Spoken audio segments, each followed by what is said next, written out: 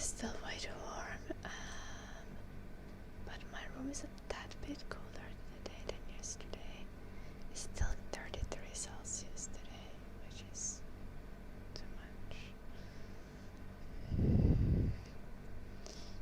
Oh, and it says tomorrow it's gonna be 29. It was supposed to be 28 tomorrow. I feel scammed. Hyvää kuuloa Aksu. Mitäs sulle? Good morning, Cosmic Theorist. Hello, Parakis. See, I'm like on time. Like, I'm like 5 minutes early today. That's crazy. Because I bet most of you had started already thinking that my official starting time is like an hour from now. But it's not. This is my official starting time. Like right now. Hello, Kika. Hello, Grandangus.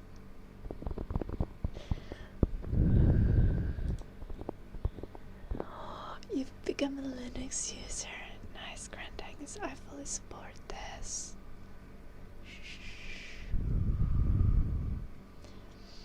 I want to like switch to Linux at some point as well. I don't think I can do it during my studies. Or I don't think I have like the cognitive capacity to start making the kind of changes and messing with the environment that I've worked in for like my entire life. But I'll see. Once I finish my degree, I'll probably switch to Linux. Nice, Grandangus. Hello, Scarp. Hello, Jen. I think, from what I've heard, Linux has also become more game friendly because Steam Deck runs on Linux, so a lot of Steam games, even like big releases and like multiplayer games and stuff have become more Linux friendly and start making sure that they run on Linux. It makes your PC feel so much faster and nice. Vai ei Aksa, posti on jo aika tunnetusti hidas. On aika silleen niin kun outoa, kun on tottunut siihen, että Suomessa kaikkien pakettien saamiseen menee joku vähintään niin kuin viikko. Ja nyt kun mä oon täällä Briteissä, niin jos jotain tilaa, niin jos se saapuu 3 päivän päästä, niin se on niin kuin hidas toimitus.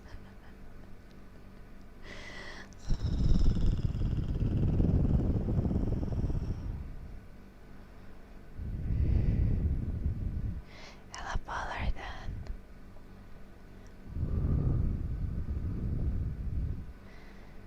Nice, Grandangus. No jep, Akso. Siis ei tietysti kaikki, mutta kun täällä on niin paljon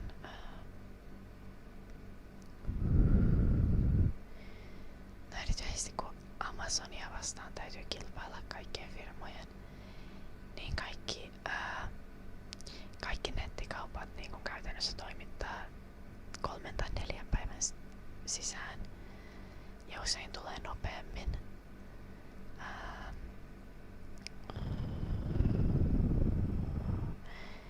Ja sitten Amazon toimittaa niin kun suurimman osan niiden tuotteista seuraavana päivänä.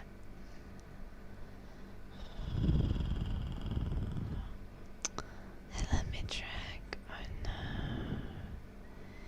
How dare they make you work, Midtrack? So cruel, so cruel. Hey, Fabulous. Mukavaa perjantaita.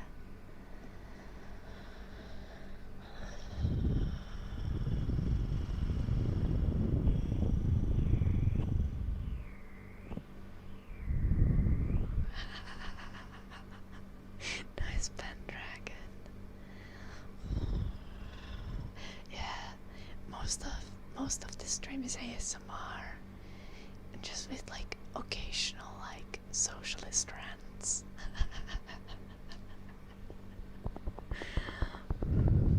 Occasional drawing as well.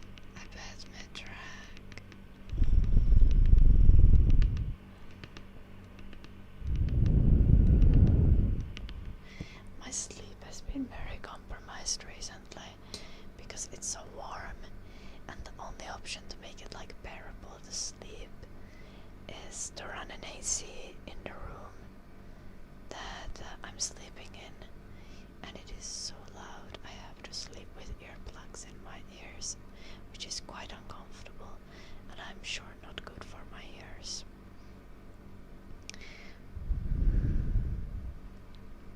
I know, Pendragon. I literally put the socialism in the title. I was just like, this should keep some people away who I might not want in my stream. We're going to be very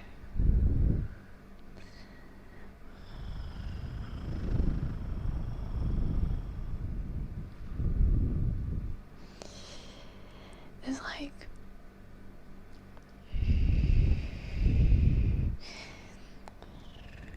I'm not a fan of finance bros, and I'm not a fan of super conservative people.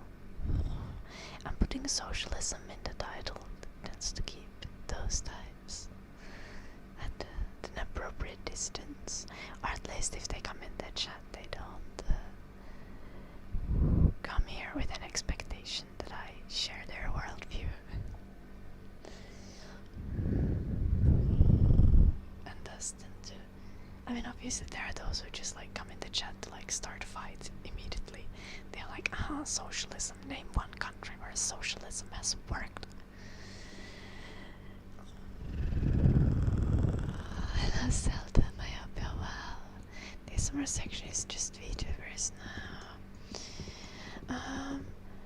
There are many VTubers, though there is actually quite a few VTubers now that I like as well.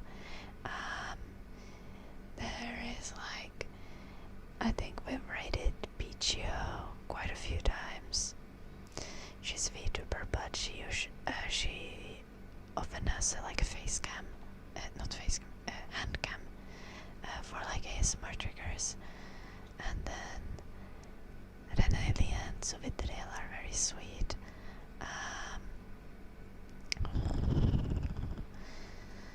But yeah, there are many VTubers.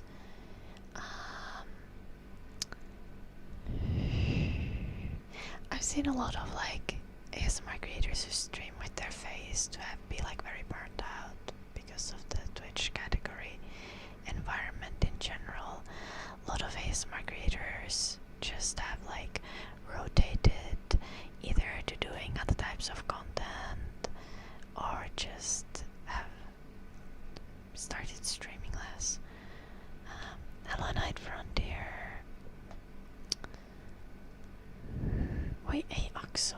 Toi ärsyttää just kun menee viikonlopun ylitte. Hello Harry.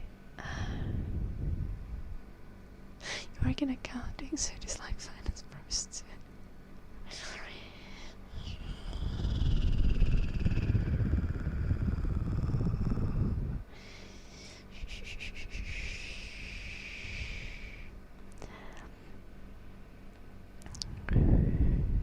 I used to be prejudiced against people who work in accounting, cosmic theorist. I was like, how can one possibly enjoy accounting? Like, that seems like the most soul-murdering job out there. However, I've quite recently come to know my partner's Jim's mum, who's worked most of her career in accounting, and she's absolutely delightful. She's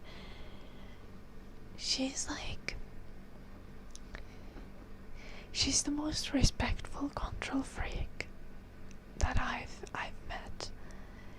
Like, she's also super helpful, but like she doesn't try to like she helps Jim with so many like finance accounts, like accounting things specifically, but she never tries to make any decisions for him. It's the most precious family dynamic that I've seen in like my entire life. And she's absolutely delightful. She just has a very specific personality that allows her to enjoy accounting. Yeah, I do believe it is satisfying. I can see that. But you definitely need to like enjoy playing with the numbers. Hello Try, nice to see you. UK has a problem where geared towards heating and cooling absolutely mid-track, and most of them don't have like proper AC. Like this house also, no AC at all. So we have like a portable unit to keep our bedroom cool, but it doesn't do much.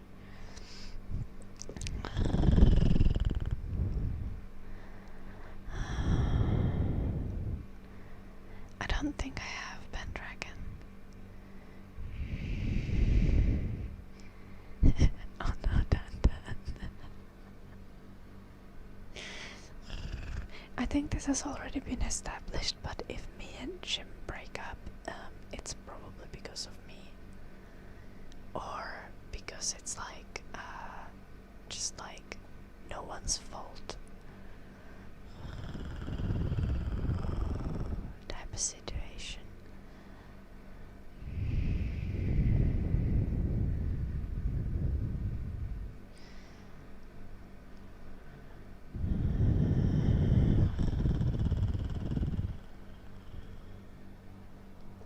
No, not like that, Dun.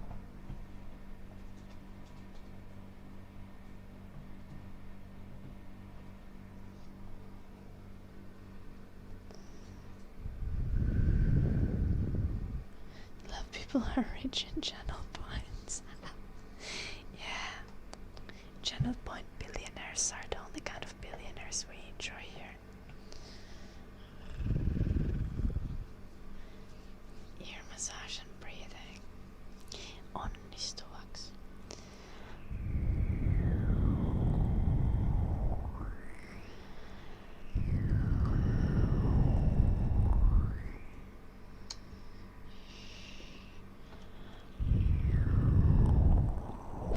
Arui. I hope you have AC, Arui. Do you have high humidity as well, or is it at least a little bit? You work outside.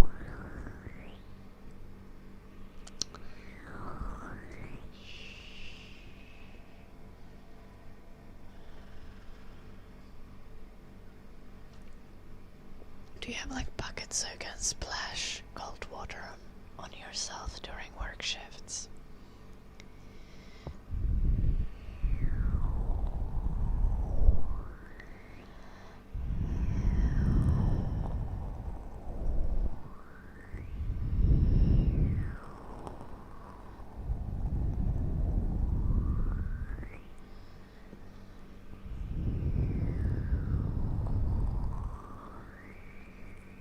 Greetings to your brother.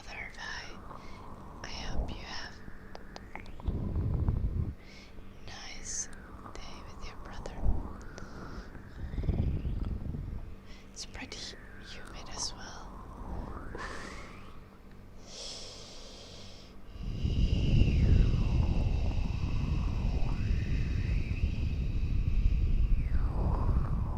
I believe that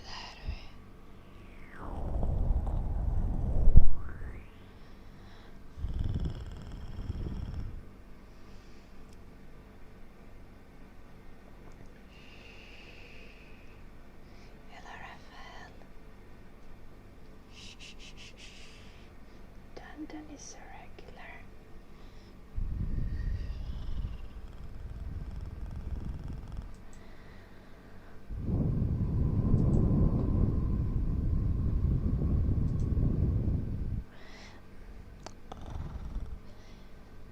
Almost everyone we have in that chat on YouTube side is irregular.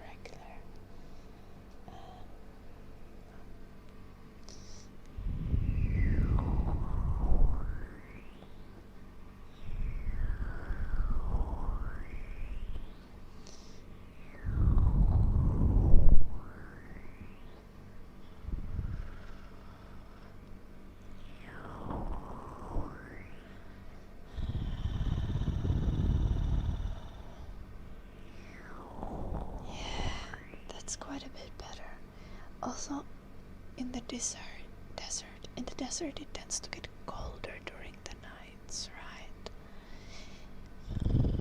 And that helps cool down houses.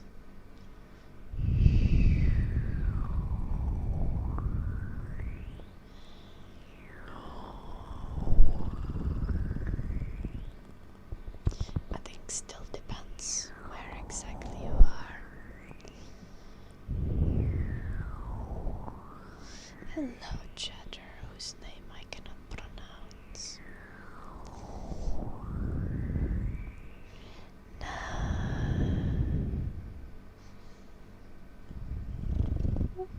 What the fuck now? Thank you for the 42 months.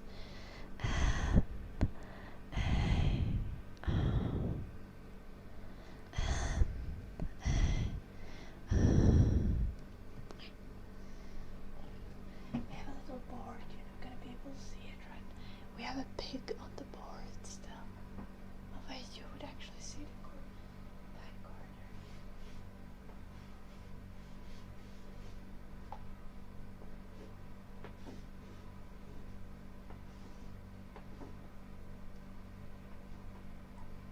Okay, it's still on.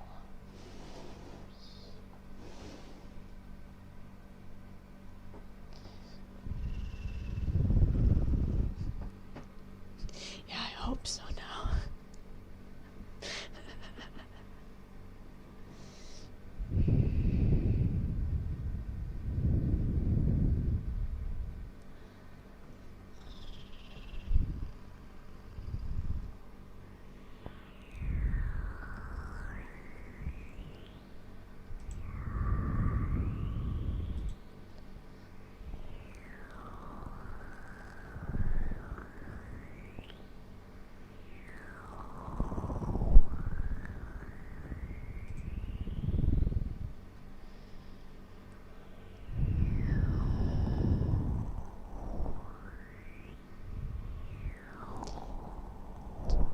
My ASMR is like autopilot, alright.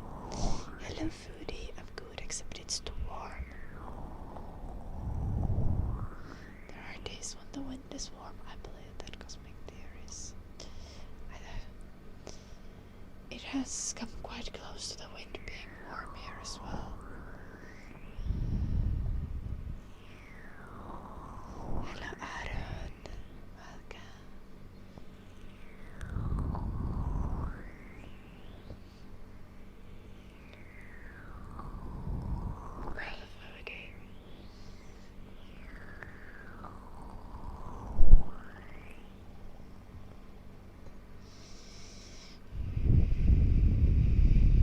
Hello Vice.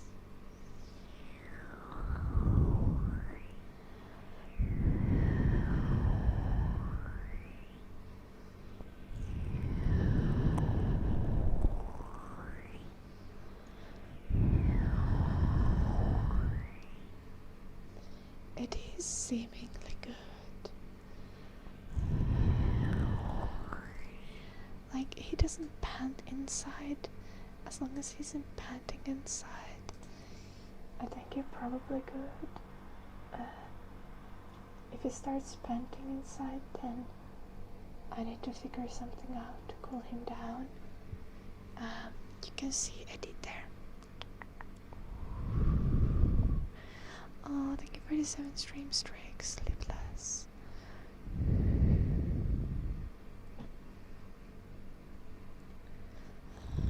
He looks quite relaxed currently.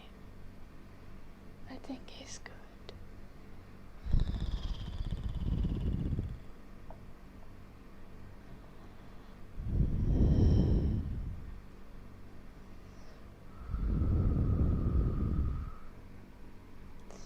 It was a little traumatized because we left the house again.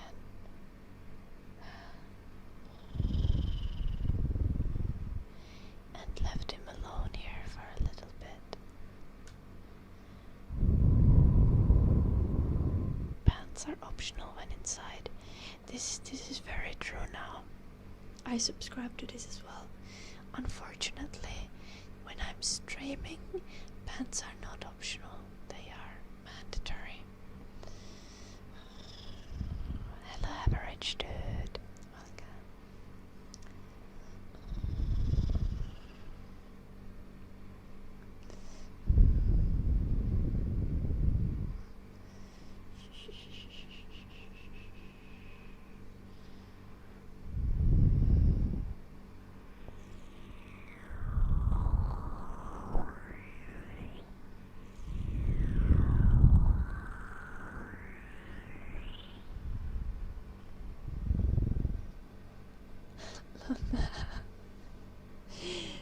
I put your name there, but now it's covered by the chair, which is a little sad. Also, I kinda doubt that you look like the piggy. I drew the piggy yesterday. It's kinda cute, isn't it?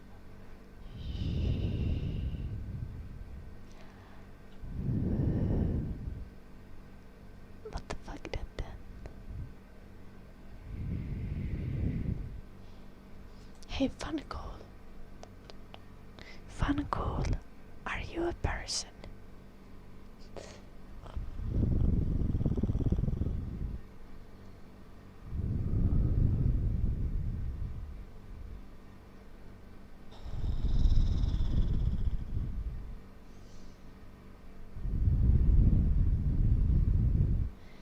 Hello, Michael. Welcome.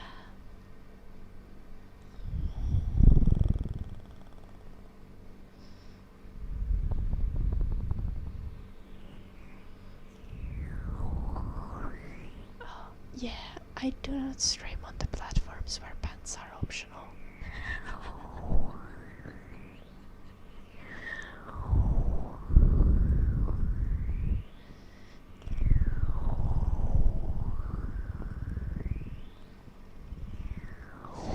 Hello, Ruffle Waffle. Ruffle Waffle, nice to see you.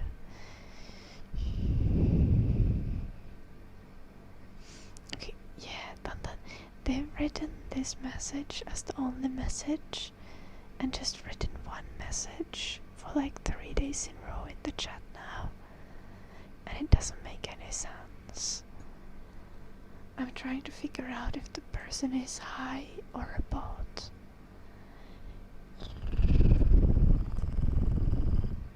Because I do think it's wrong to ban someone just because they are high.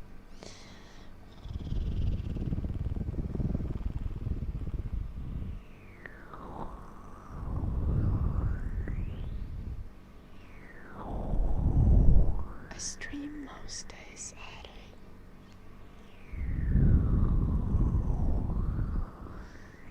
I could not forget you if I wanted to.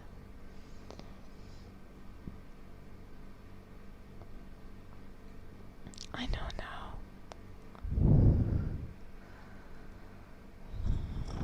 I already asked them yesterday if they are a bot and they didn't answer.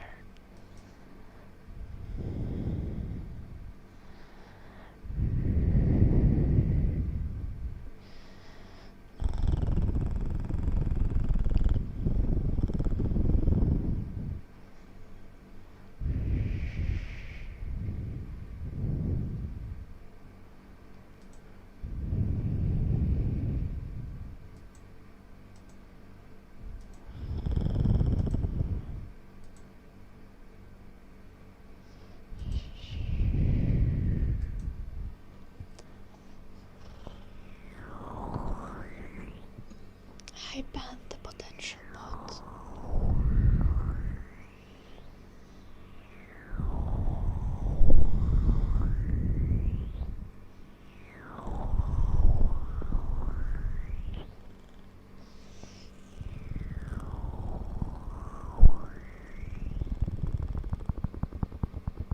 No, I don't.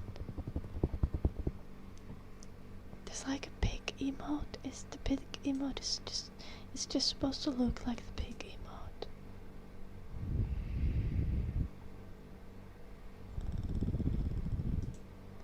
Except cuter.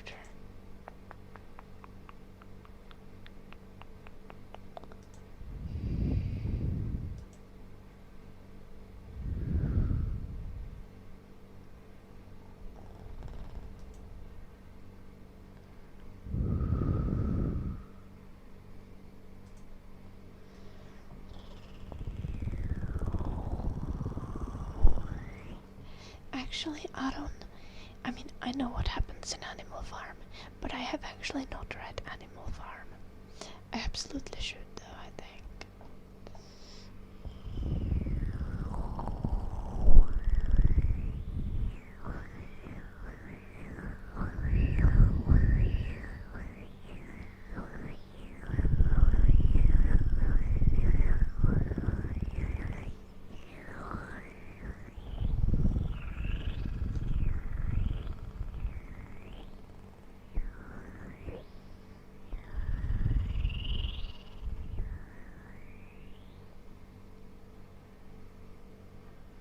The book?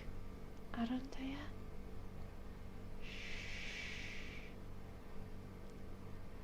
Of course. I have watched like multiple video essays that reference it. Like very many.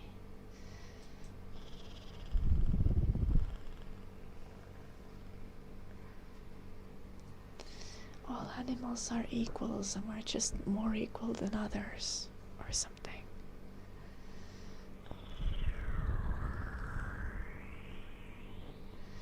No, I actually have not, Foodie.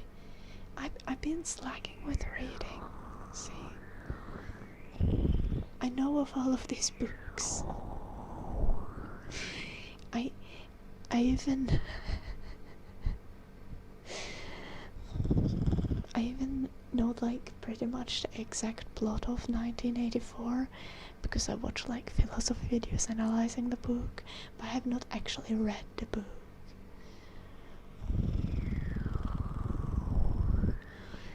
Yes, I did see that, though I don't know exactly what the legislation entails, Foodie the Lurker.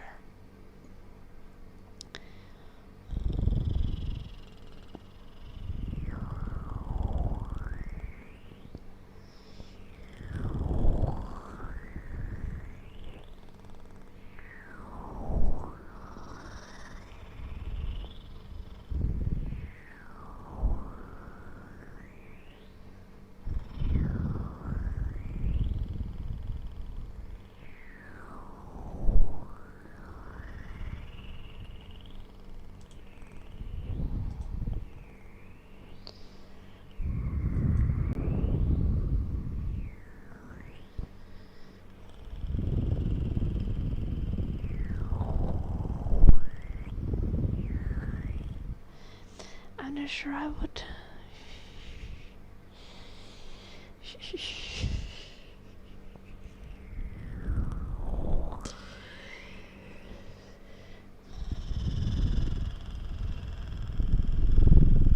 Snowball and Napoleon.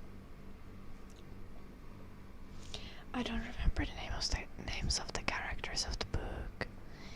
See, like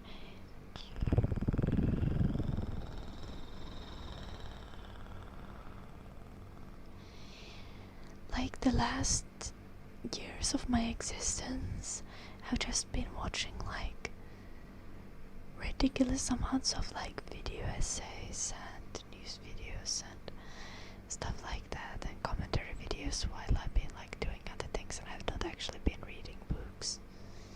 But I've been reading a little bit books now this summer. That makes me happy. But it's gonna take a long time for me to get through all the classics that I should read that I haven't read. Like damn, I haven't even read the Communist Manifesto. Like,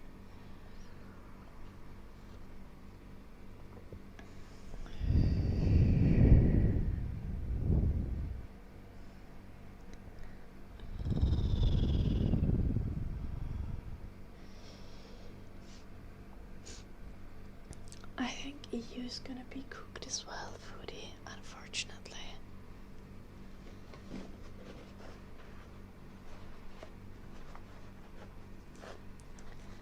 Also, apparently Finland is selling our like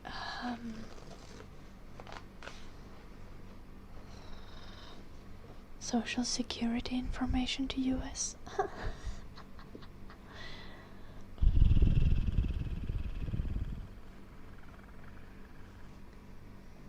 They are replacing a lot of social security paper workers for a digitalized or like automated system, and they're buying the system from US, which essentially will make it so that the company will have all the social security data of Finnish people, and not that US didn't already have all the social security data of Finnish people, but like, no, the US government will definitely have access to it. Good times. Okay, Pendragon, till later. Have a lovely evening. Have a lovely weekend.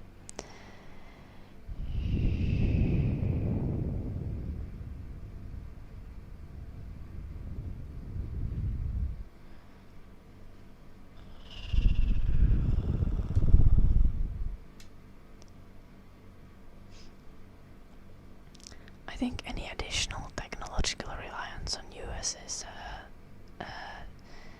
like an additional state security risk.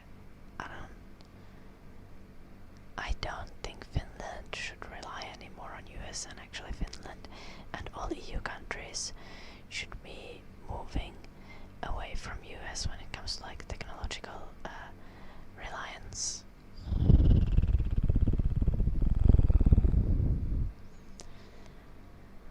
I mean, I know that it's like EU is extremely reliant on US technologically currently.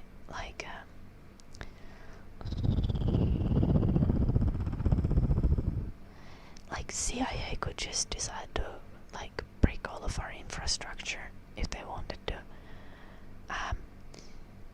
I don't think that's a good thing.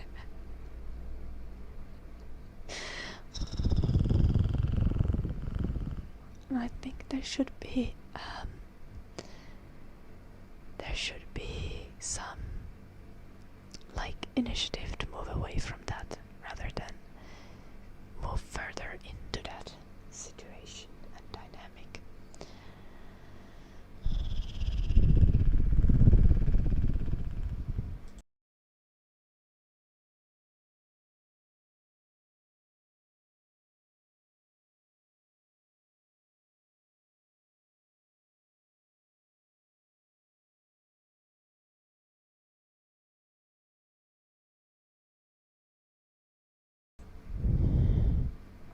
I like digitalized systems in general.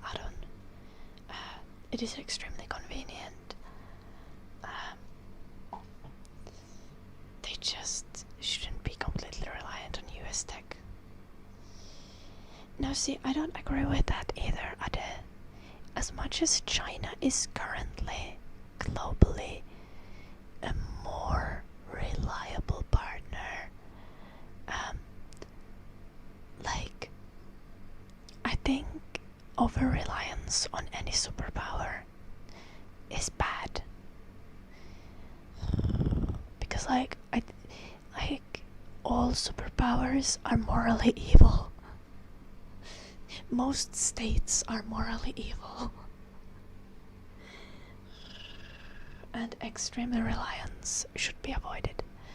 Unless we have like a global socialist revolution and we start existing in a genuinely globalized world where states are not just like driving their own interest. Of course, demonized. Thank you. Here's some good energy for you as well.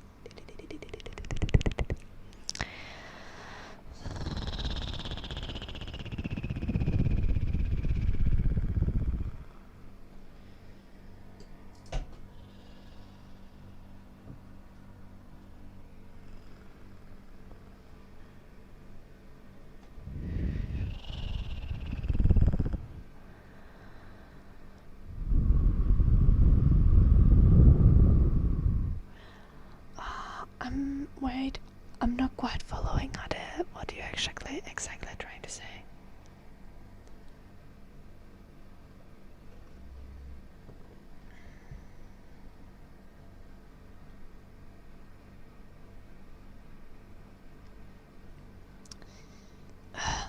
You mean it should be a want and not a need? Is that what you mean?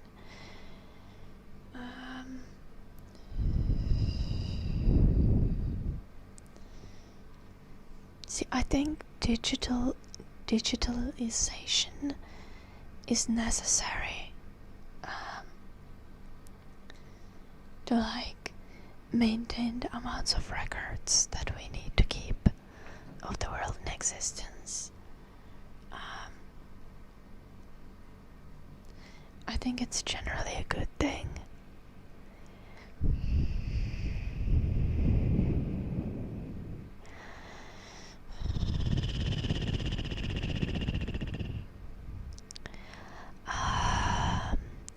But I do see it be done badly a lot of the time.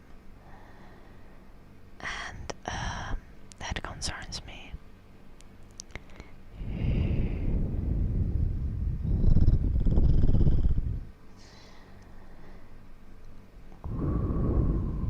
Not necessarily done. I mean, yes, in general, if you have more restrictions and other variables are the same, then yeah.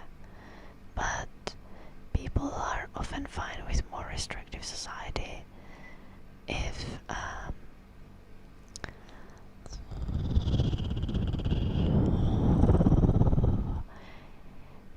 they feel generally safe and they don't need to worry about things like foods. Like, it's like the bread and circuses thing.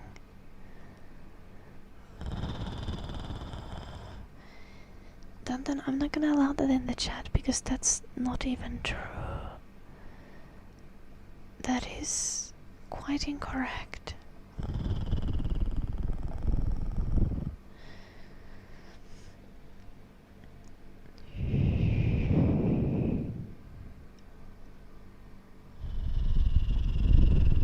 North Korea is extremely restrictive, but China is not as restrictive when it comes to freedom of speech as it's often described in the West. I mean, the legal restrictions are in some cases very severe. However, they are rarely or they are not in all instances enforced.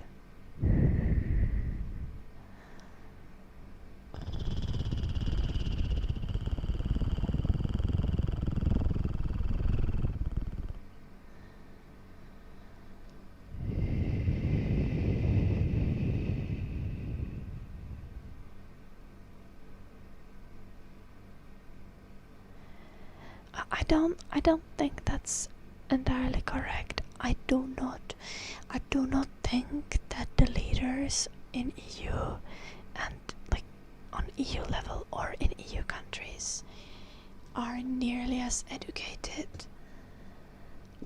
like on tech as we'd hope them to be.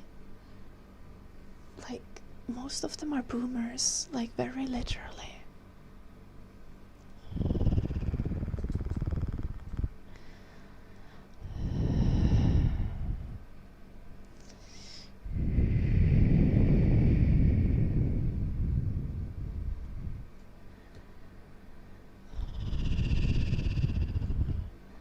No, done. Shh. You are propagandized. I mean, to some extent you are correct, but it is not nearly as simple as you say that. Say it.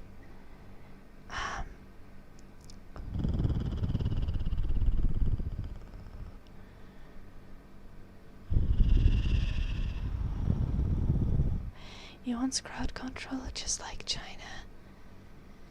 Okay, gun regulations don't really matter. Gun regulations are generally a good thing. However, yeah, EU is enforcing really scary crowd control.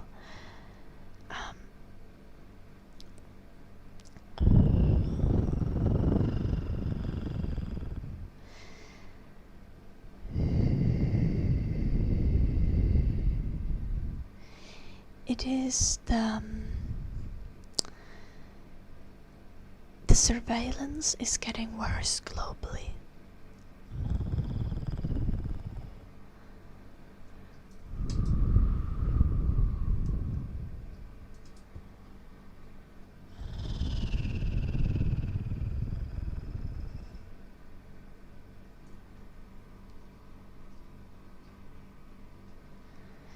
Okay, but like then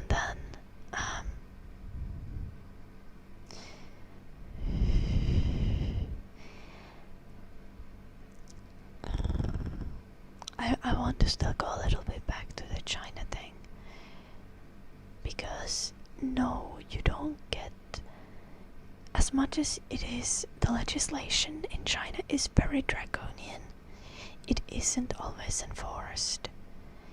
And like, for example, my best friend Yanal has been living in China for the last year almost. And even though there is like a bunch of anti-gay legislation in China, he feels, he has experienced that he's safer in China than how he felt in Finland.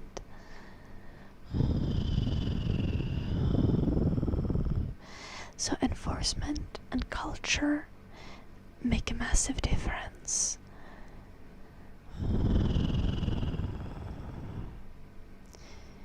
Okay.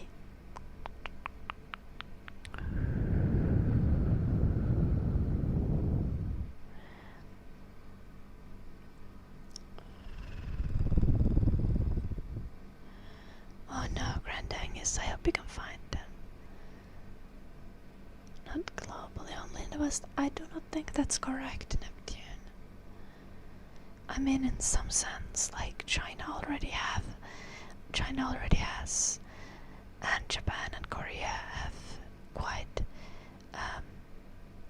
like, very, very strict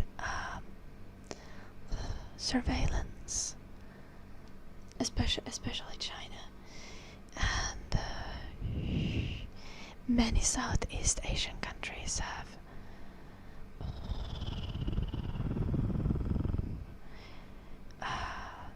somewhat draconian criminal systems, like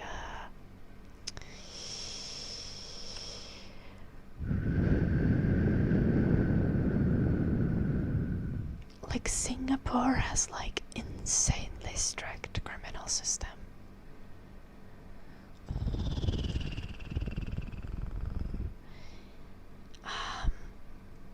Surveillance is growing globally, and I think it's an issue that should be kept in mind regardless of where in the world you are. It is not just West.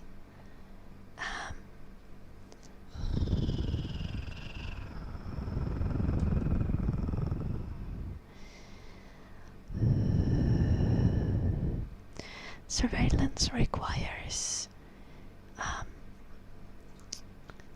very robust infrastructure, though, and like, yeah, you're not gonna have like that level of surveillance in like rural Africa or rural Southeast Asia, but I definitely do not think that Africa and rural South Asia, I don't think that Africa and South Asia are in any kind of way safe from the increasing amount of surveillance.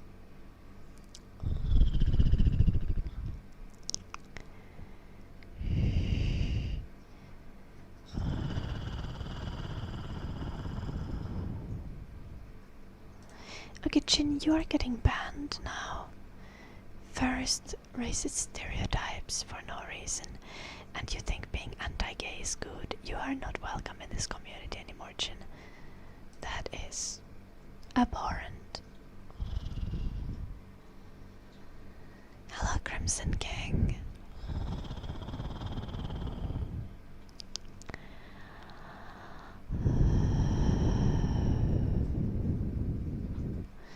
Criminals get fed to dragons. Yeah, basically Grandangus.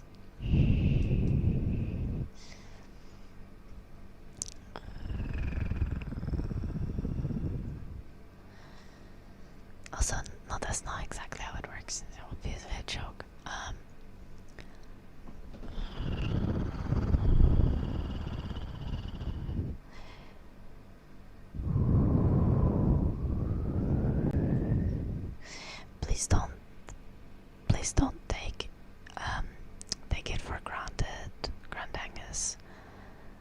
Like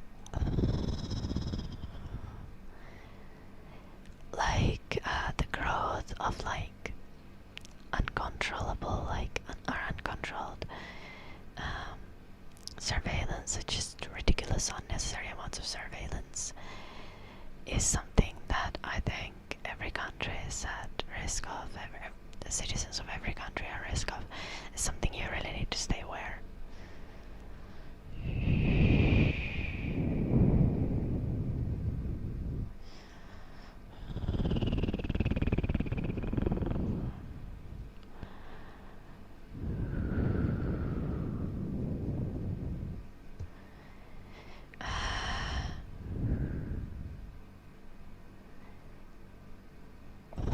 I don't think they ever executed the children, Pierre.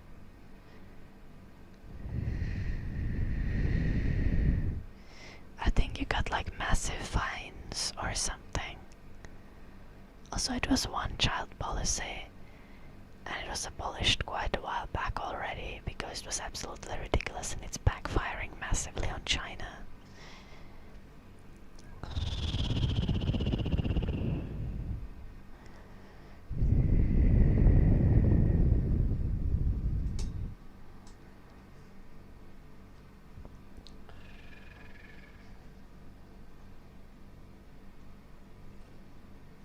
My dog is probably not thinking of anything at all. He's very stupid.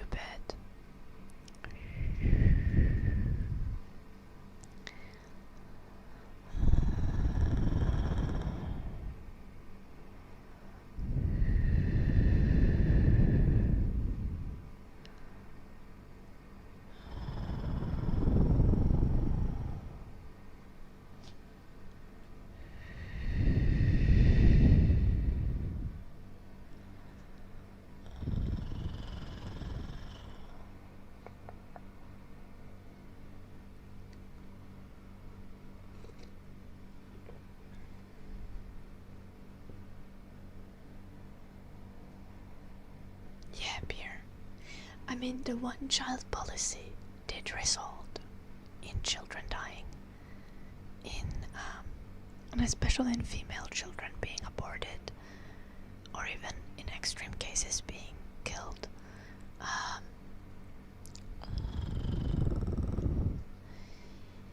Which is atrocious. But as we all know, like, there is no one-child policy anymore, and I don't think any other country in this world is going to make the same mistake ever again.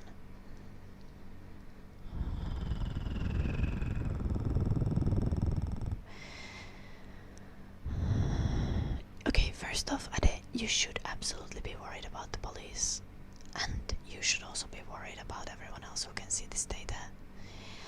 Like, there are reasons why there are limits on what data police is allowed to see. And well, there's a reason why there are limits on like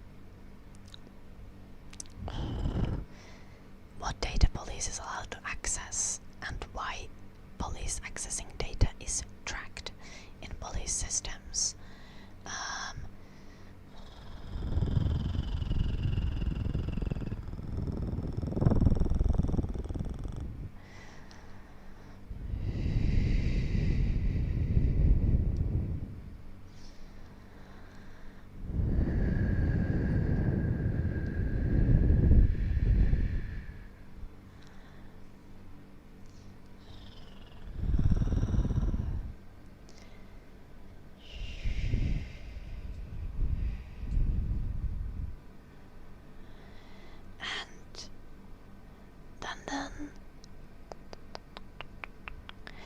Like,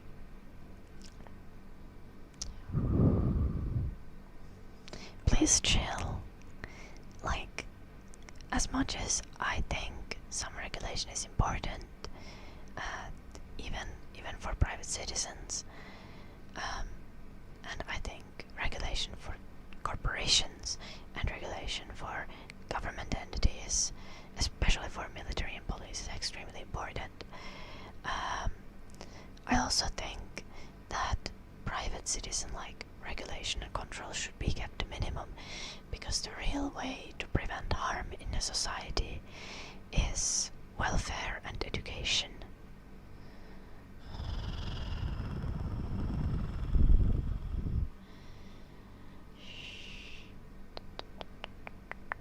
Nana, we should not.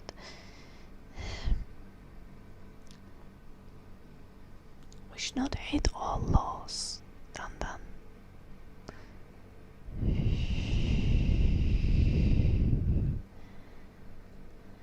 And I think hating leaders isn't necessarily appropriate. Being skeptical of all leaders and being critical of all leaders is what is important. And also I think, like, I do agree, Dandan. Like, I do agree with civil disobedience.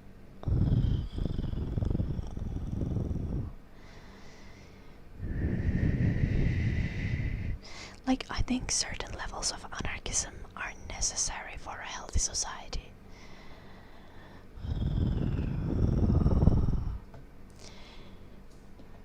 Something I've been, as much as like, I've seen like disappointing stuff in the UK recently. The most heartwarming thing I've seen, like grandmas literally just like going out there and saying that they support Palestine action. And I think it has actually had a massive impact, because now I believe it was ruled that it is unconstitutional to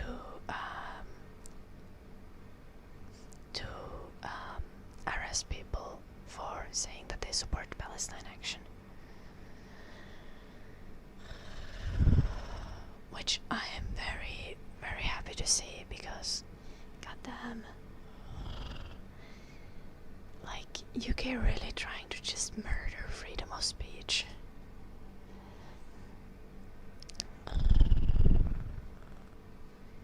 And I love to see grandmas protesting. Like, for optics as well. Like, that is the best.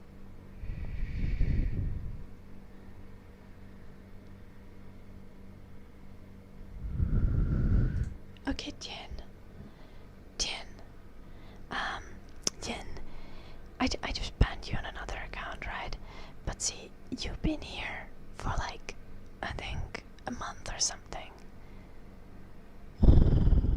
You've been here enjoying, and now you say something, first something extremely racist, and then something homophobic, and I ban you because racism and homophobia are not acceptable in my community.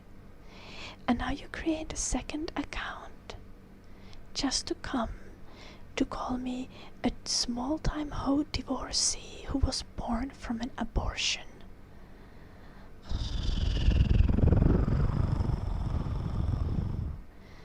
Like,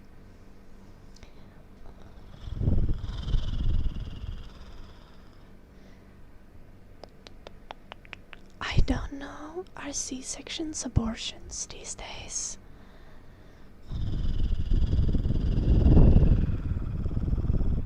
I'm proud to be a small-time hoe divorcee hippie. Like, that sounds exactly how I would describe myself.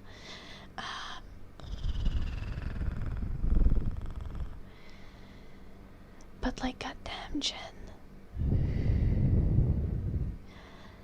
Like, I was just asserting the values of this community.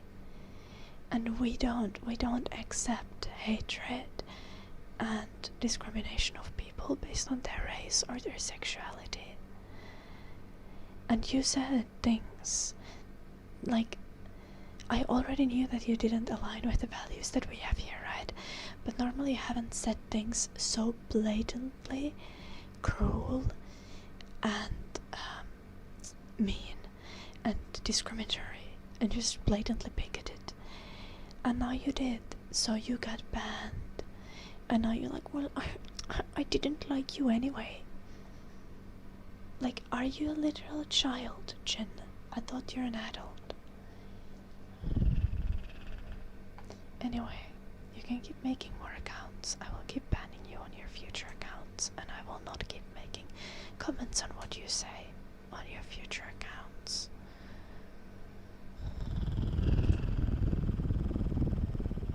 Please grow up.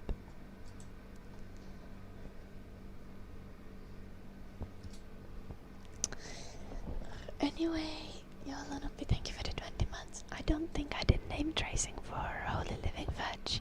Holy Living Fudge, thank you so much for gifting us up.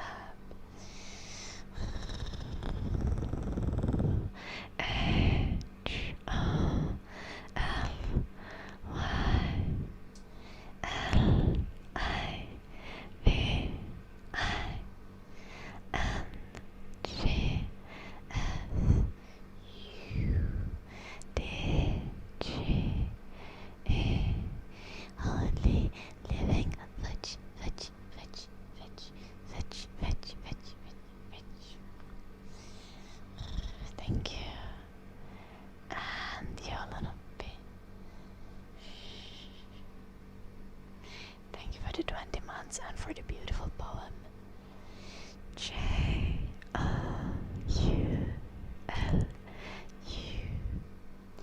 and U-B-B-I Yalanapi, Yalanapi, Yalanapi, Yalanapi.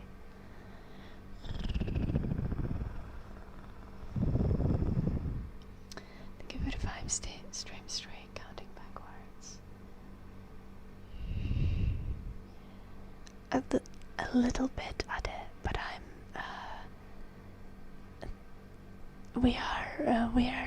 we need to learn Swedish and Finnish, right?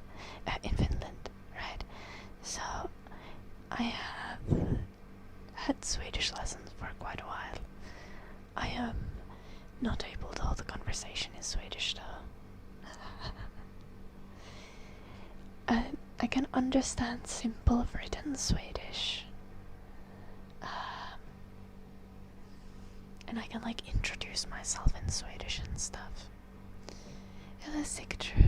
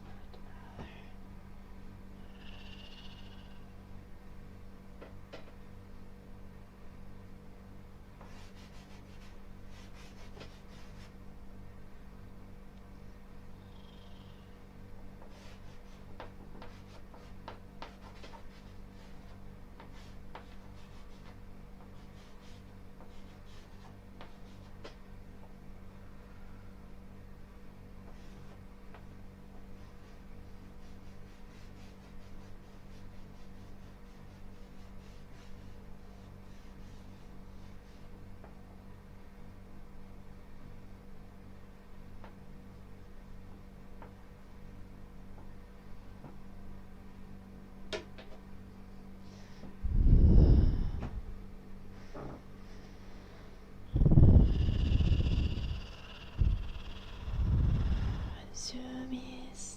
Okay.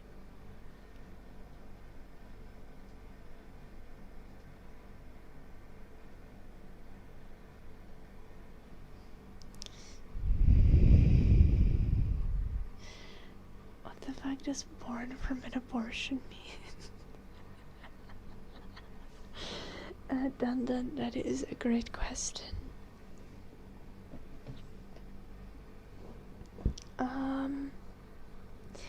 Technically, you could say that I was born from an abortion because I was born through a planned C-section like 1 week before the due date. I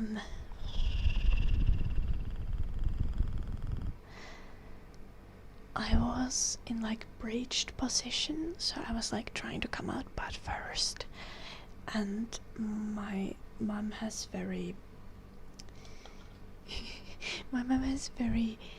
thin frame, not very large hips, so the doctors advised for a C-section. And because the C-section was before the due date, I think you could argue that I was born from an abortion. Though Chin would have had no way of knowing any of this information, so he was just trying to insult me.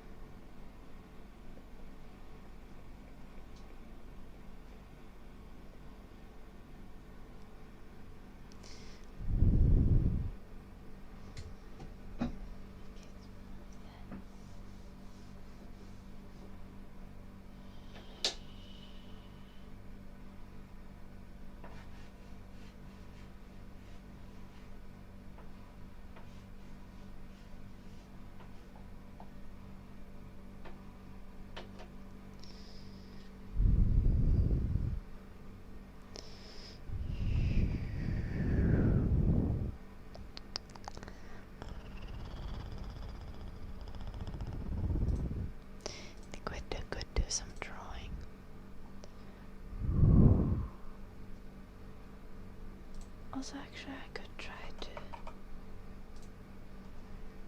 get you progress on the ASMR game if you guys want to see.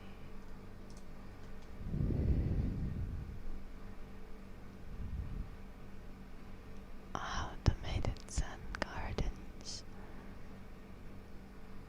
Yeah, like small ones though. Not like a garden.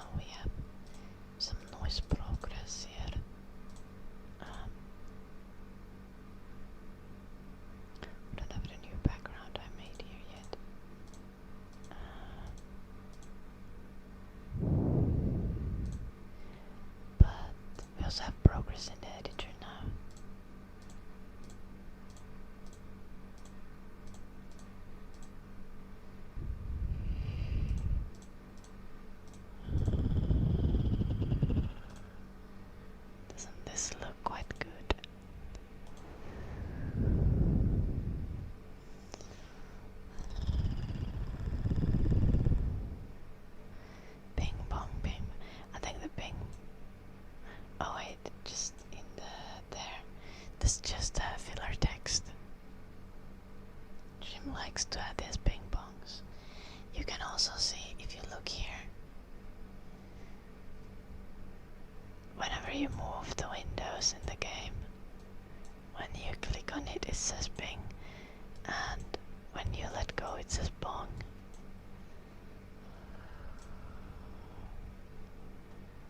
Hello, Matt.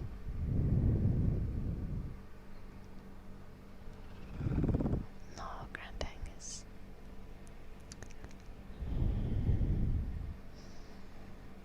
Just ping pong.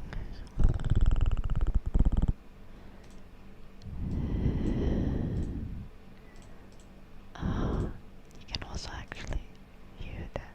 Yes.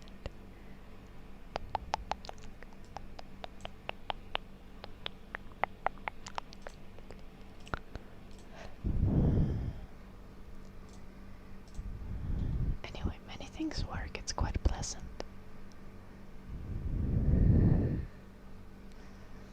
Ew, not ChatGPT.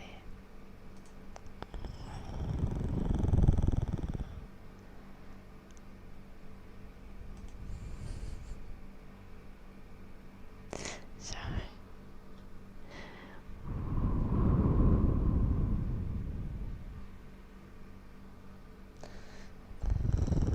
Ew. AI. Oh, that's a bit of a waste. I guess it's convenient. But like filler text is like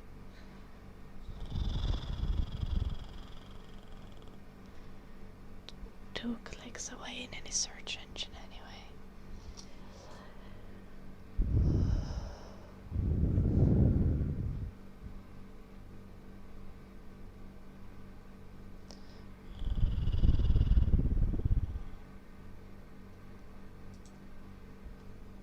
I don't know.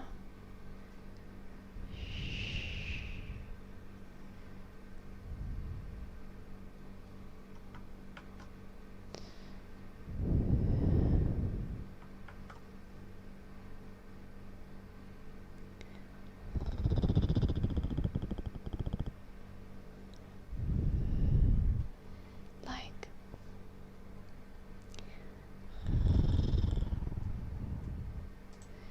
I just haven't really needed to use AI for anything. Like, I've kept up with the news and how it works, but I've yet to come across a thing where I think that using AI would be useful.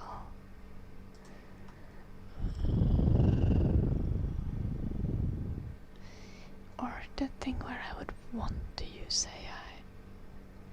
I mean, of course there's lots of things that just throw AI in by default now, and you just can't avoid it.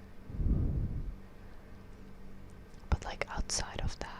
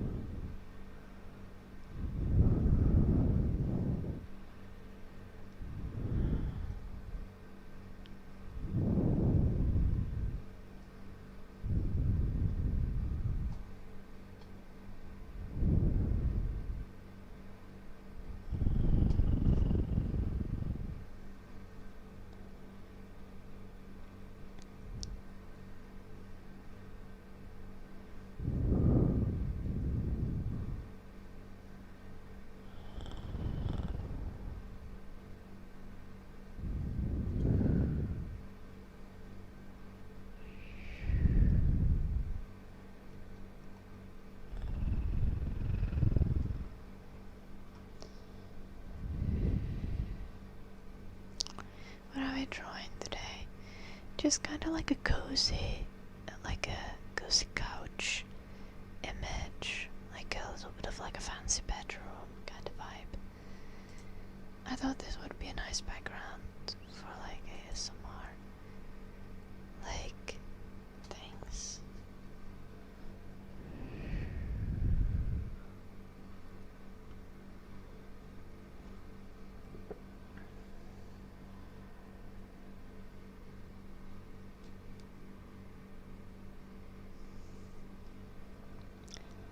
I mean, there's many like specific use AIs that I think are very valid. I'm not generally against AI. I'm just like not a fan of the excessive use of large language models for no fucking reason. And like asking everything from AI type of vibe. Like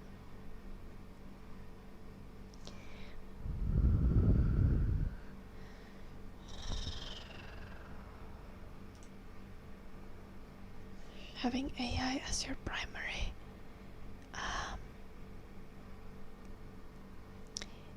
yeah, so my hand doesn't stick, so that my hand kind of glides over the tablet nicely, granting this, yeah.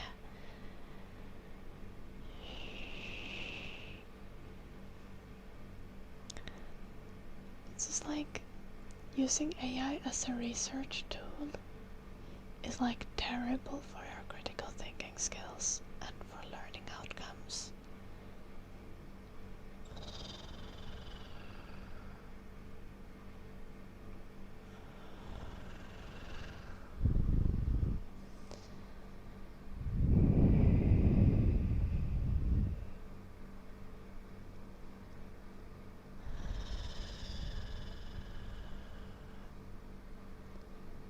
And I kinda just like don't like that way of using AI.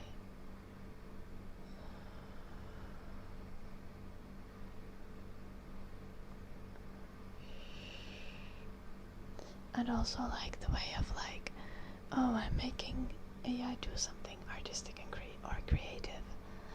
Like, I think making AI do like writing tasks or art tasks is just like,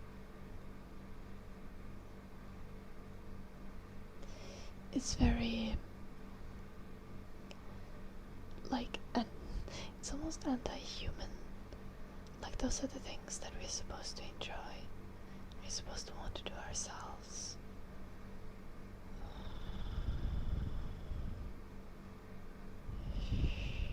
Those are the things where we want to have human touch, regardless of how good our technology is. Sophie Sleep Studio, thank you for the raid. How's your stream?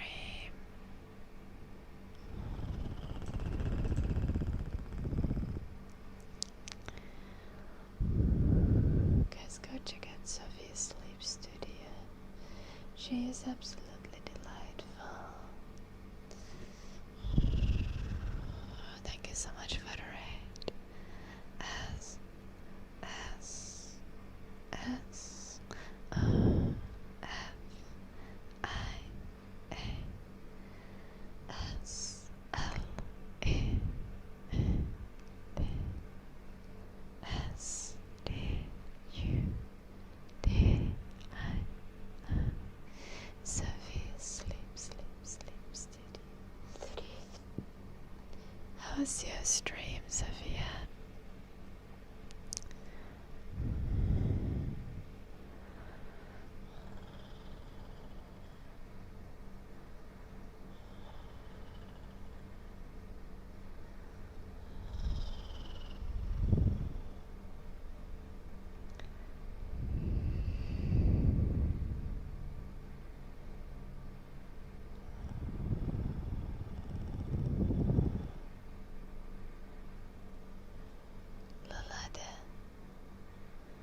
Yeah.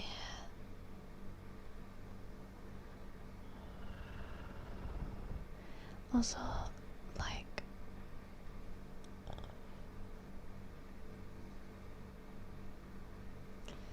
lots of the big AI models are essentially trained on stolen data, and that is just like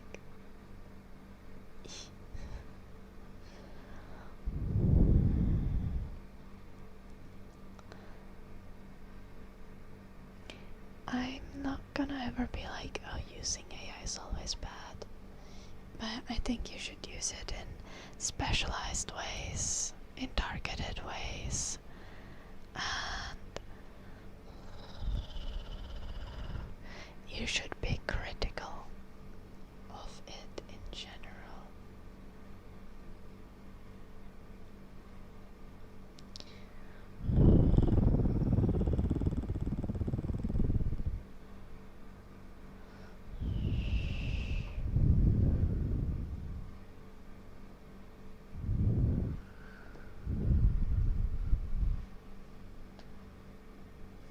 Thank you, Sophia. Oh, that's cool, Ade.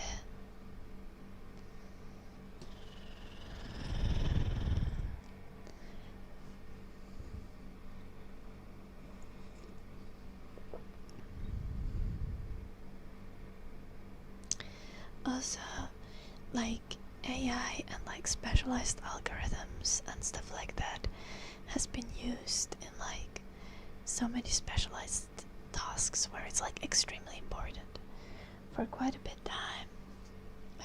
of time. So like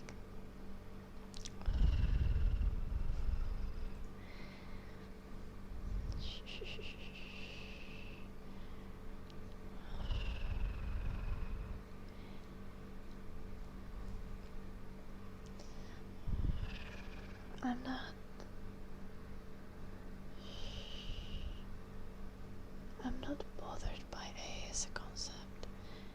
I think I'm generally more concerned about how people use it currently.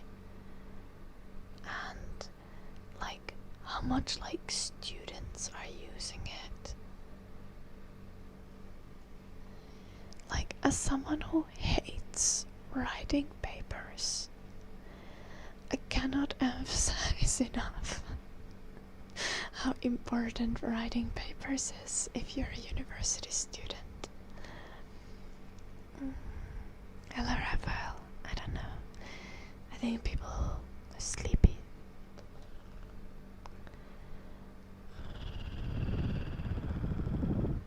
And if you're using AI to write papers, or even to do research, like to find articles and stuff, or to read articles and find information for you from those articles, I really do not recommend that.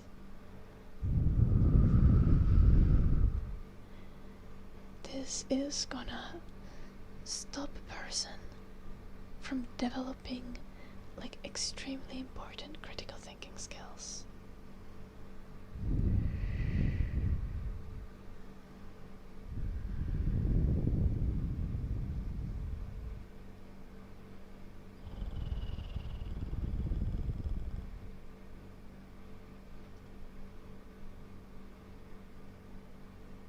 Copilot in Excel. Oh gosh, yeah, I've heard already so many stories of companies asking AI to do like their spreadsheets and like accounting things for them. And sometimes AI has just done them completely incorrectly and no one has caught it in the company.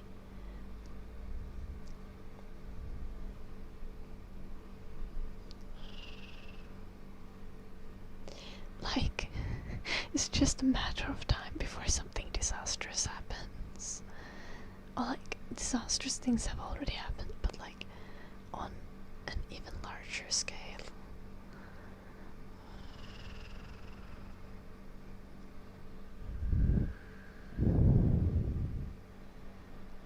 The point of AI is to prevent people from developing critical thinking skills. I don't wanna go that far. But yeah, like anyone who's pushing AI in education, especially in like early stages of education, that person is stupid or evil. One of the two.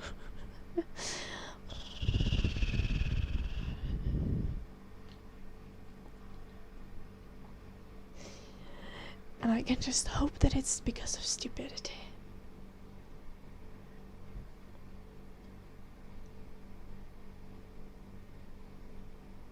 The evil takes advantage of the stupid. Absolutely. Yeah.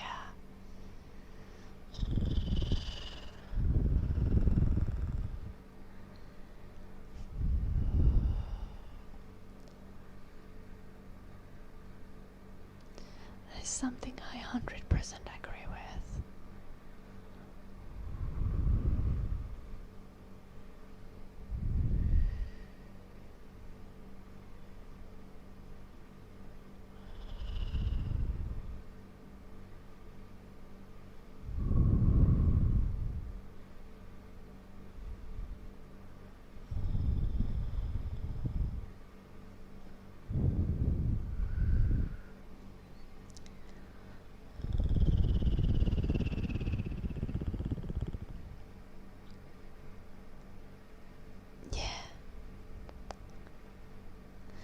Like I can see that,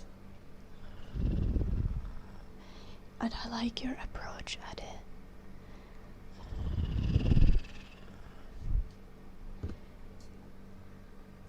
And I like seeing situations where like AI is genuinely used, for example,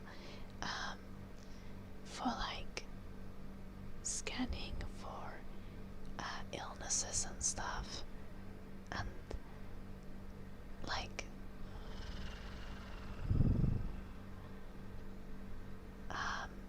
analyzing data or imaging or something like that.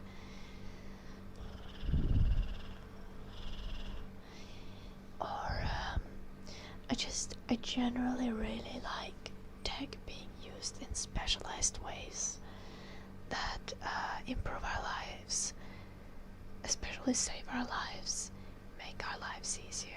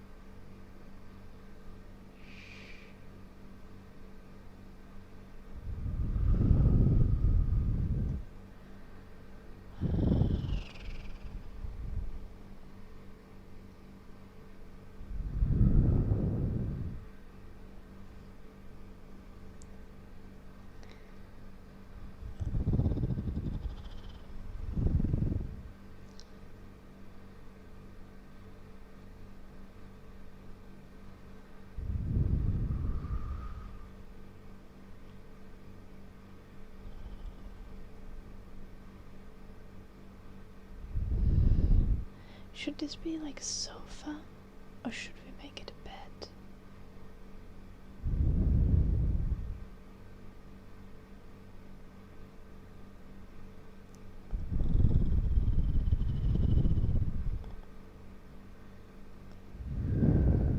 Do we have opinions? I feel like I need to like work on what exactly I want this perspective to be here.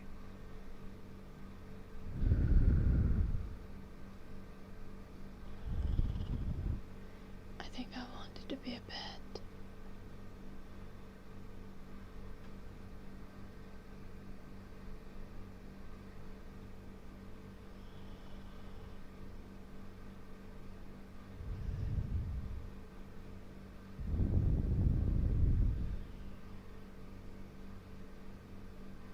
Yeah.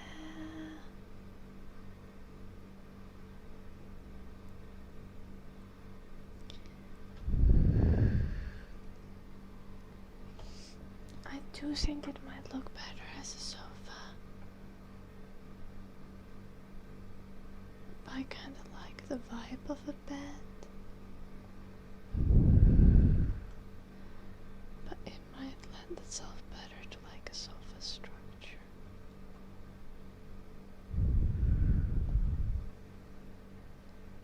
Let's try working with that.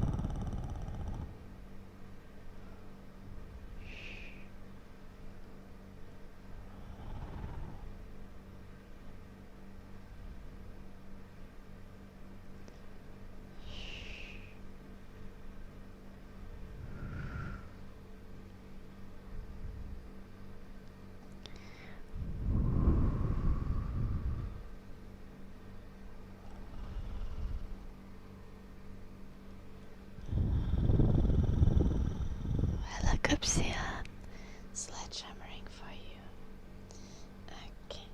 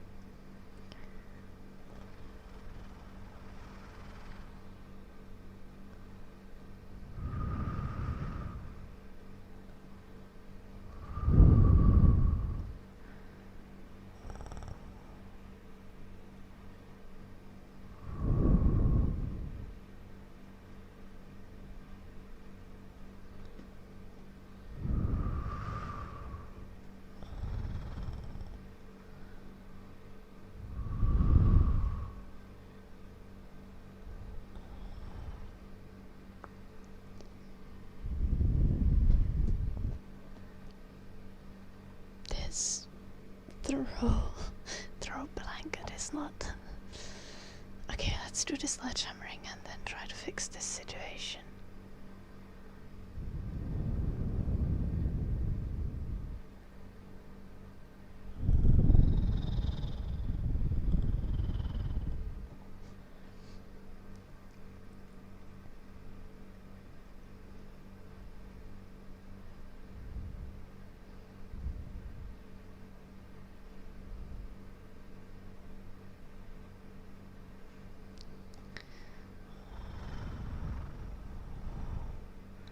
I started trying to fix the situation.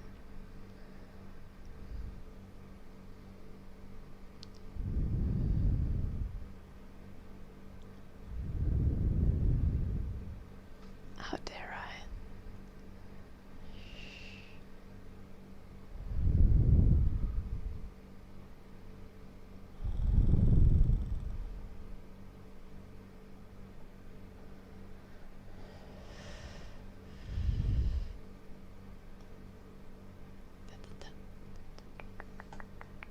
Eventually it'll be fixed.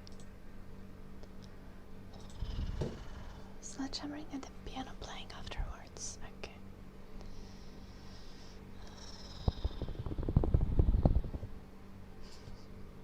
Oh, thank you, Aaron. I'm seeing your message like 6 minutes late. I don't know. I'm sorry. I hope you still hear me. Okay. Sledgehammering. Bunk, bunk, bunk, bunk, bunk, bunk,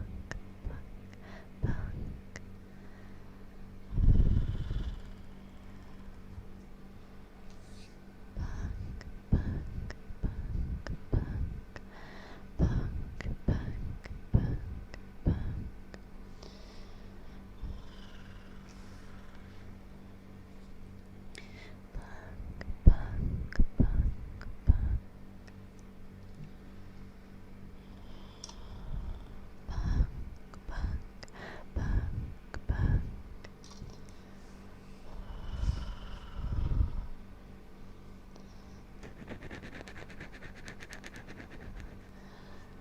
Who is that, GB?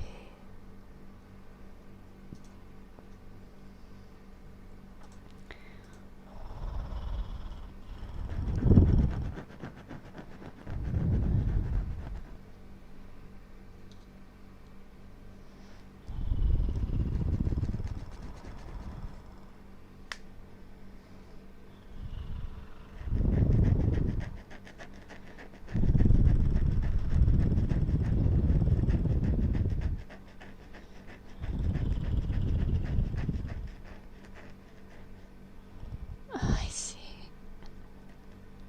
Okay.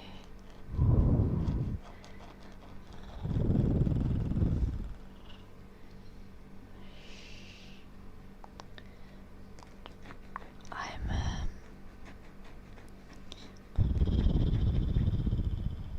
consistently illiterate when it comes to music.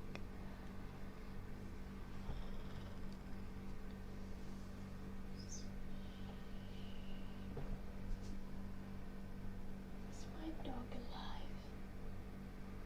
Yeah, he's breathing.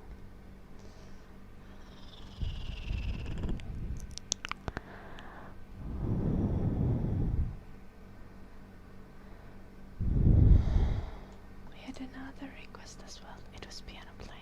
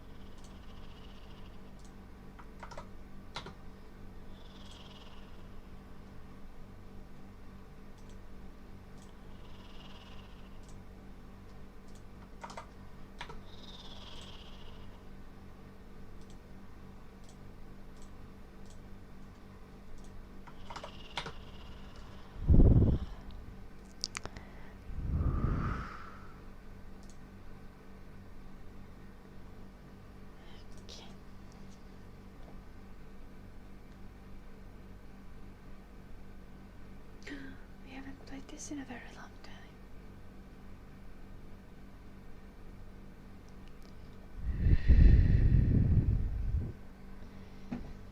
You can try demonized.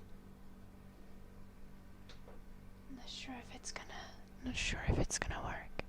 Hello, Blue Archer.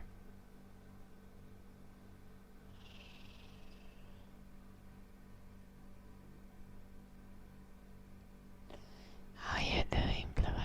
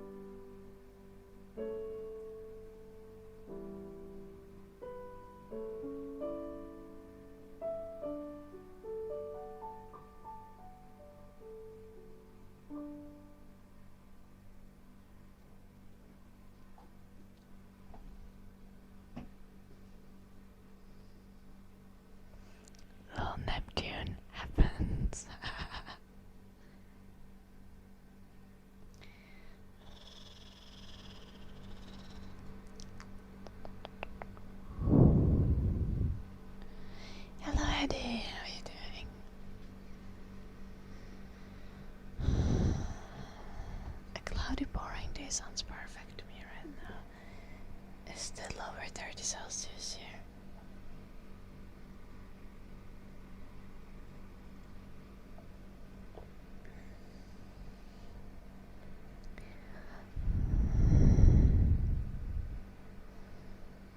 Makes sense, Eddie.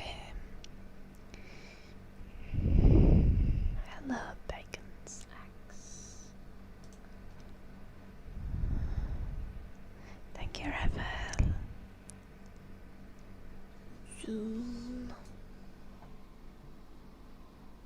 Why are we zooming? Below 25. I am jealous.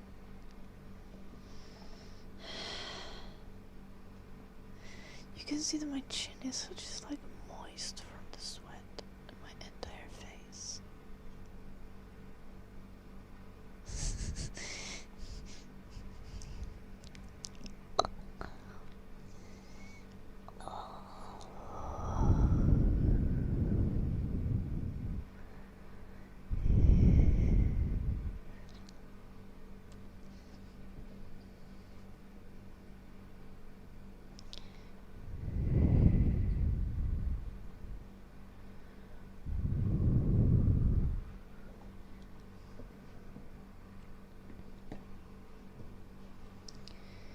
First thing to do when I'm done with streaming is to take my pants off.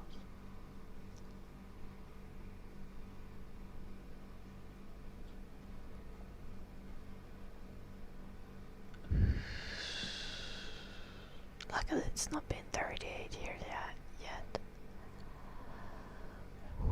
Oh gosh, larger.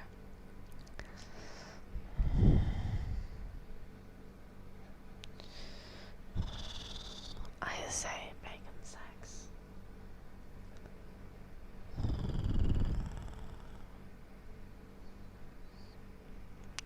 I'm gonna prove it with so much soup. I am wearing the most pajama pants in the universe. Like, boink.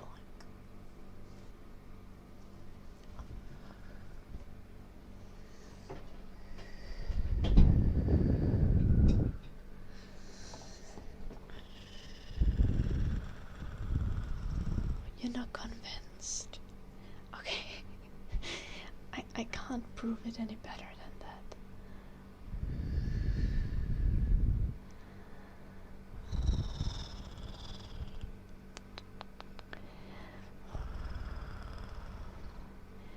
I really hope that Trump never tweets anything about what I'm wearing.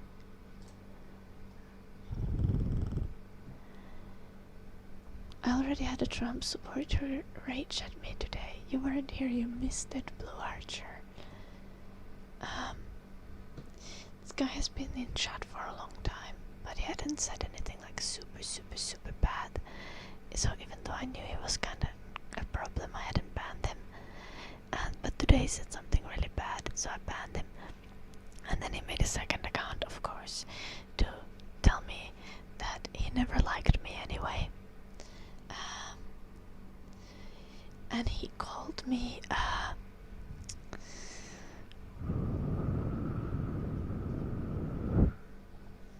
what was it?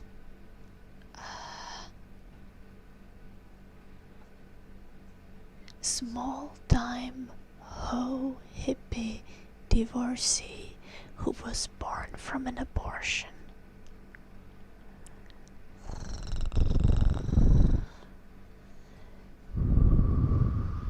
Yeah.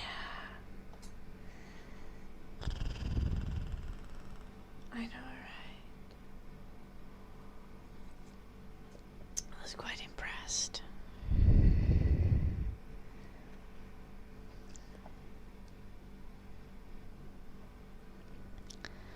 And it wasn't even the first one this week.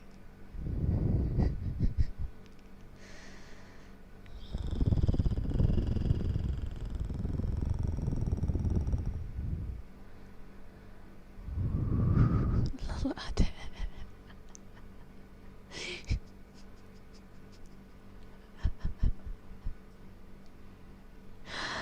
Nah, that would be cruel. Most people who we have from US are delightful.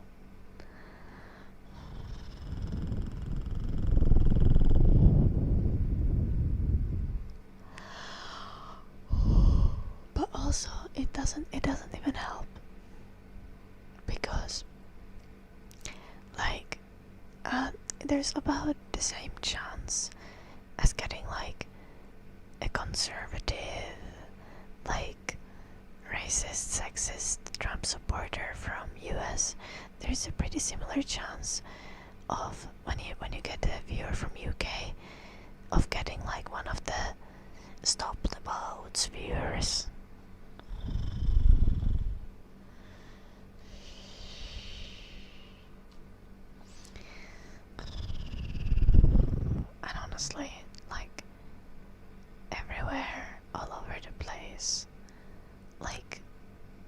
racism is a massive problem with viewers from everywhere, especially from Western countries, but all over the world, regardless of where the viewers are from. Like, there is always a chance of getting a sexist one.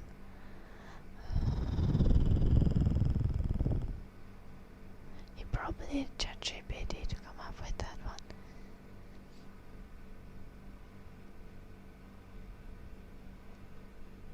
I don't know. I feel like it might have been his own thing. Like, when he heard that I was divorced, he said that it hurts his heart to see couples apart. So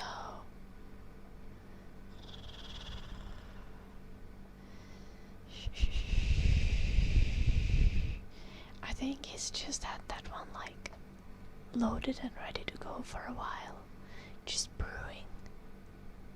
Oh, unless it's a gay couple, yeah.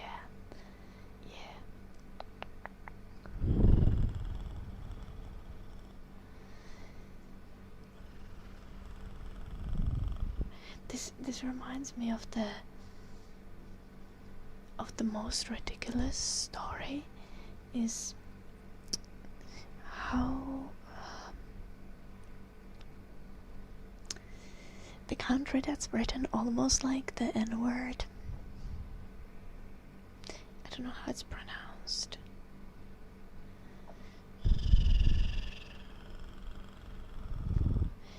And I'm not gonna take my chances. Anyway. They have banned asexuality. They have made asexuality illegal.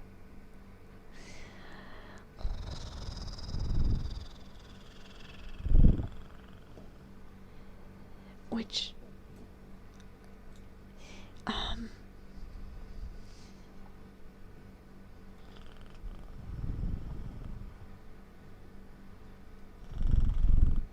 kinda sounds hilarious because like what like they gonna ban people not having sex.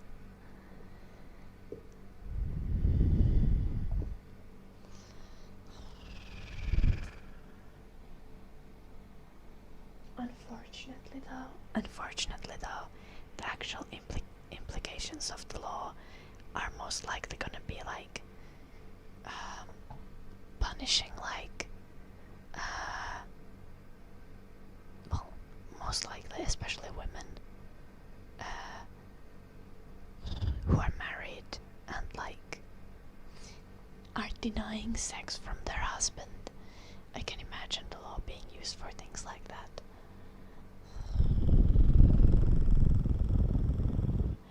Which is scary and concerning.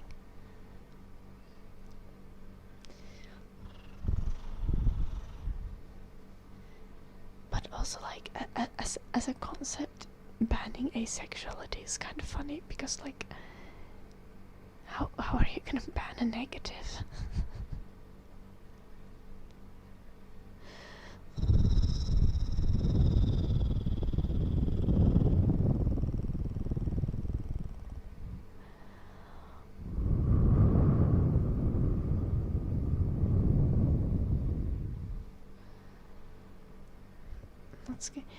Well, it is scary for the victims who are potentially going to be like persecuted for wanting to have bodily autonomy.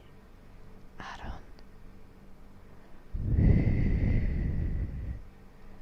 This kind of law is very much a cultural enforcement for just like forcing people to get into like heterosexual marriages and then forcing people to have sex within those marriages with a threat of criminal punishment. And I think how anyone can see how like that is wrong. Like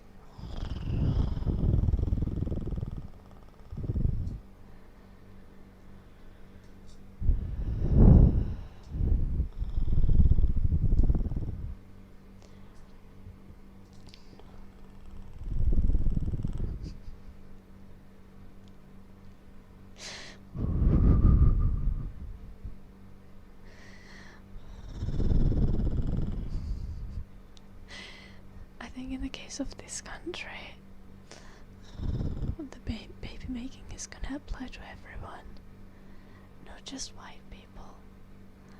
In US they would definitely make this law, but make it only apply to white people.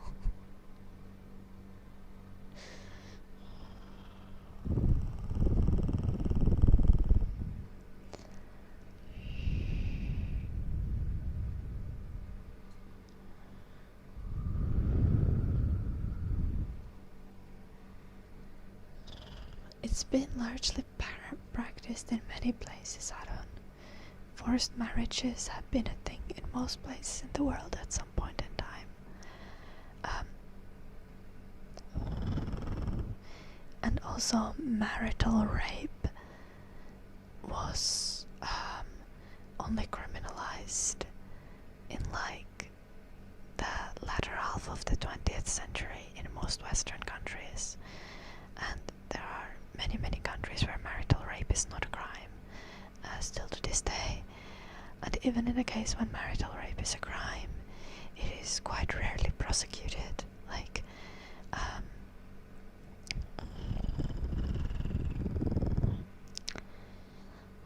it is not something to take lightly.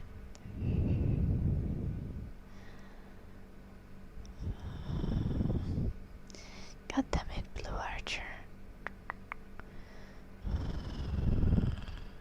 You want to sit in the cock chair and get paid for it. Good evening, Emocha.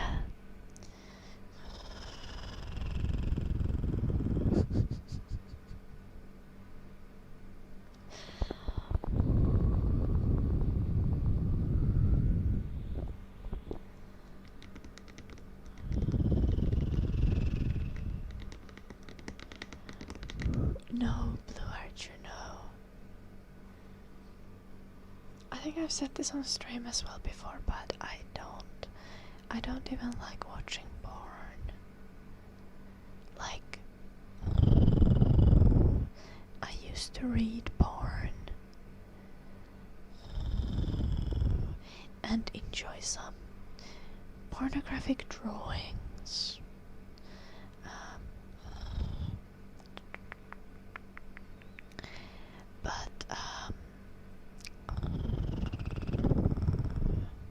I'm not a fan of watching other people have sex. It's not an experience that I personally enjoy.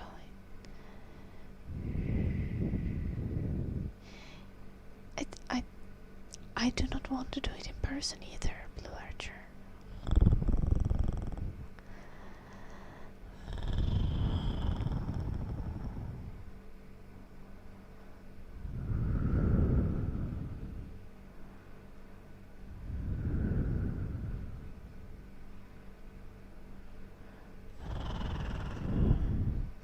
Good evening, Emocha. Did I already say hello? I'm not sure.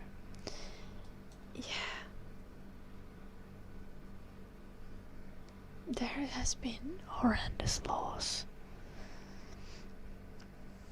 in the history of humankind. Like, we keep doing shit things.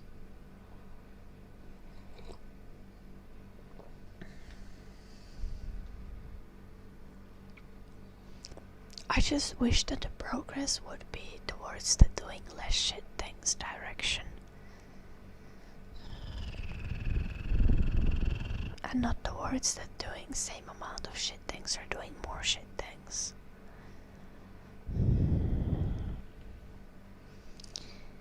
Yeah.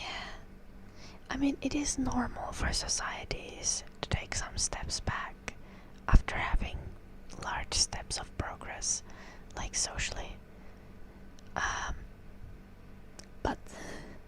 But that doesn't mean that we should accept it and not try to fight against it, especially when we have such like severe like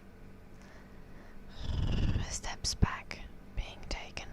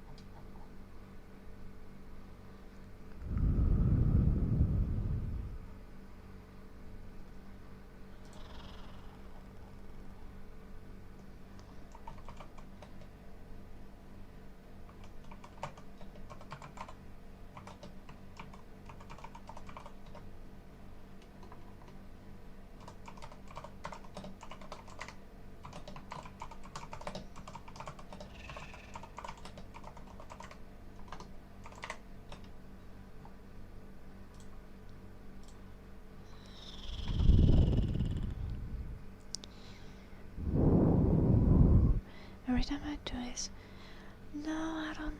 I listen to ASMR if I want to soothe my nervous system. Okay, genuinely.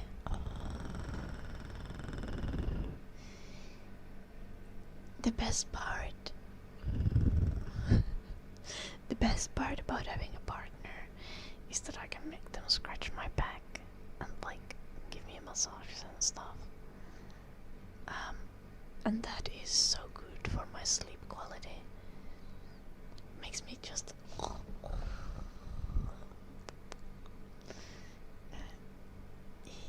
sorry, Jim.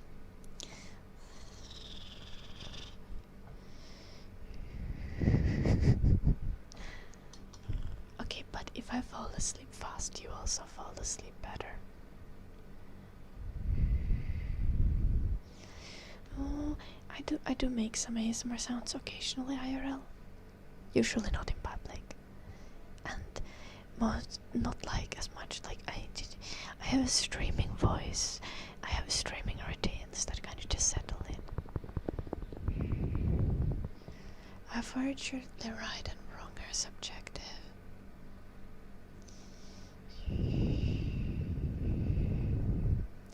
Yeah, Blue Archer.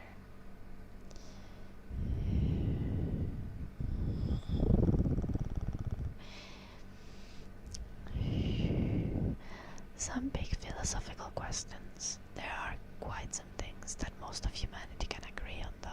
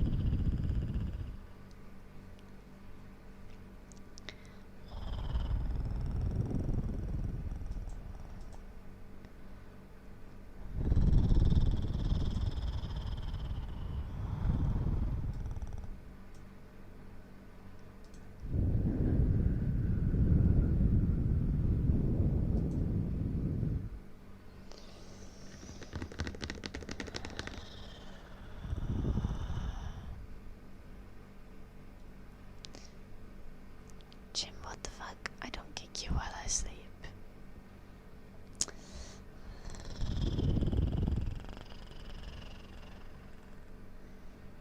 License slander.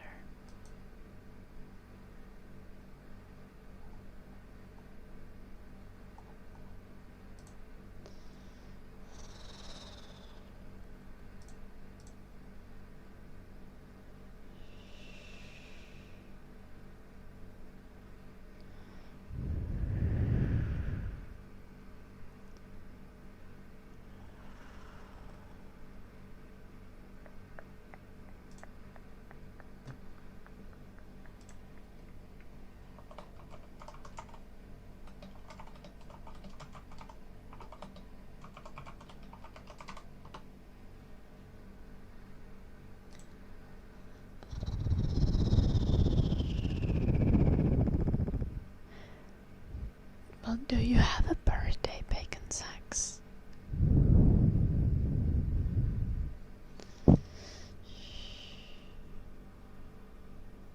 Yeah, see, this is very rude.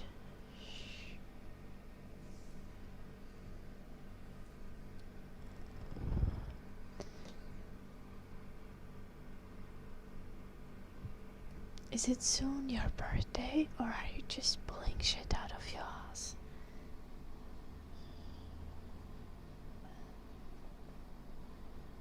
In December?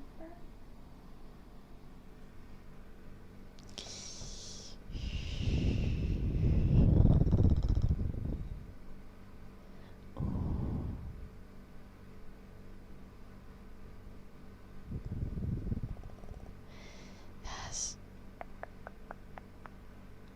Bacon doesn't have good macros though, Jim.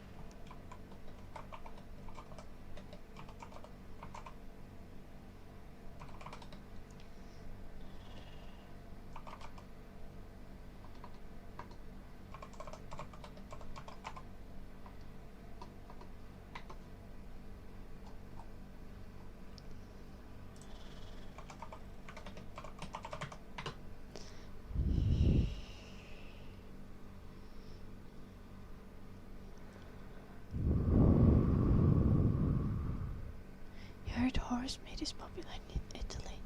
In Finland they always put horse meat in med first. And like salami.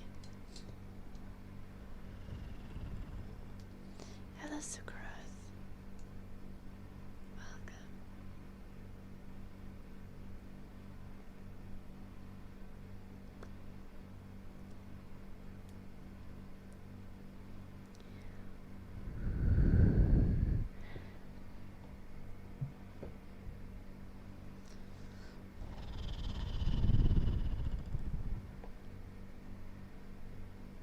Oh, literally every time I've ever checked the Medforce package, it has said that it has horse in it. Like, I've yet to see one with no horse in it.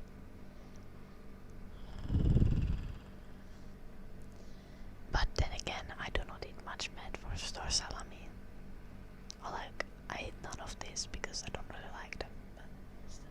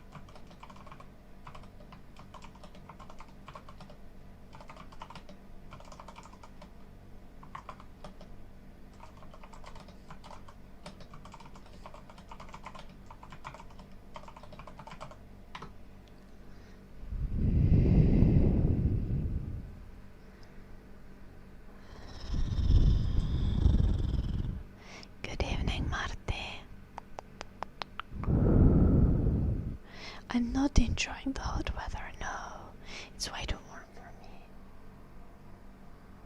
If you had a meat grinder, you could make your own horse salami. Do you have your own horses, Ade? Or would you just buy horse meat and make salami?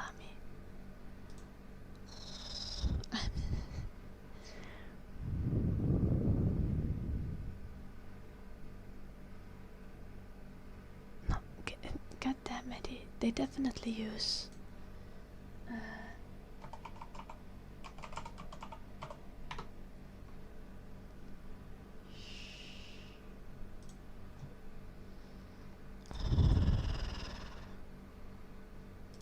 we're gonna go and look at. Okay. I found one, it only has pork.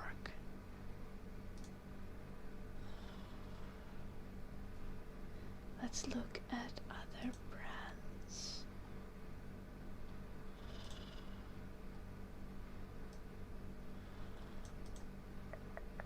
This one neither. Okay, maybe less of them have horse these days.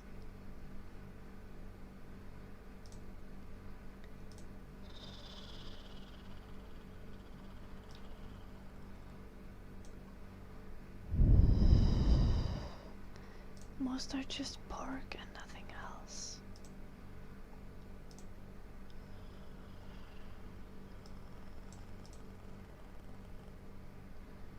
They might have changed also at some point.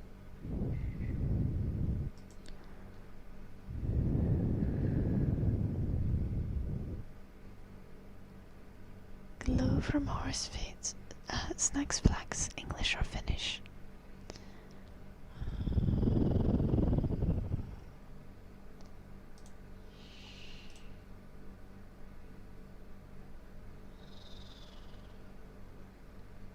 This does not say ingredients.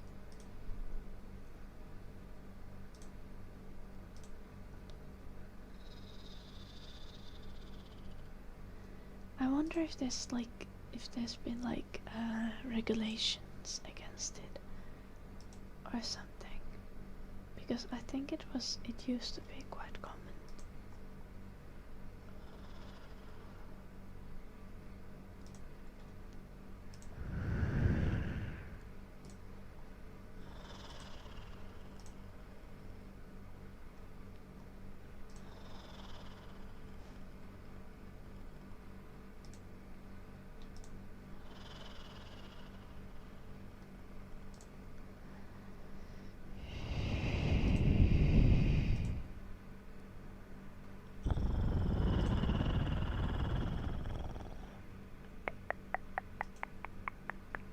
Check all the different brands just to make sure.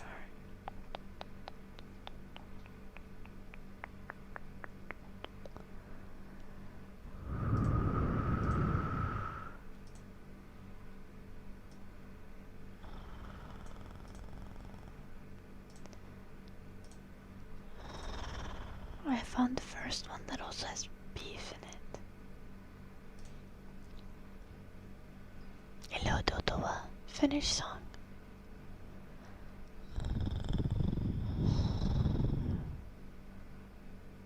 What? No, it's just something that usually is in Mätvurste. Like, I don't like to eat horse meat, so whenever I've had Mätvurste or salami before, I've had to check the packaging. And it's like every time it's been like, oh, there is horse meat in it, so I'm not having it.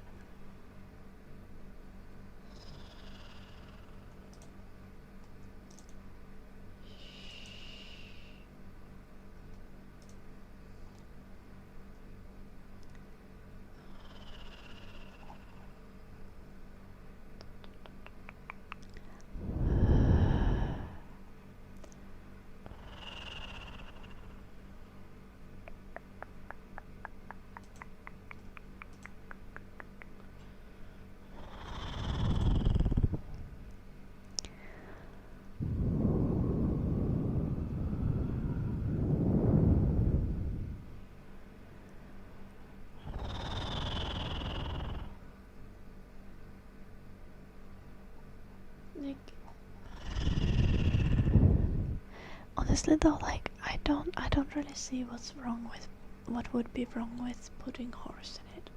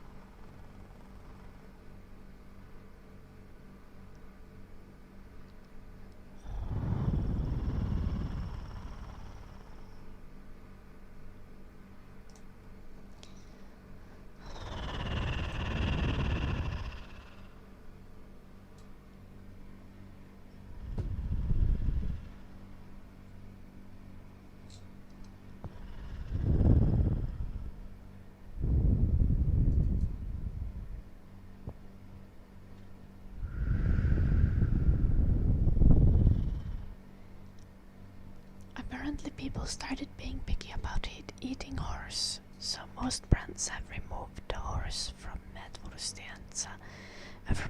and salami in the recent years.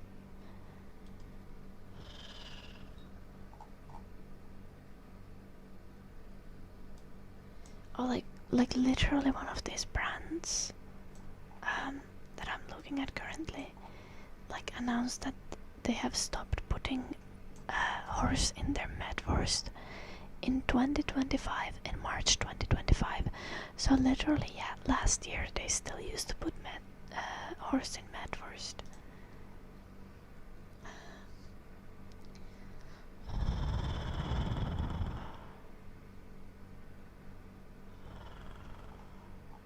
I don't think there's regulations against it, but apparently people are just picky about it.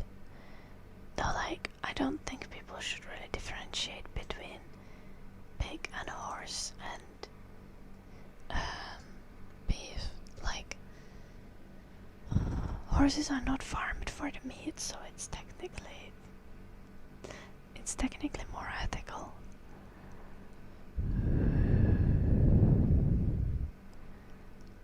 I don't know idea.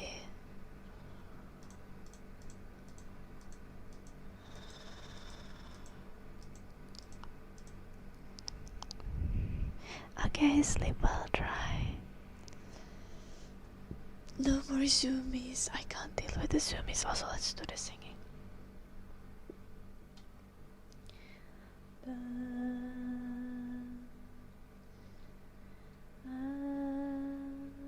Oh, we haven't done this in a little bit.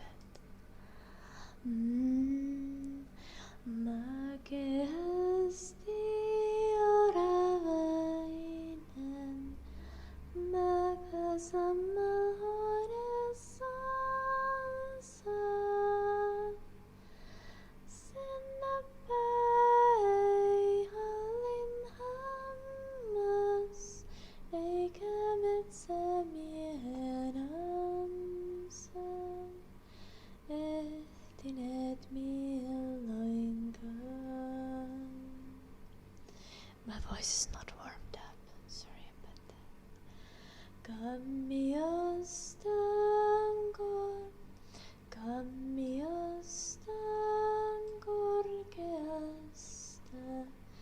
Katselen maailman piiriin.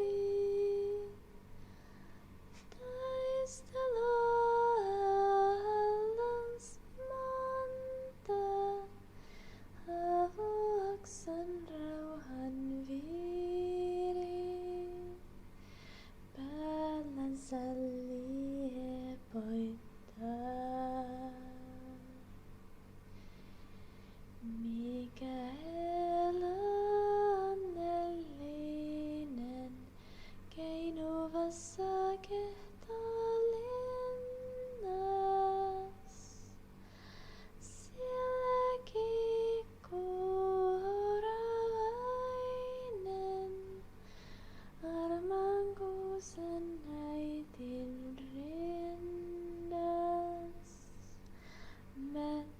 bancante soy. Siellä torkkuu heiluhäntä akkunalla pienaisella. Linnut laulain tajan alla, sata hänen iltasella. Unien kuottala.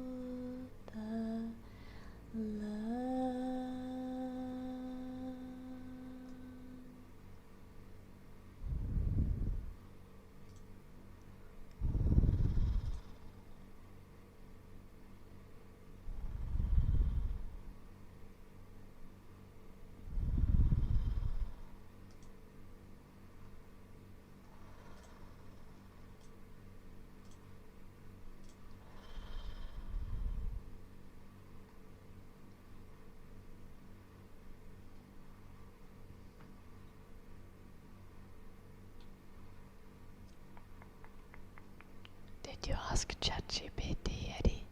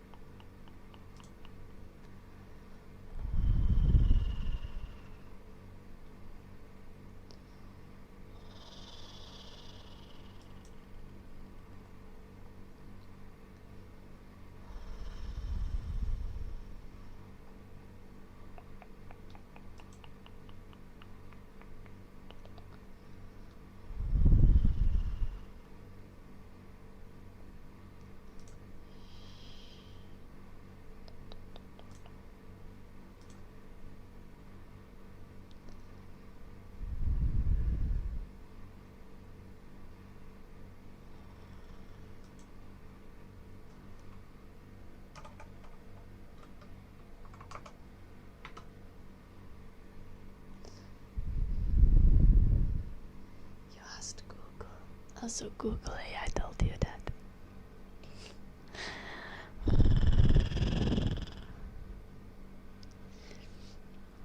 Or did you actually find a page that explained about horse meat sales?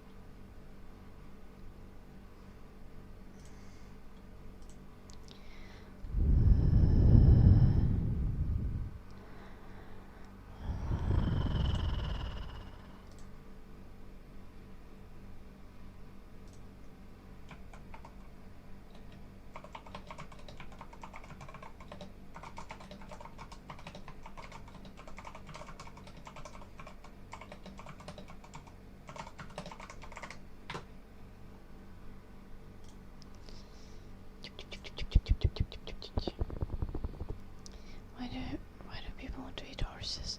Okay, if you're gonna eat meat, Why would you not eat horse, J-host? Especially if the horses are not grown to be eaten, and the meat is gonna go to waste. Like, I don't see a reason why I should have a problem with eating horse.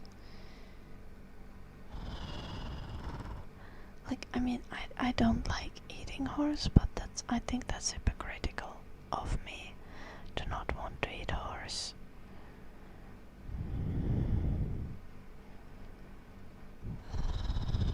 Okay, but pigs and cows are cute too. And lambs, sheep are very, very cute.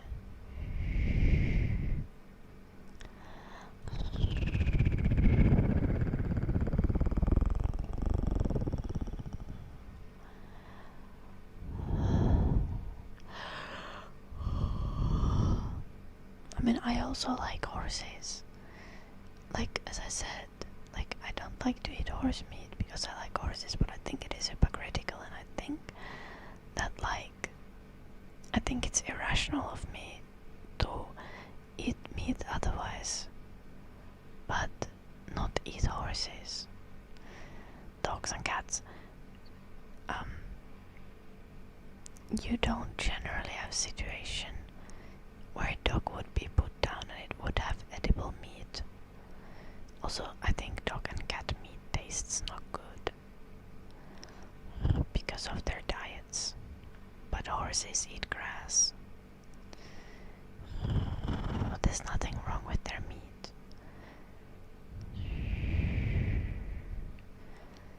Like,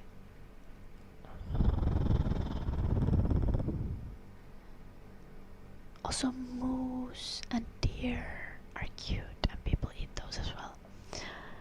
And reindeer. No, sheep are adorable. I also love goats, but I don't think people eat that much goat. This is valid. This is valid. And a logical place to be, avaruuskakku.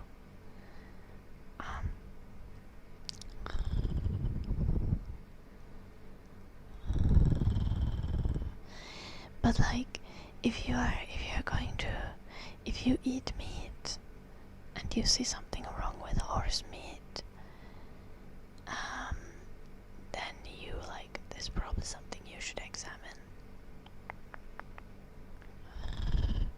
Or like, at least you need to acknowledge that that is an irrational position to hold.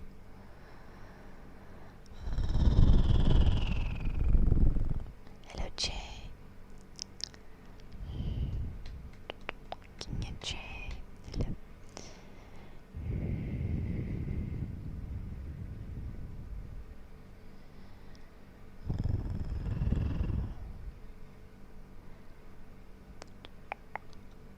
I mean, you could like ask a cannibal, try. I don't know how human meat would taste. Probably not very good because of our diets.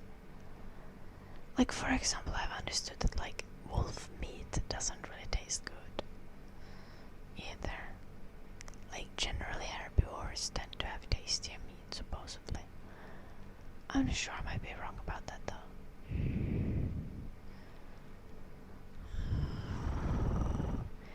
Yeah, but at some point someone has, and you could ask their opinion, right? And then you could like have at least vague knowledge of how human meat tastes like, even if you haven't experienced it yourself.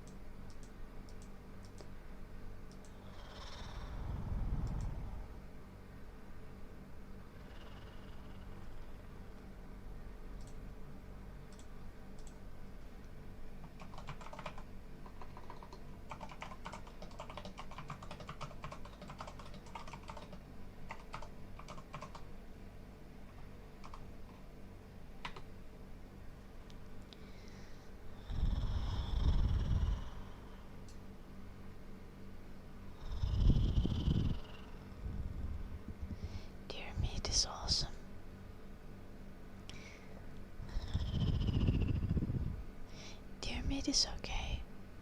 I think with like deer and moose, you need to know what you're doing when you cook it a little bit. Hello, Kibon. I hope you get some good sleep soon.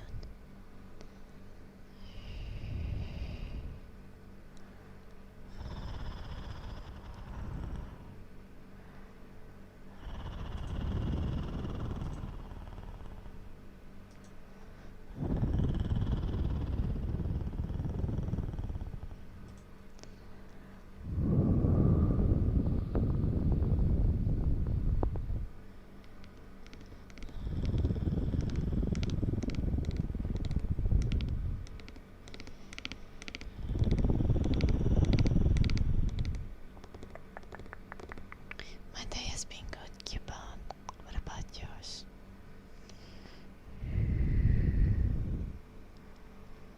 You heard the dog meat tastes and smells like wet dog. Oh, that would be atrocious.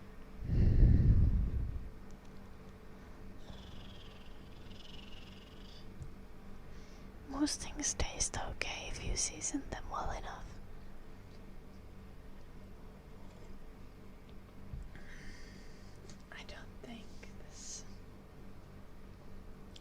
I don't think we should try this though.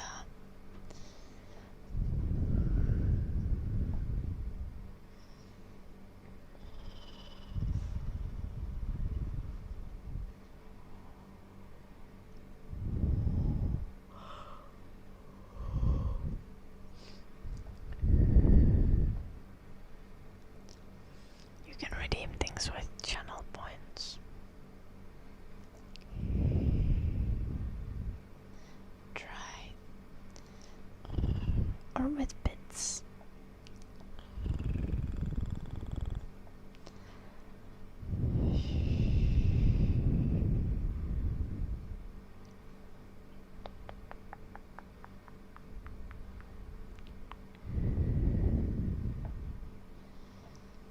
Tragic, try.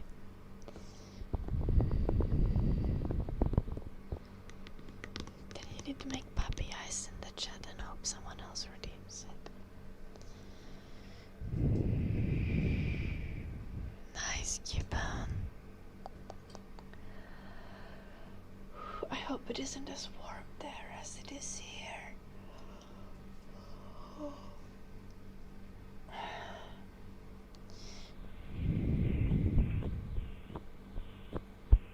No, Jay.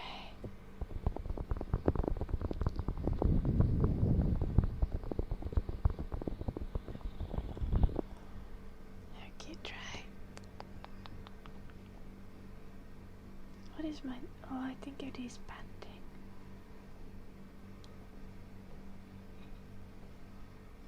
Eddie? Have you considered drinking water?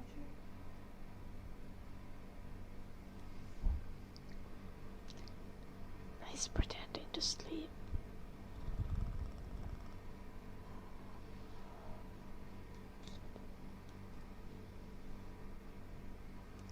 Hello, Robotic. I hope he doesn't overheat. You see, he's panting again.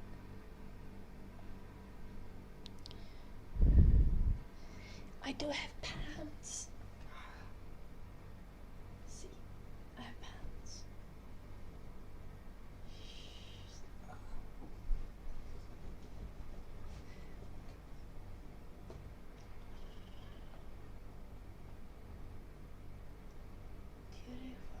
Oh, that's sweet. Thanks, Flex.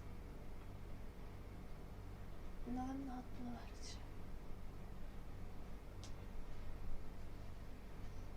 I think my dog is overheating.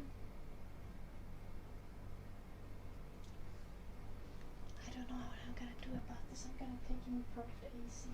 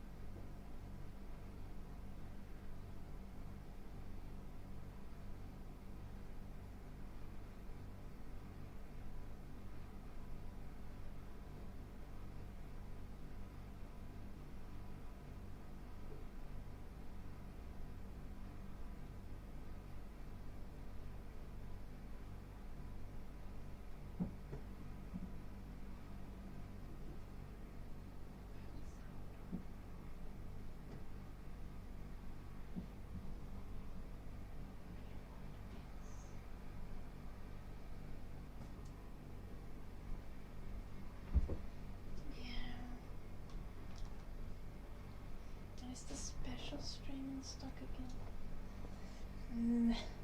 I don't know.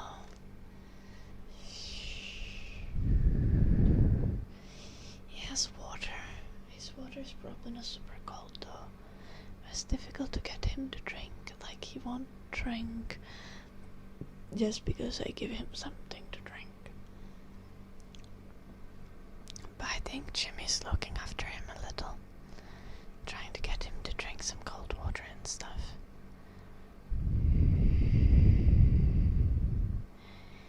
I'm mainly worried, like, a dog laying still shouldn't be panting.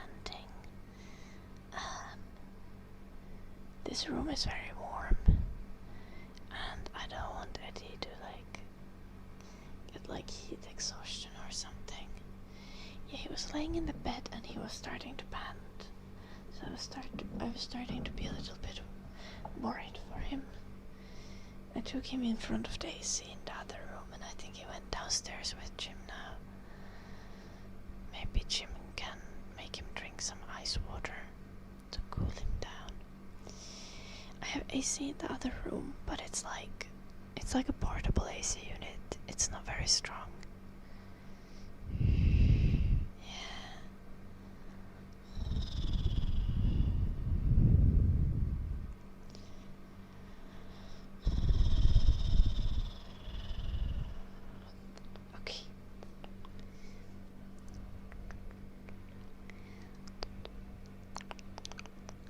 We have some headpads, and then we have a tuning fork.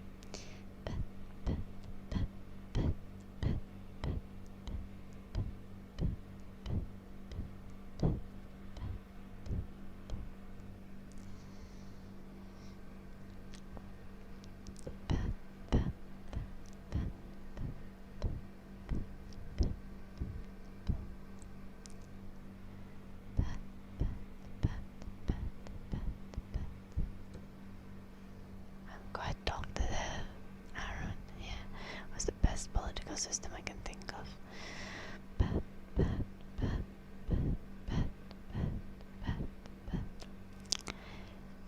I think that depends a little. I think we should be open to a little bit of trial and error when it comes to refining our political system to make it work.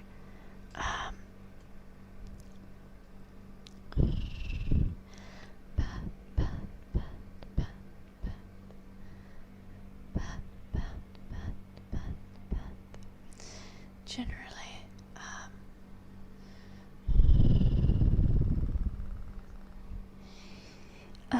movement towards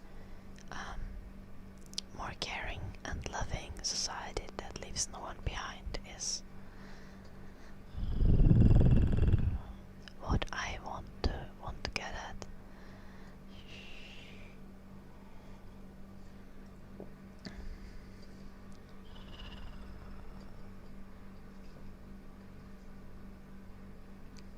Climate change is happening because of capitalism. Absolutely, yes.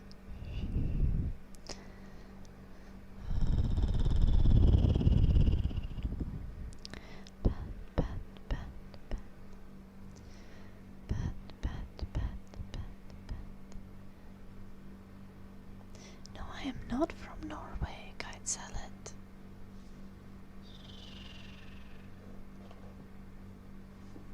Tuning fork next.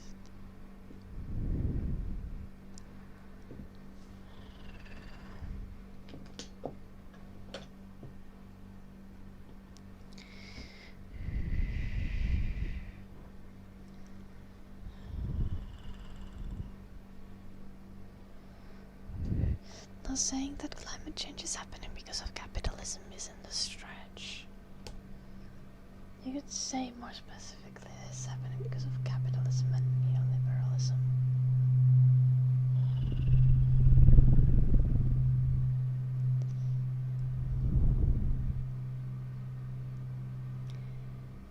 It's happening because of profit-seeking behavior that doesn't care for environment and humans, but prioritize profit over those two.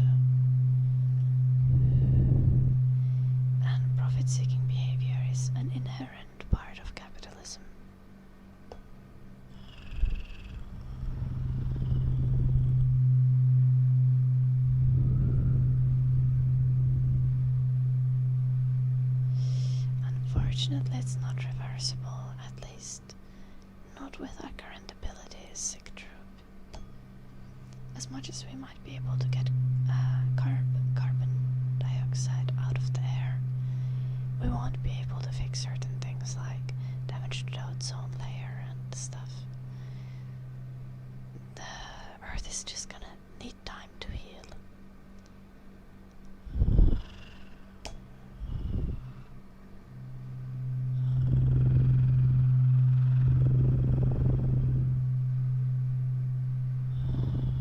Okay, like, I don't see any of them, Blue Archer, so...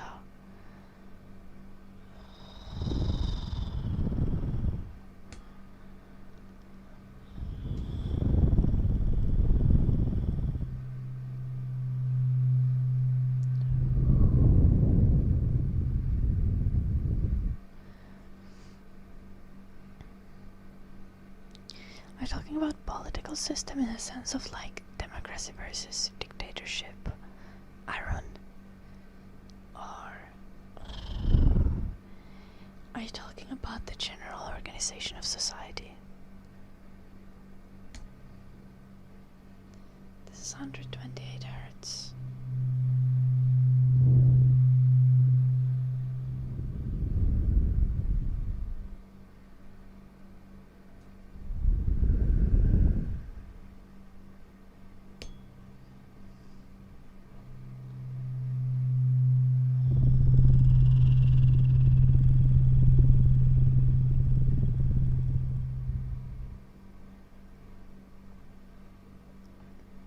COVID gave the Earth a little bit time to heal.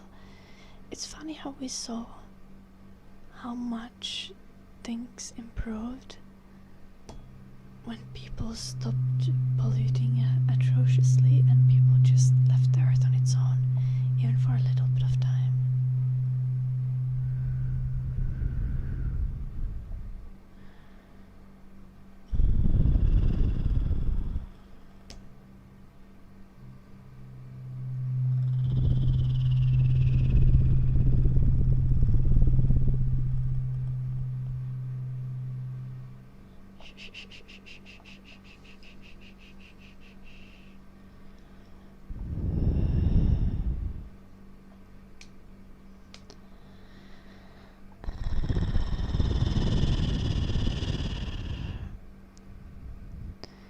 Okay, engines and like burning oil and coal isn't the only reason why we have like climate change. Also, no, it is much more about the priorities.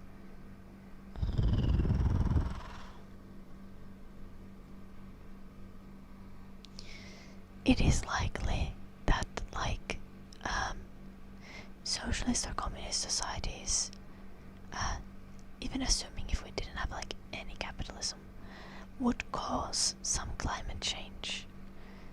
Now also I think those societies would be much likely to take drastic measure to stop climate change when it's discovered. Now what corporations did when they found out that they are causing climate change and that it is literally caused by humans is absolutely nothing.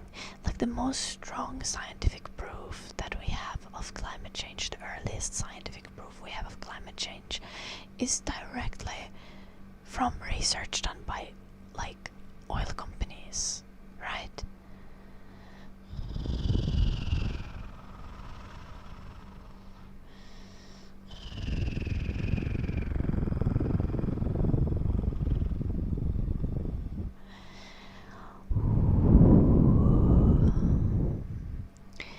Also, it is a loop that is somewhat unique to like capitalistic behavior of exploiting a people or a region until a breaking point, then just dropping it when it doesn't provide enough profit anymore and moving to the next thing.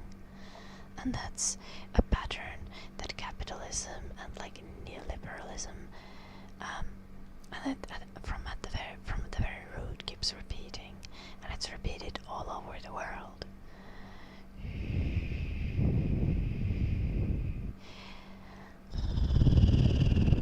If profit is the like primary motive of something, like if it is the primary value, it's just going to be destructive. The thing is, the extent that we have climate change is absolutely the fault of capitalism. I'm not saying that there wouldn't be any climate change without capitalism. I'm saying there wouldn't be nearly this severe climate change without capitalism.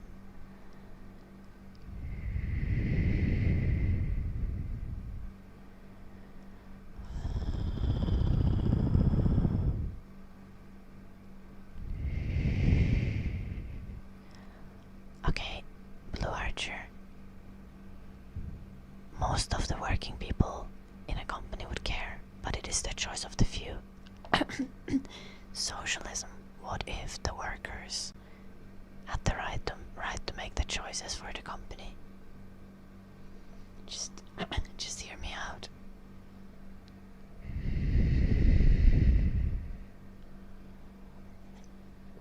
Yeah, but most of us literally live in oligarchies currently, Blue Archer. Like, our politics are at the very least significantly impacted by moneyed interest, by corporations.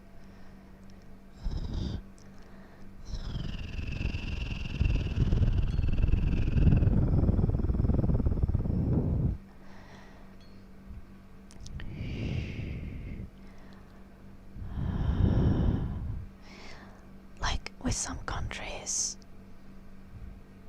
you can't say that they are straight up controlled by corporations, but many countries are. And like US, for example, is like very, very close to an oligarchy. Like, considering how much people have been manipulated by money and how much corporations invest into propaganda, like, it is an oligarchy, even if it's like applied to the world through propaganda. And US has a far-reaching impact on the world. Like, US literally controls many nations, many developing nations. Like, US does coups on countries if they don't behave as US wants them to. It's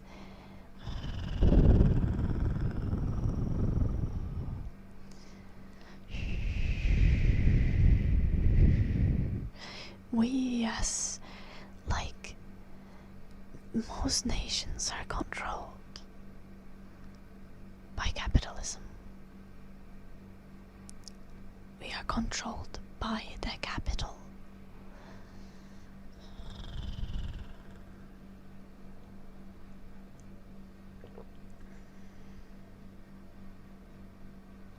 Yeah, exactly, Neptune.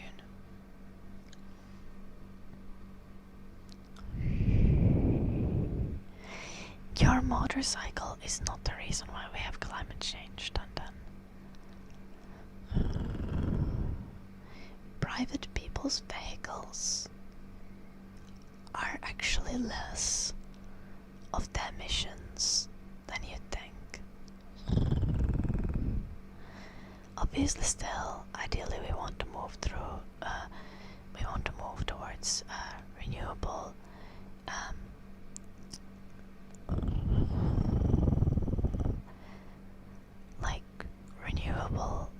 Petrol alternatives, and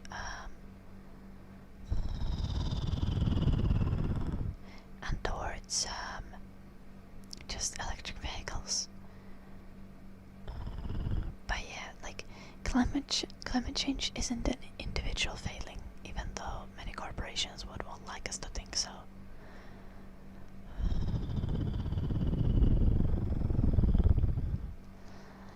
Like, obviously everyone should ideally aspire to be more ecological and more ethical in the choices that they make, but the real change needs to happen on a level of like systematic change and regulation. Like,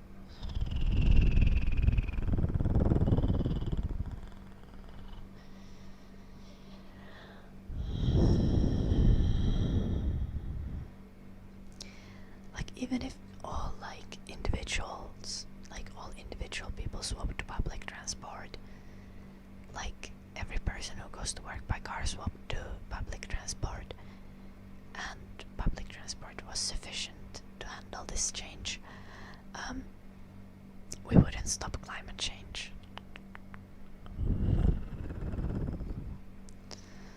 Good evening, Casadara.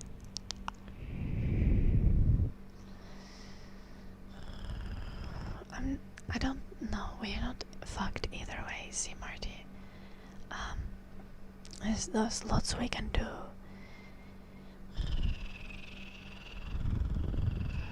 But what we need to do is blame corporations for everything.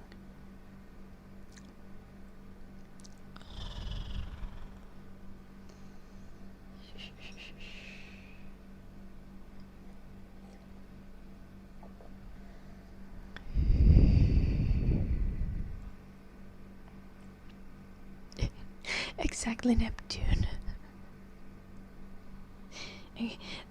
The concept of carbon footprint is oil company propaganda.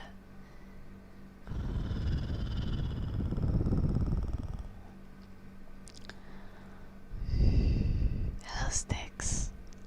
Public transportation for the win, absolutely.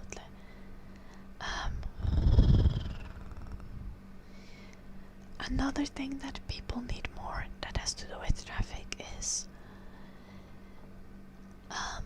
footpaths and bike lanes, or like we would call them in Finland, is light traffic lanes.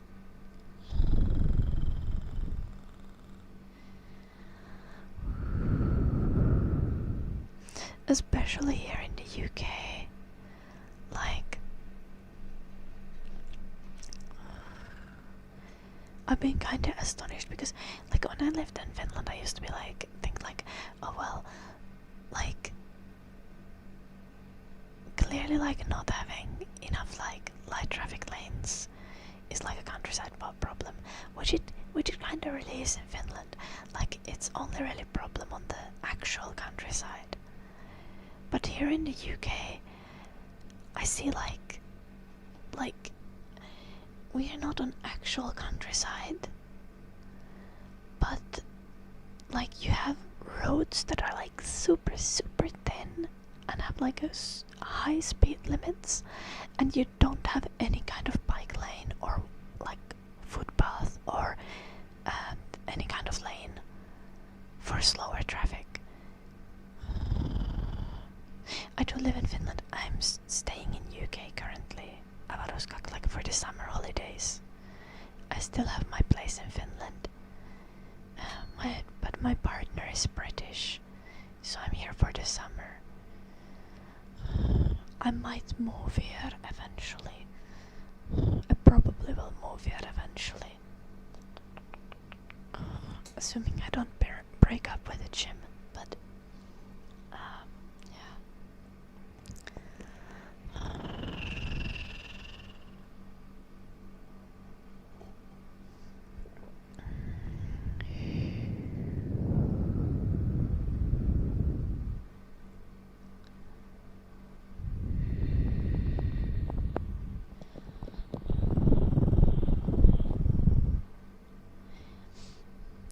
Carnage. I think like renewable fuel alternatives are coming though, like more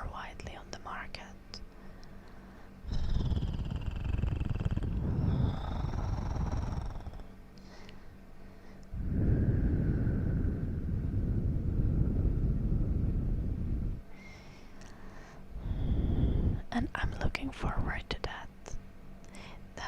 That will help with many things. Even if the amount of emissions from private traffic isn't what's causing climate change. Like, if we can actually change to renewable fuel, that's gonna make still a big difference.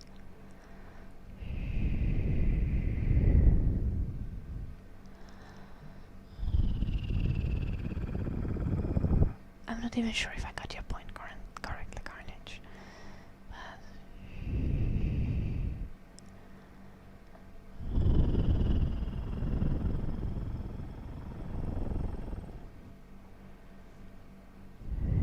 The US military is the highest contributor of greenhouse gases of any organization in the world.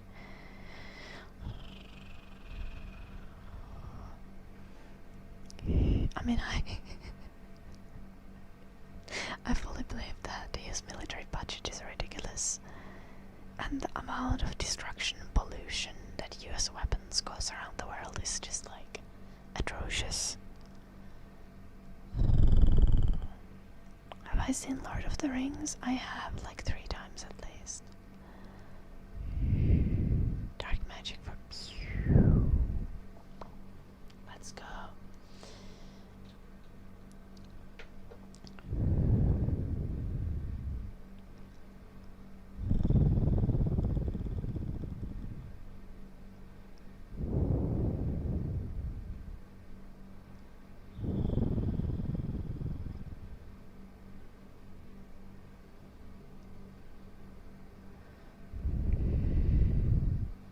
Anybody explain why warming the planet up is bad?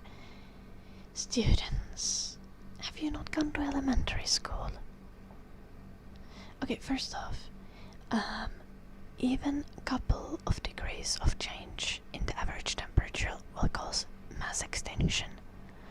And many, like, ecological systems are fragile, as in mass extension can cause other things like large amounts of area becoming desert. We are gonna have coastlines drop below sea level because of like ice melting at the poles, so we're gonna have literally less space to live on the earth.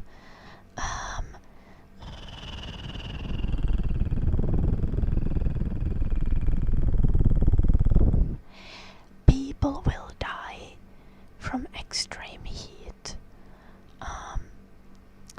like we've seen with the summer's heat waves. Like, there are large quantities of excess deaths from heat, literally because of anthropomorphic climate change. So, like, if you don't think dying is bad, then I guess you can be pro-climate change. But if you do not like the unnecessary death of humans, animals, and plants, then you should be against climate change.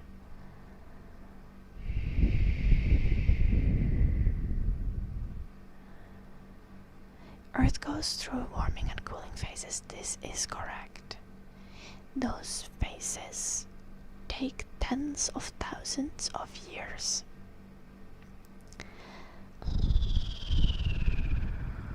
Regularly, and human actions have made the temperature shift unreasonably fast.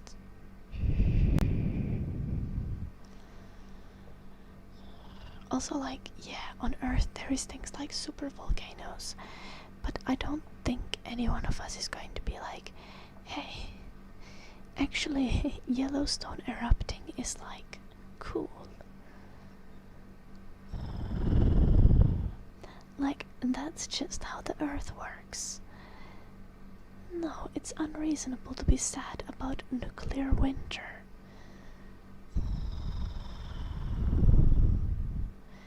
Why would you try to prevent nuclear winter? That's like being like, actually we should have nuclear war. because Yellowstone is gonna erupt in the next million years anyway. And that's like gonna kill everyone in North America anyway. Do you see how that's not a great idea?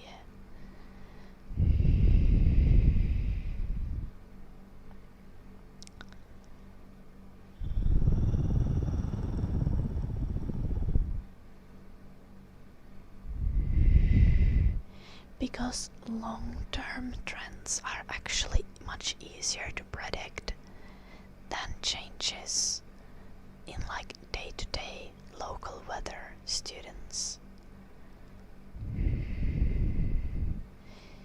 Yellowstone is a supervolcano. It's large enough that it's gonna cause a global nuclear winter when it erupts. And it might actually do so at any point. We're only a couple thousand years off from like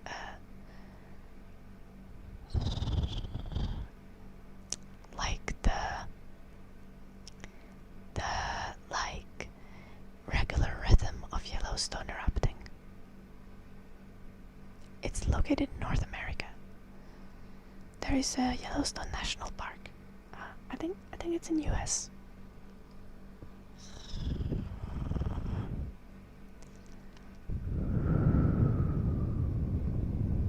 I don't remember what state it is in exactly.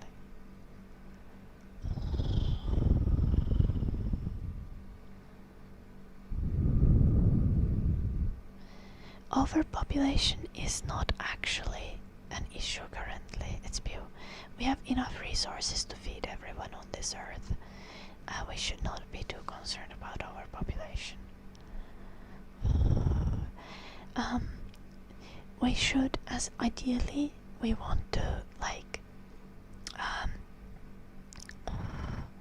limit kind of population growth and kind of balance at the current amount of humans that we have, and not like exceed to like the tens of billions of humans category. But like currently we don't have too many humans on the earth. Can we survive nuclear winter? Not all of us, no. Some people will survive. It will also be a mass extinction event. Yeah.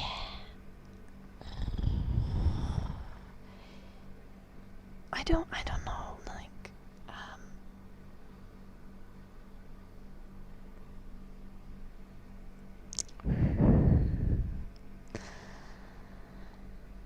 I think there are many videos, robotic, on YouTube, for example, that explain what would happen if Yellowstone erupts. Go find one. Might want to check their sources, but yeah,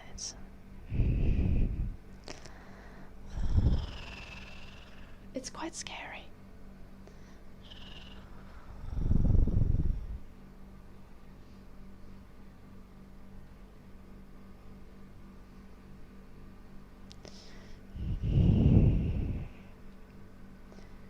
Okay, let's do the dark magic for pew.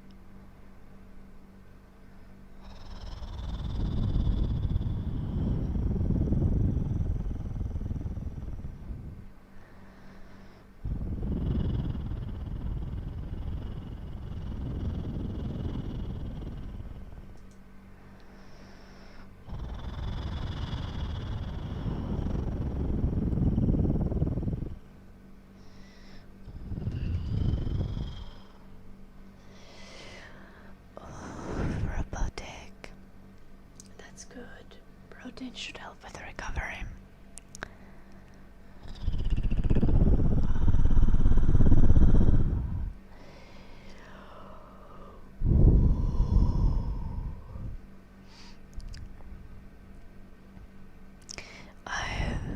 It's warm here, so I've had to like on multiple days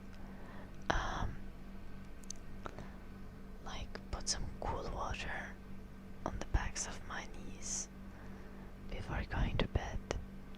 It kind of helps with like getting my knees and legs to relax. And then as I've been working so much, so my knees are dead most of the time. Oh no, today's supposed to be a running day. Jim, are you there?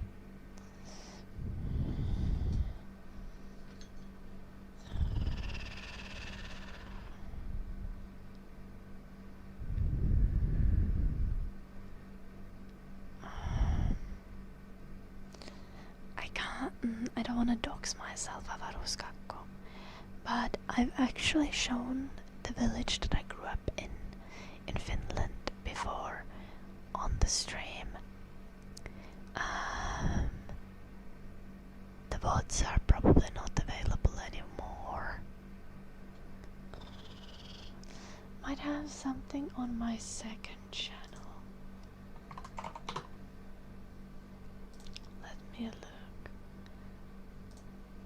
Some of my VODs from last summer might include clips.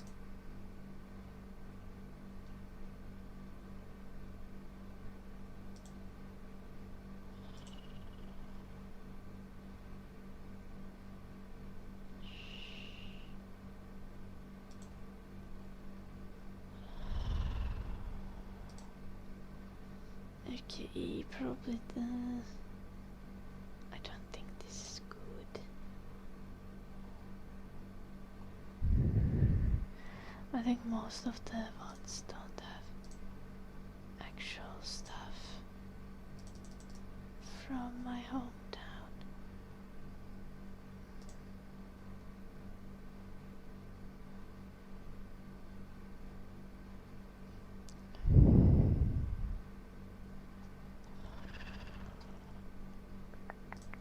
But my second channel does have some videos of like IRL streams that I've done.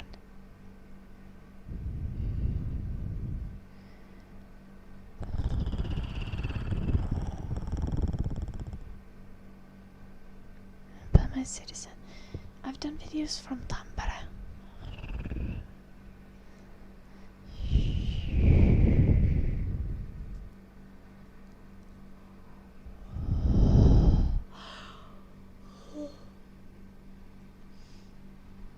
Streams.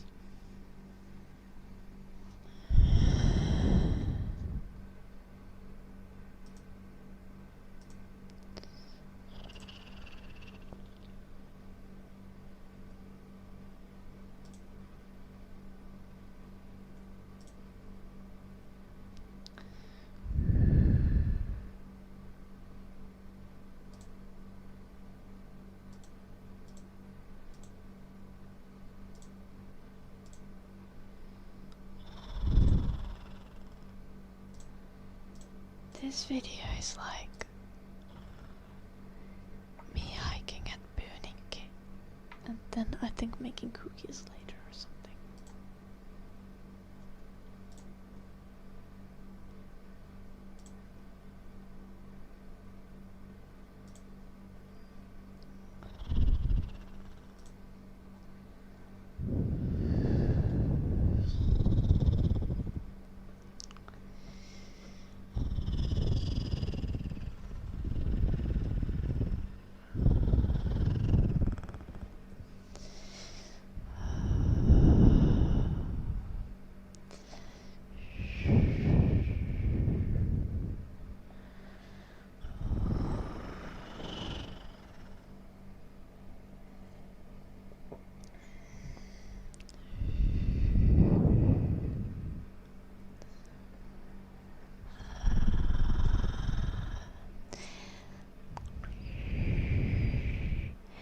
also,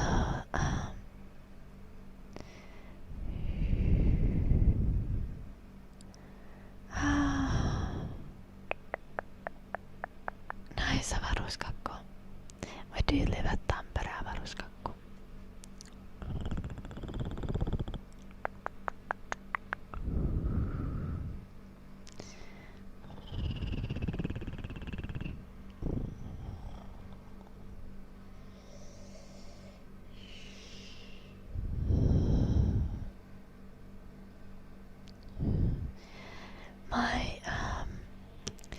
My parents are actually both from Tampere, but I've only lived in the Tampere region since like I turned 20. Yeah.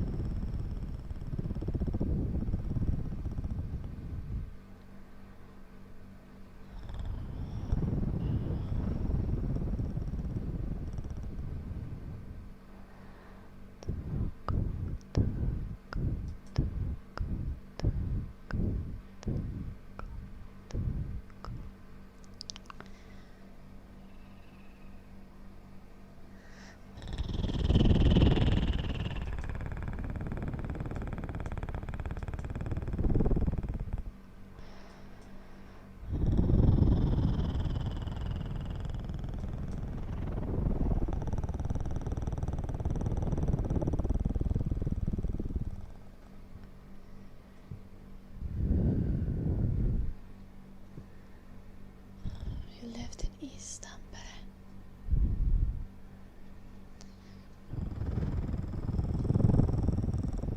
I see. I don't know East Tampere really well. I've had some friends though living at like Kisanma and stuff.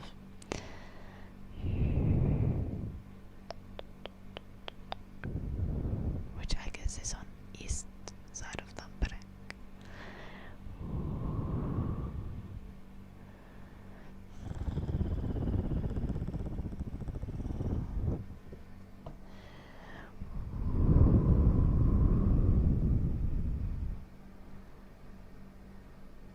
Yeah, honestly, we don't know what's gonna be the next disaster that faces us, Pew.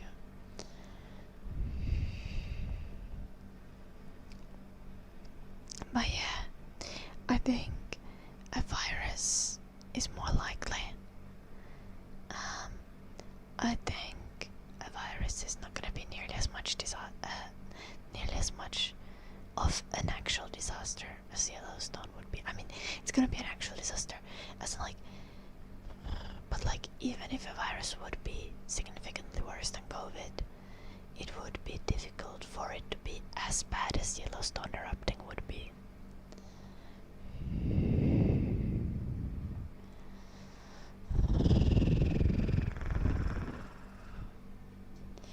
Like the worst thing about Yellowstone erupting is like it could literally happen tomorrow, or it could happen in like 500,000 years.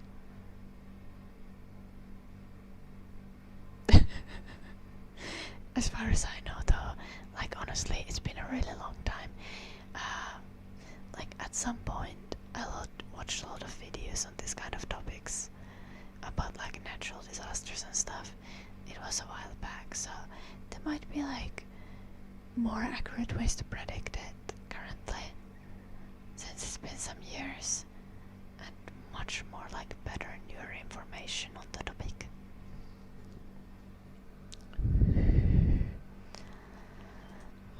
Sometimes I might be talking out of my ass.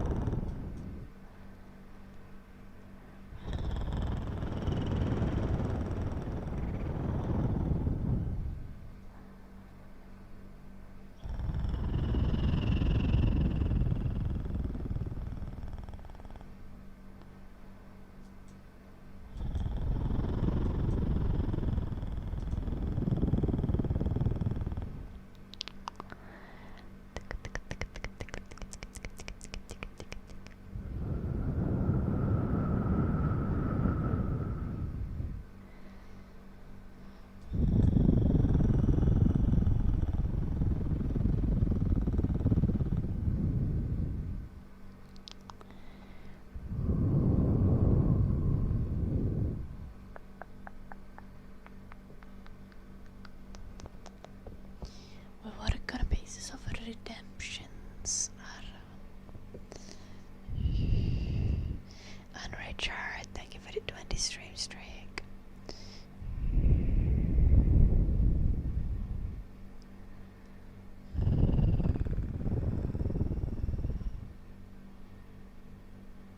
True.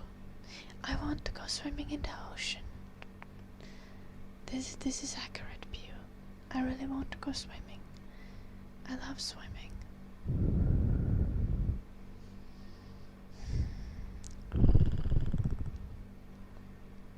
Oh, yeah, I forgot to say that.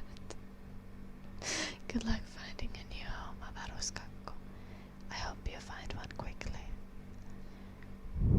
Nice that you can live at your brother's place, but having your own space and privacy is so important.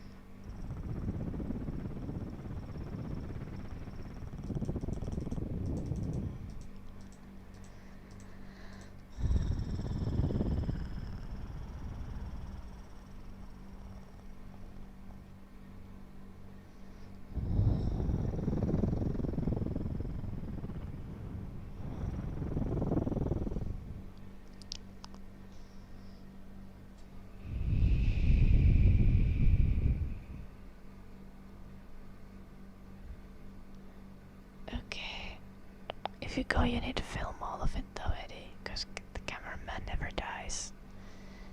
And that sounds like a suspicious place to go to.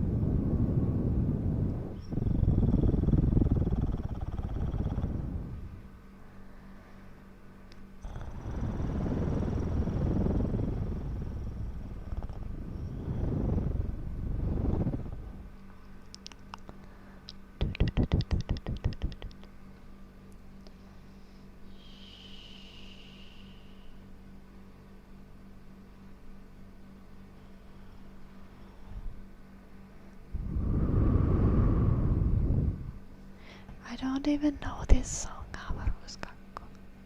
Have I seen it in mansions or castles in the UK? No. I've literally been nowhere. But I don't really care for sightseeing too much. I've just been kinda existing. I'm sorry. I know that's boring. For some reason, I'm just not super into sightseeing. It's stressful.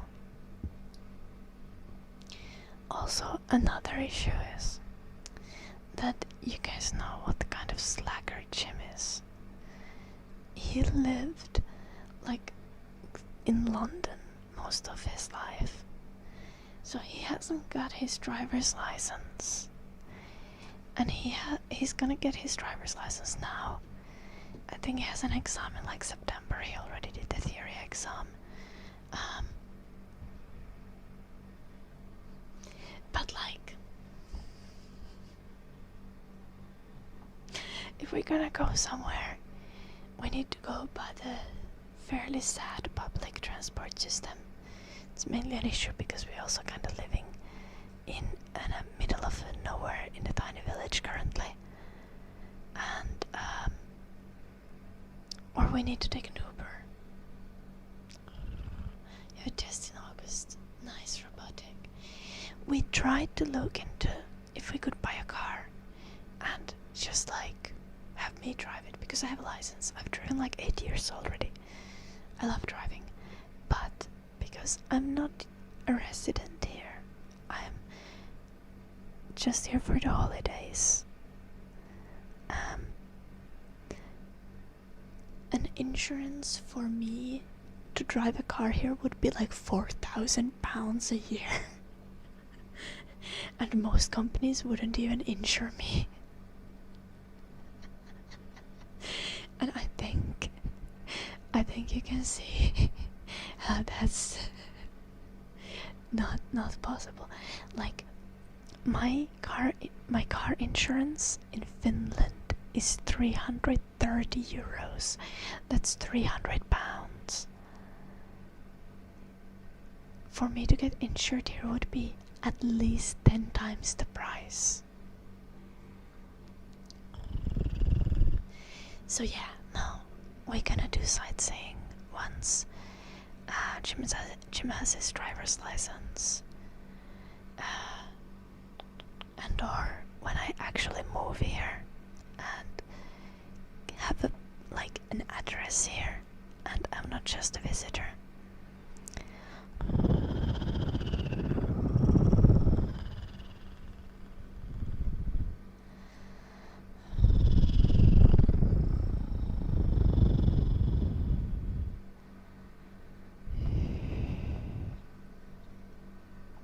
Minkä klipin Edi on laittanut?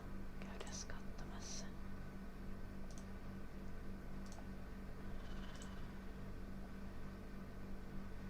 Onks toi Ansa?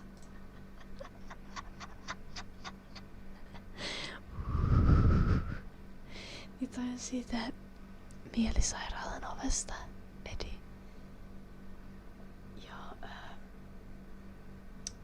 Ja toi on Ansa. Jos meet jota kaverin mukaan. They drive on the left side of the road in UK. I've only ever driven on the right side of the road in Finland, yeah. I think I'll adjust fine, but I'm probably, once I'm able to drive here, I'm probably gonna, get a lesson or two, an official driving lesson, even though I'm technically allowed to drive here just with my license. Or I'm gonna ask Jim's older brother, who's been driving for decades or something, to give me a driving lesson or something. He would shout at me though, he's a little bit cuckoo. In a good way. But it would probably be a stressful experience.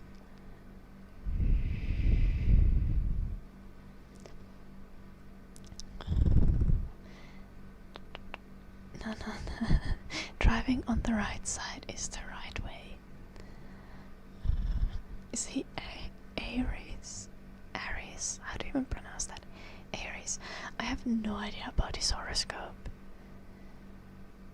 I think he had a birthday.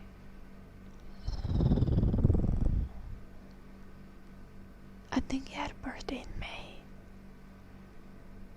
I think he is Taurus.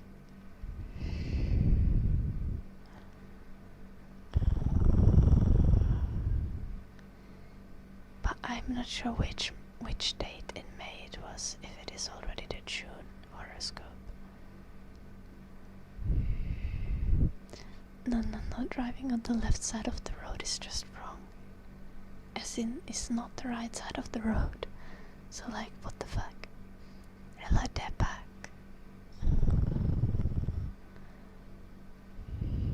Robotic. No, see, robotic. I think here is an argument to be made that horoscopes are accurate, because I too am Taurus, and assuming Jim's brother is Taurus, that clearly explains it, because Taurus are like notoriously headstrong, so obviously two Tauruses wouldn't get along very well, would they? 10 out of 10 logic. Horoscopes do not make a difference, Avaroskakko.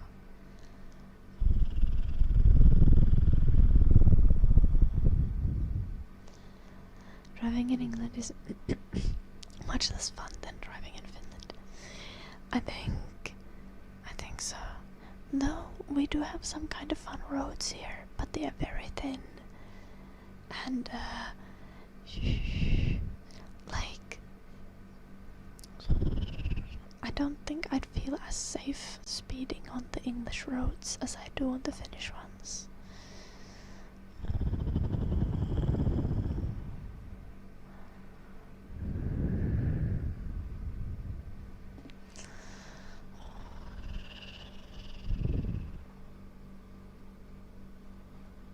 Entinen sairaalakoulurakennus eikä mielisi. Anyway, tairaalaan oleva ovi on sas. Edi. I think I'm saying I think all people are a little loopy. It's pure. Also, I find it that most people are quite stubborn. People are just different. Some people are more overtly stubborn, and others are like less so.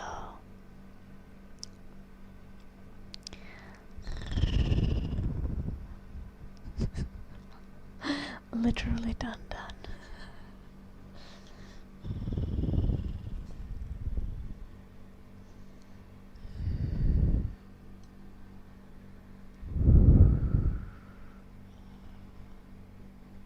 Nah, robotic. There is no scientific proof of that.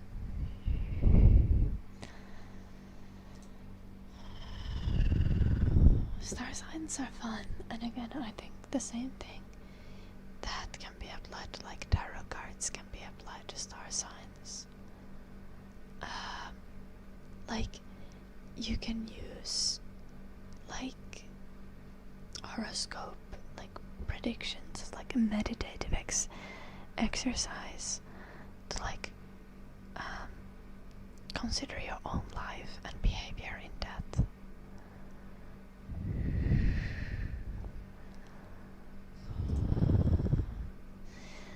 There are things beyond science that I do not believe in, robotic.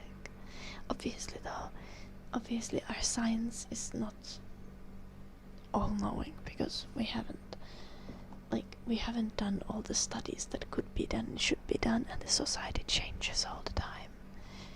But there isn't really an indication that there is scientific basis in horoscopes or star signs.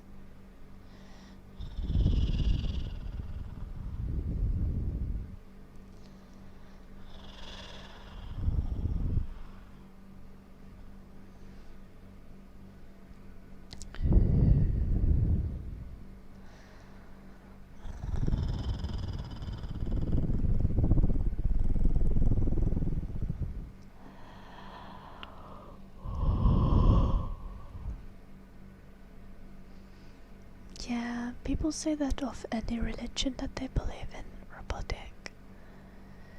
But I don't really believe in, like, especially not in trying to claim to others that something is true just based on your own anecdotal evidence, unless it's like an individual event that happened to you and you are saying that that thing happened. But like,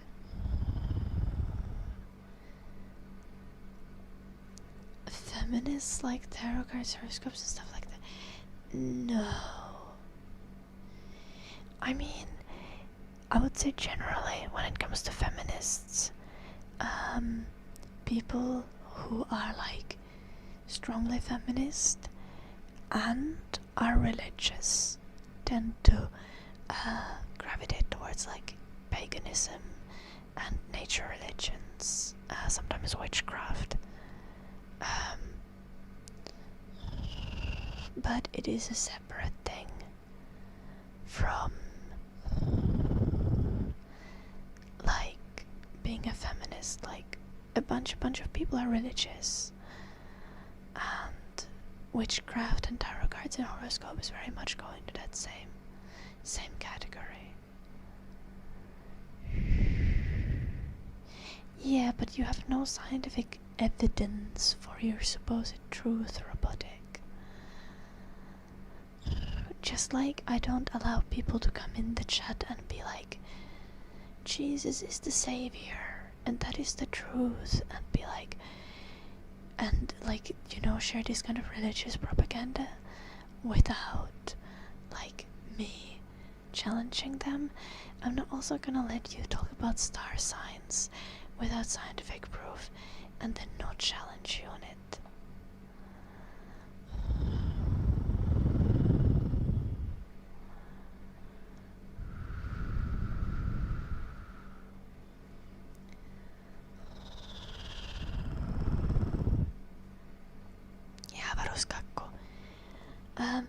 But yeah, as I said, avaruskakko, I think there's definitely, again, like, religious people who are feminists are less likely to believe in like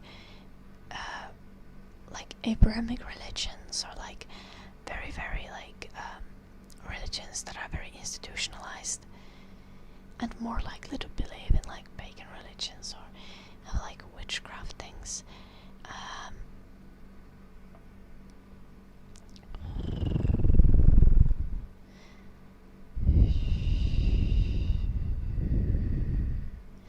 But I don't think feminism causes you to become a witch.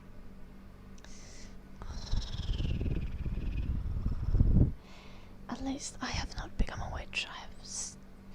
I have, okay, to be fair, when I was in like middle school, I wasn't like properly feminist. So I arguably become more feminist as I've grown up, but I have not become more of a witch. I have stayed as I was before, being an annoying atheist.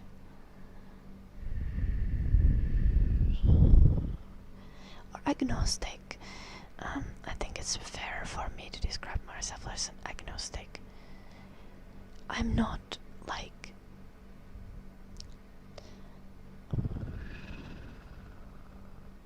I'm not certain that God doesn't exist, you know?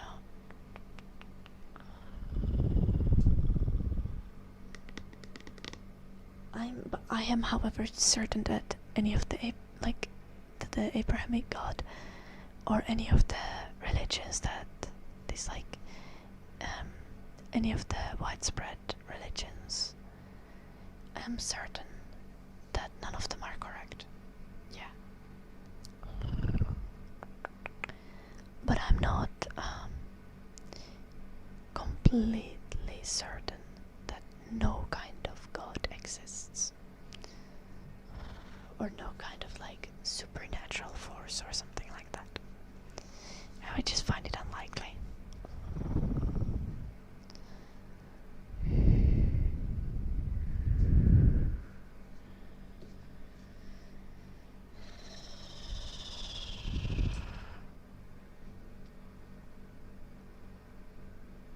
Yet and then, I know about struggles that men go through. That doesn't make me any less of a feminist. Because I believe in the equality of genders.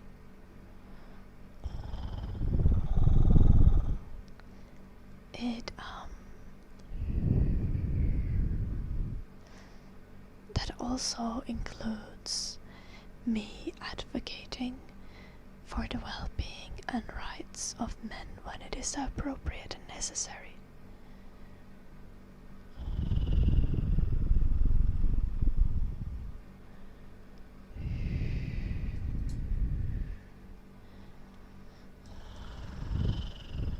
Well, feminists generally also advocate for the rights of like third gender people, non-binary people, or trans people. It's still not become a transism instead of feminism. You know, feminism is the ideology that advocates for the equality of genders.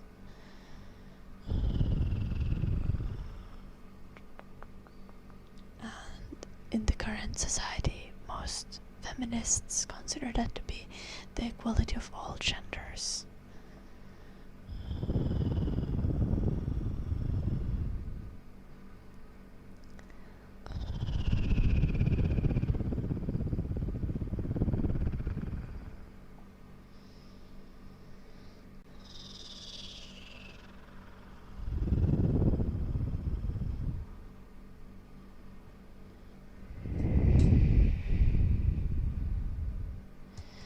Thanks for the only proof is trust me, I've seen it happen. You sound very reliable.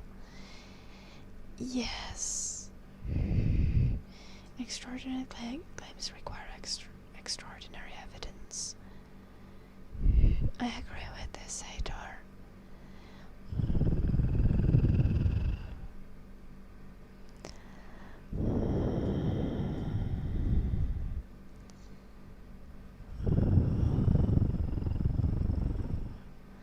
Like in many cases, like, there is more likely explanations.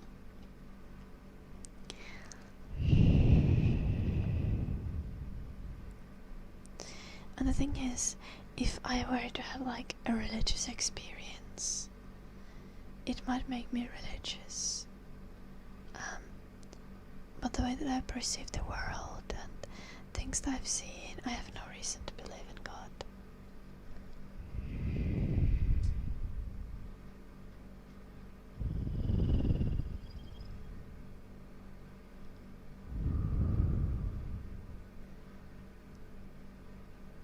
Pio, I have often vivid dreams about living in Skyrim and shooting fireballs. Like, I quite regularly have dreams about existing in RPGs. Specifically the Elder Scrolls games. It started when I was like 10 and had dreams about being in Morrowind.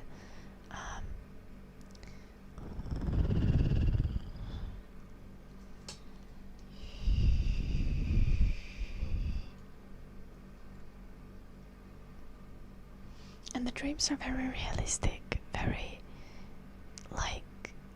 much I exist as a person in first person in these experiences, and I have agency and I can do things.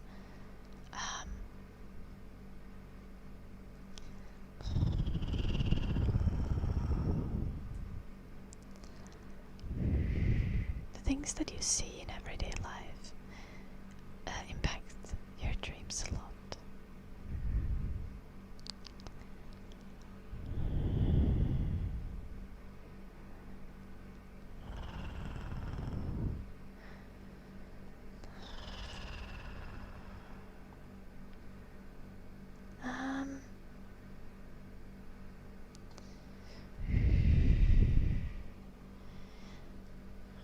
I don't know on what social media you are, then. Usually if I see, like on the social medias that I, for example, view, and the feminist content creators that I view, if I see them being mad at quote-unquote all men, it's usually a wish that it is generally the wish that men would stand against abusers and stand take a stance against power and the abuse of it.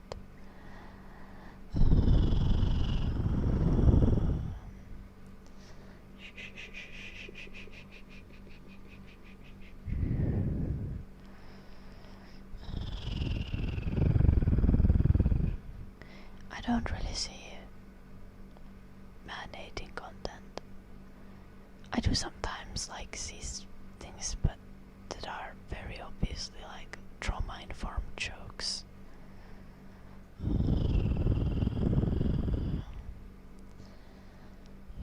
Skinwalkers are real and mimics. What the fuck, Eddie? Ella metanoia. Trigger. Oh, what fun could we do?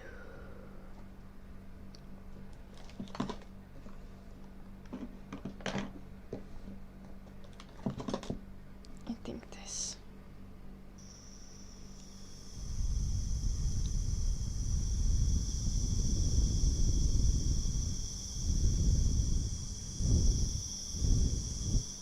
I would also rather encounter a bear in the woods than a man. The bear would probably be scared of me and run away.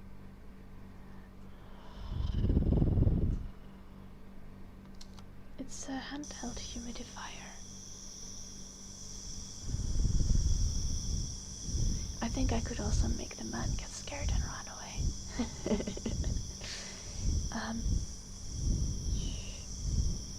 Not all men, but always a man.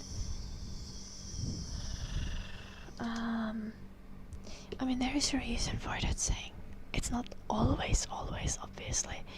But we have an extraordinary year in Finland, for example. A record amount of women have been murdered in Finland. And as far as I know, it's currently 14 murders. And all of them have been done by cis men. And before someone is like, but it's the immigrants, 13 out of the 14 murders were done by Finnish, born in Finland, cis men.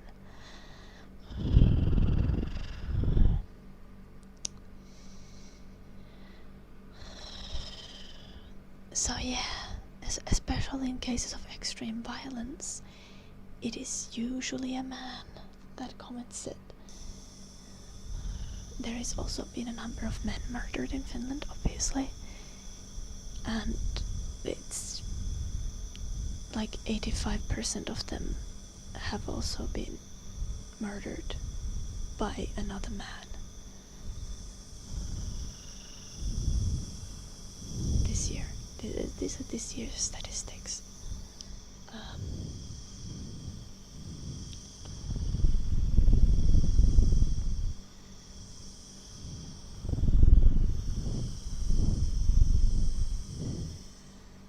So yeah.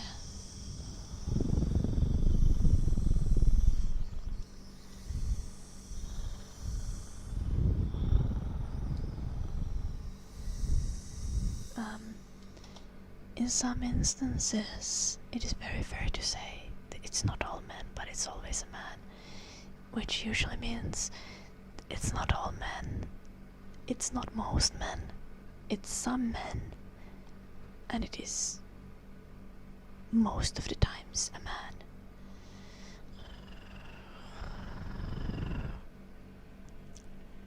Now, that doesn't mean that men are bad people. Men have a higher capacity of doing violence simply because of generally biological reasons, because of testosterone. And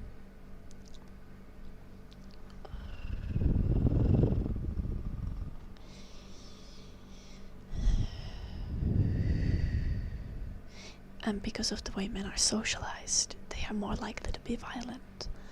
It's not inherent thing that you can't do anything about. Yeah, Richard. It's quite unfortunate situation with Finland. The thing is,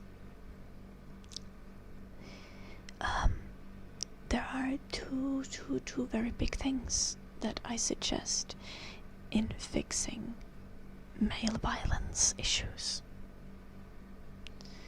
First thing is that non-violent men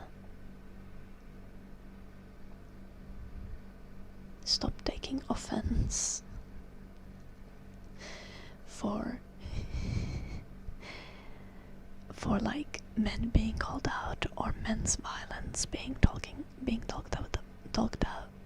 about as an issue, because obviously if you're not committing the violence, you are not the problem. Non-violent men need to start taking action against violence.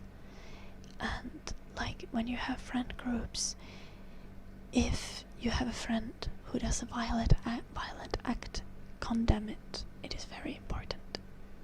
Now the second and even more important thing to fix violence in almost every way, regardless of whether it's committed by a man or a woman or a non-binary person, the biggest thing we can do to fix violence is improved social safety nets. When people are not constantly fighting for their lives, worried about being able to make rent, the less people are poor, the less people are likely to commit crime, including violent crime, especially violent crime.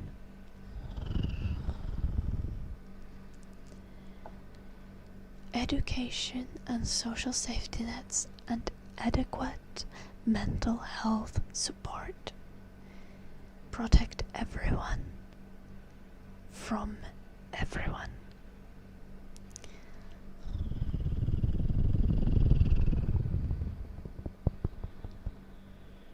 Oh yeah, I think I heard of this instance, Richard. It was very sad.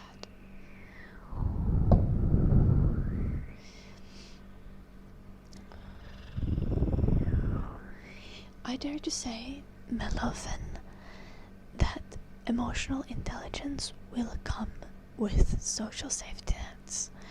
If we have sufficient social safety nets and education, we will have more emotionally intelligent people. We'll have kinder people. We'll have less stressed people, less angry people. Like, this is a very sad example, but in UK, in England specifically, there's a statistic that domestic violence incidents raised by, I believe it was about 30 to 40% when England loses in football. Now, if losing in football causes people to get angry to a point that like there's like 1/3 more domestic violence cases, what do you think that constant stress from poverty, being mistreated at work, and like not having adequate health care is going to do?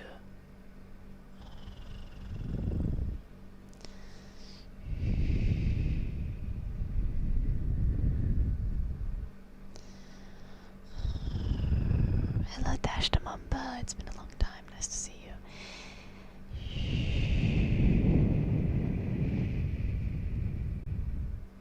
No, this is absolutely the solution. Done.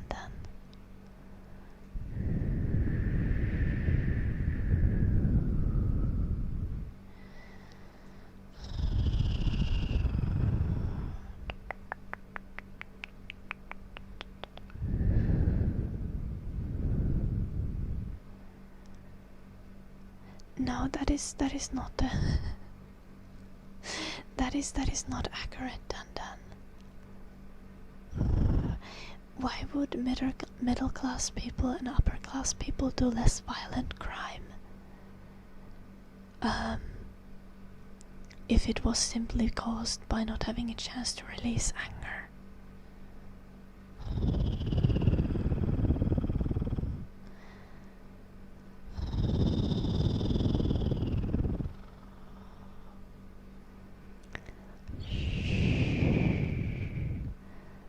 Like that is not true. Like people's need to release anger is also rooted in constant stress and poverty and abuse that they suffer at hands of others.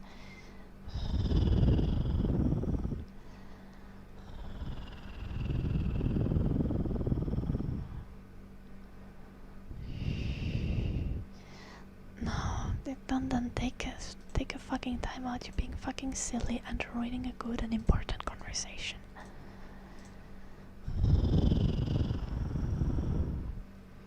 Hello Noria, welcome.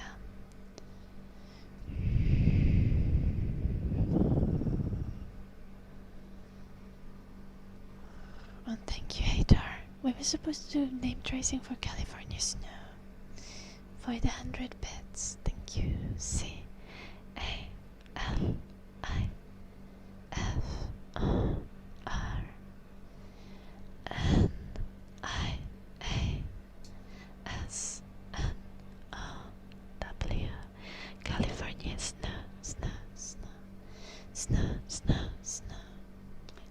Thank you.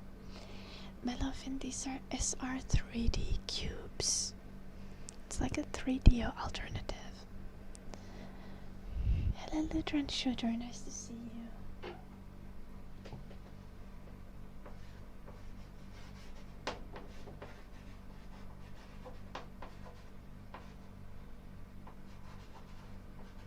I think I missed the underscore.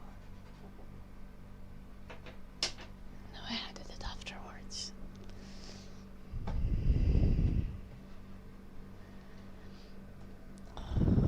Oh, I'm absolutely not capitalist, dash the member. I'm socialist. I'm not super ideologically like. My priority is not ideology. My priority is having a better, kinder world. One of my mottos is collaboration is greater than competition. We've all been sold a lie that competition is required for progress. And we've been socialized to live with that being an assumption. And even when you look about the world as it is, as we have it currently, a lot of our innovation is not created by competition. It is created by collaboration, kindness, and simply a need for something. It is created by human curiosity. Hello Dale, thank you for the 75 stream streak. And yeah,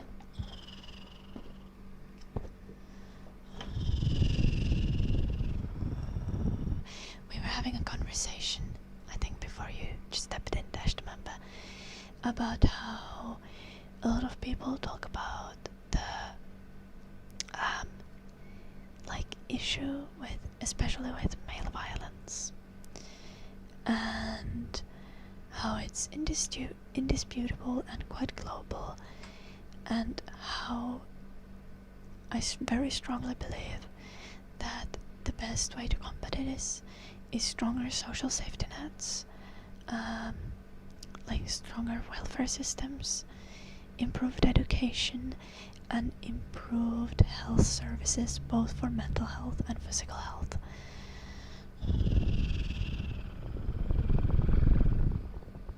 That, as well as obviously working towards like a more equal, kinder society in general.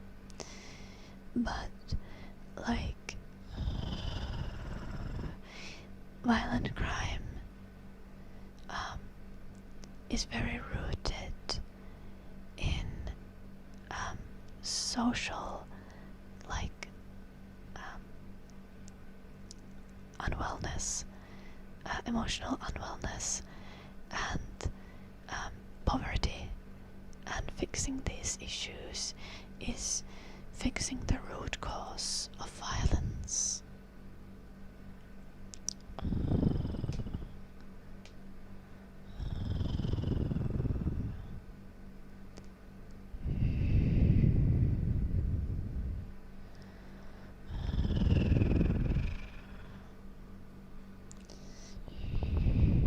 Thank you for watching, Killing, like usual. Yeah, we are past the 4-hour mark.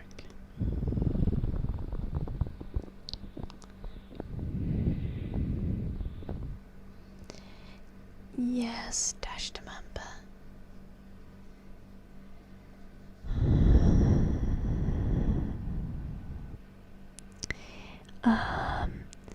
No, you're gonna be like, private sector is just more efficient.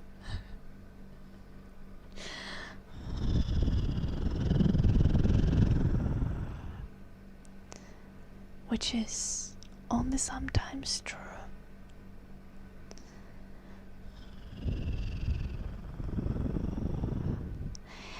And really, our goal in public healthcare shouldn't be efficiency at the expense of like things like employee well-being and local access. Like public healthcare needs to offer access in remote areas where you wouldn't normally have private healthcare, but it is important that everyone has access to public healthcare. So this is because public healthcare needs to be designed more humane than private healthcare. You are never going to be able to min-max it, because that is going to be inherently inhumane way to act. For-profit healthcare as a concept is wrong, in my opinion.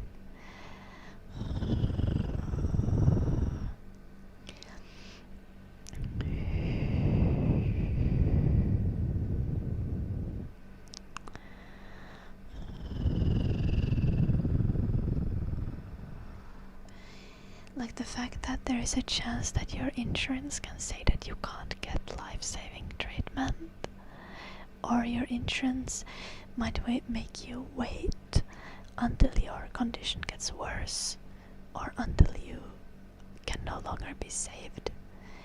That is inhumane and unacceptable.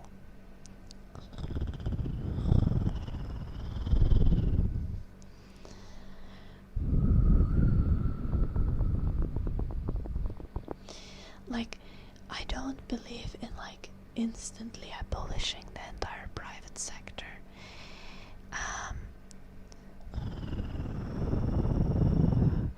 But I believe in like employee-owned like companies. I believe in socializing fully the industries and services that are required for us to stay alive. Obviously, private sector is still allowed to like do these things, but that can never be at the expense of like public sector's existence. Like, also every country should own their own railroads. Like, we should have sufficient public transport. That is also extremely important to target climate change. There's absolutely too much greed. This is absolutely one of the things, Dash. We need to stop rewarding greedy psychopaths. Like the way we currently organize society, we reward people who are greedy and do not care for the well-being of others. And then we are like, oh, I wonder why the society is crumbling. When we give all the benefits and all the good things to the most callous, the most calculating, the least empathetic people.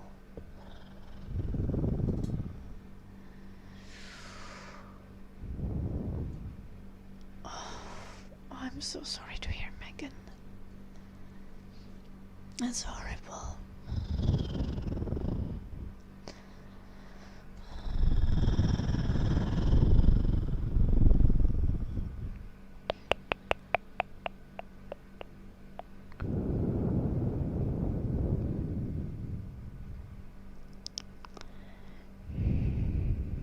See, okay, dash the member. I agree the government is shitty. Now, we have an unfunctional democratic system in most Western nations, which is significantly impacted by the fact that we don't have sufficient education. To have a fully functioning, good democracy, like you can never have a perfect democracy, but to have as close to a perfect democracy as possible, you need to have a well-educated voter base. People with access to good scientific information and education that teaches them critical thinking. A well-read population.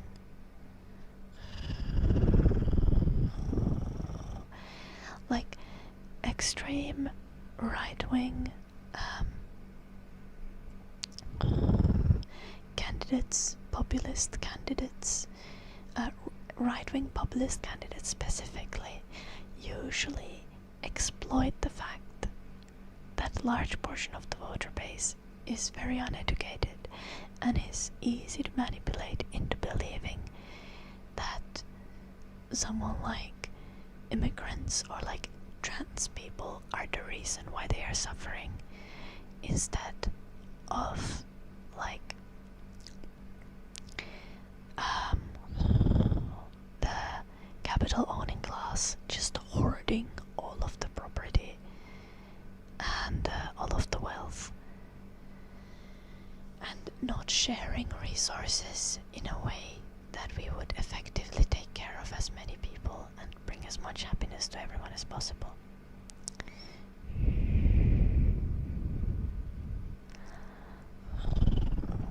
Yeah, like the society is not meritocratic, Bernd. Yeah, meritocracy is propaganda.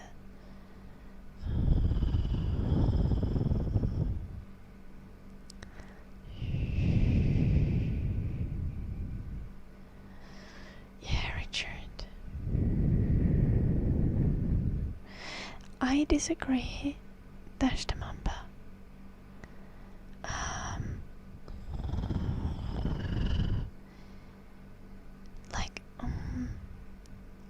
Are you from the US? Dash the mamba, I assume that's the case. Like, depends what you mean by both sides. But like, Democrats are largely useless, and Republicans are evil. And many Democrats are also evil. Like, there are so many Democrats who are straight up still like supporting Israel and taking ridiculous amounts of money from APAC. Now, there are still some good candidates. Like, I am very happy to see the Democratic Socialists doing better in America. Not that any of them are perfect, obviously, but like Zoran Mamdani is doing a hell of a good job, and actually delivering on promises that we made as part of his campaign. I'm very happy to see Mamdani doing the things that he's doing.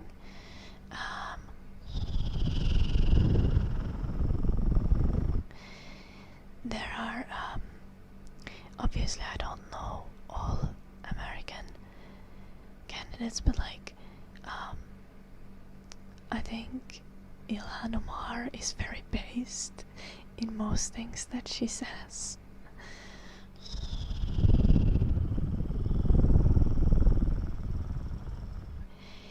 And I've been very happy to see many of the Democratic Socialist candidates doing well currently.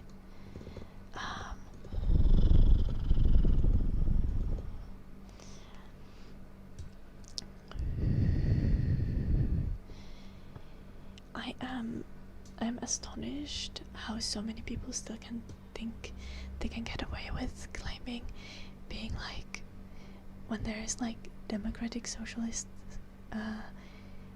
campaigning who are like, we want to have publicly funded childcare or school lunches for children,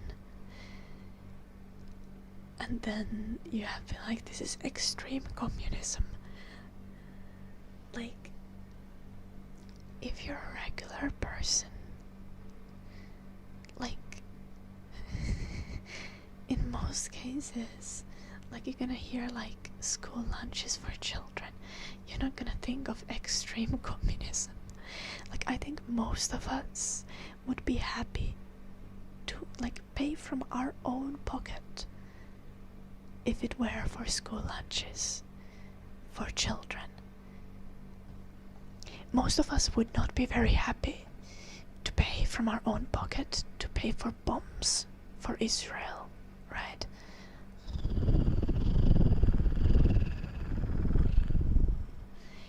And I think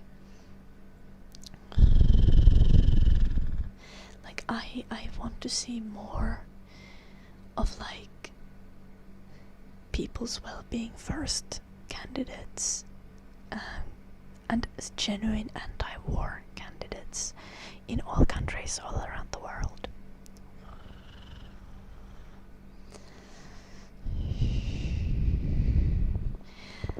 And one thing about those of you who are from UK, I hope you've heard of Count Binface. There is gonna be a by-election in Clacton, which is gonna be most likely Nigel Farage, who is a racist shithead against essentially a joke candidate called Count Pinface. But some people are saying that there's a genuine chance that people might get behind Count Pinface, and I really want to see that happen. So if anyone is from the UK, if anyone sees news about Count Binface, please like and share that kind of things online. Share the happy news about Count Binface, who wants to build at least one affordable house.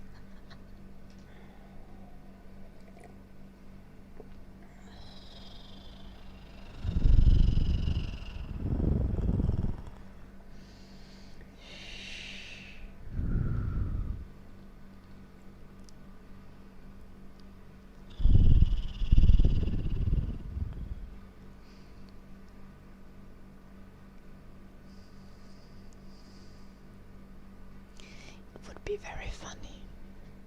Why not? Go Verizon.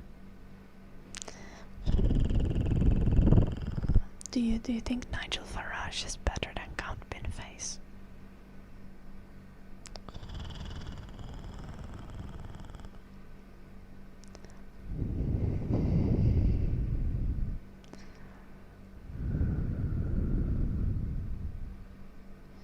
Who attacked whose country first?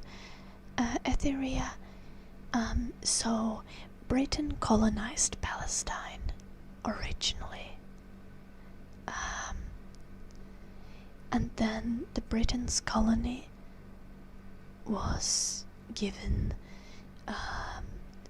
to Israel, and an Israeli colony was established. There is, what is it like, and so such a long history of violence.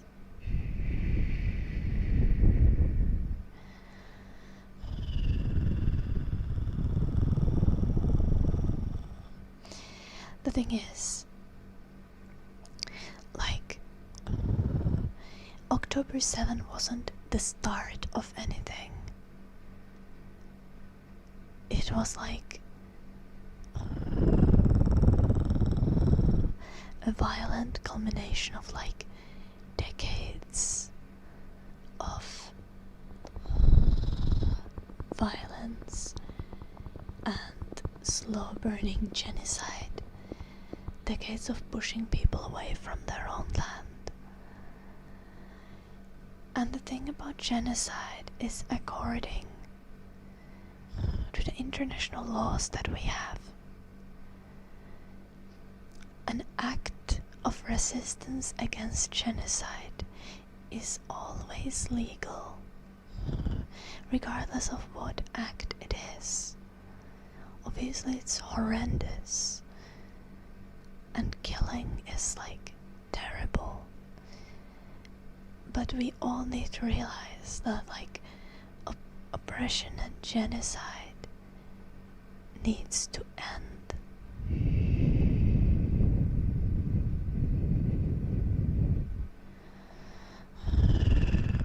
For there to be peace, and for the killing to stop. Like the stopping of violence needs to be a stop of violence from the oppressor, from the genocider.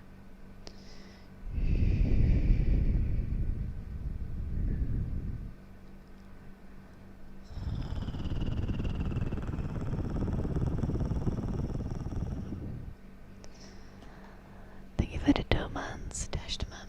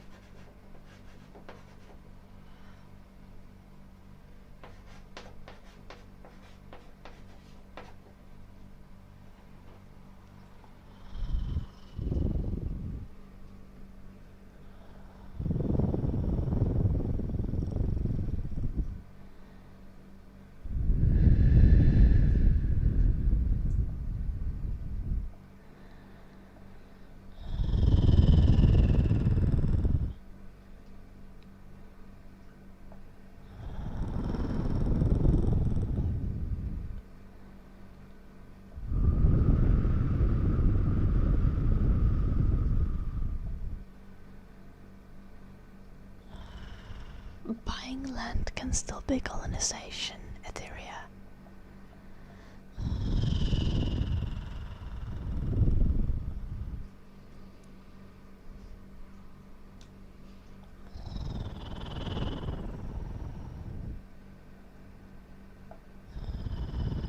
Colonization is the act of settling in someone else's land and taxing them and using their resources.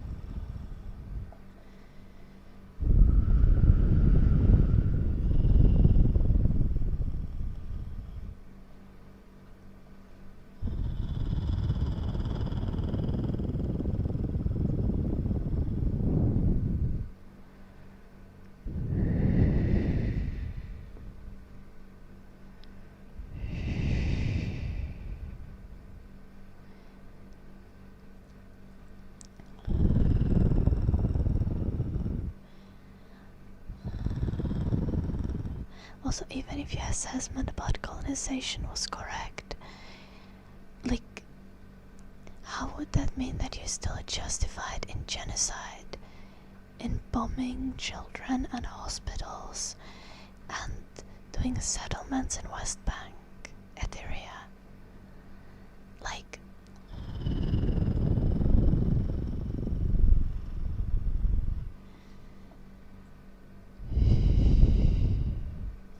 do you not care for the people's lives?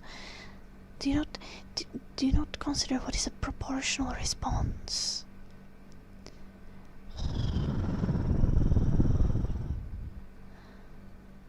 If someone pushes you on public transport murdered, do you think it's fine to stab them in response? No one would consider self-defense to be reasonable if it causes damage that is by like tens or hundreds of times the amount of damage that was caused to the person who was first attacked. Even if October 7th was unprovoked, it does not justify the genocide that followed after.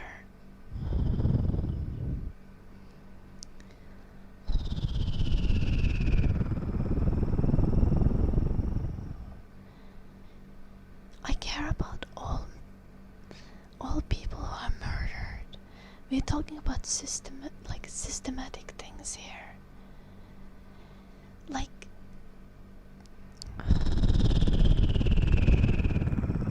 do you not care about the people who are being murdered by ICE in America? Do you not care about the people who are being murdered by being denied health care at the hands of health insurance companies? Etheria, do you not care about the tens of thousands of Palestinians who are dying?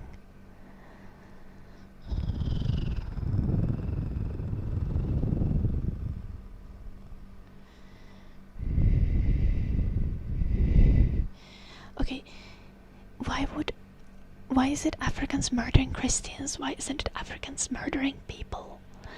What Christians? Where in Africa are we talking? Yes, tens of thousands, Etheria. Might be hundreds of thousands, but there are tens of thousands of Palestinians killed by the numbers that have been accepted by Israel. The numbers that have been accepted and admitted to by Israel are in tens of thousands.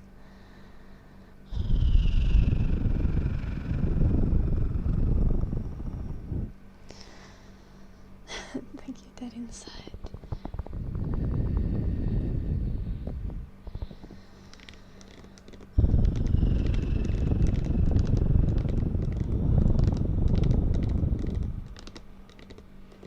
Swingy, thank you for the 3 stream streak.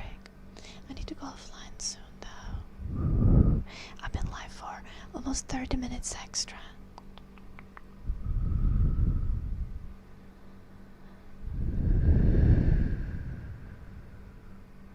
What is not as bad? Raymond, I'm very left-wing and very woke. What is not as bad? Murder is not as bad as we make it out to be.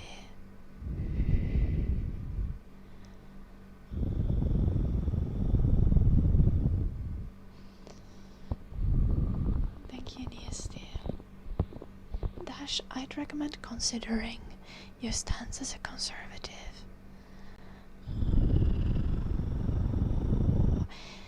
If you like Mamdani and you like policy that's genuinely advocating for the well-being of others. Also, like the thing, for example, in the case of Cuba, they have improved. Like, Cuba accepted one of the most progressive family codes recently that is very LGBT inclusive. And Cuba has been able to do such changes through considering discrimination a public health concern, which it is. Discrimination causes worse public health outcomes. Thus we should reduce discrimination so that people would be healthier and happier.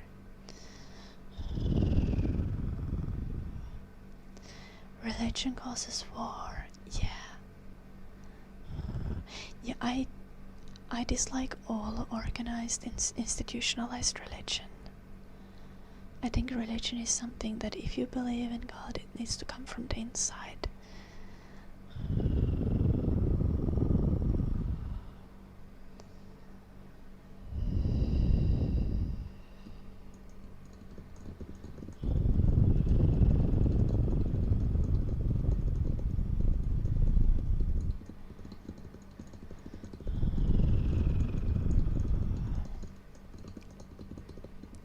I don't think we can ban religion as a society.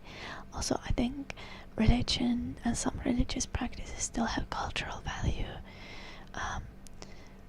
What I think is we need to not let religion touch our legislation.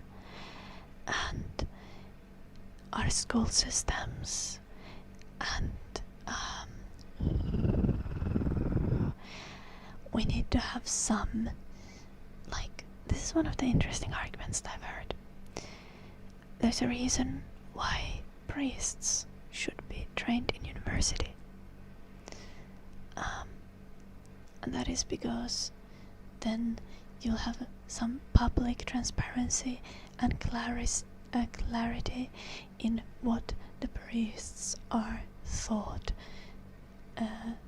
about what is acceptable theocratic practice.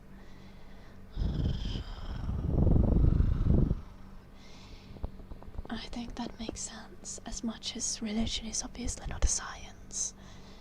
Though religious history is a field that is to be studied in university, but religion itself is not a science.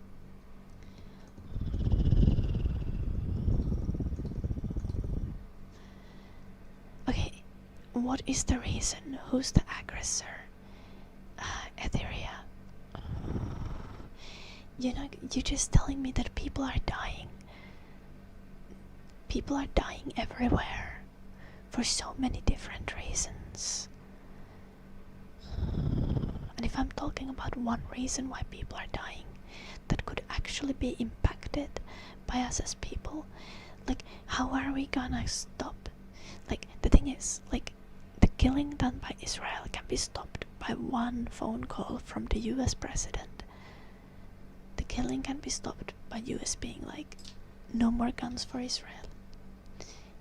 And Israel will have to pull back and actually genuinely focus on just simply, like, defending themselves and not, like, randomly bombing people, because they won't be receiving, like, ridiculous amounts of US weapons.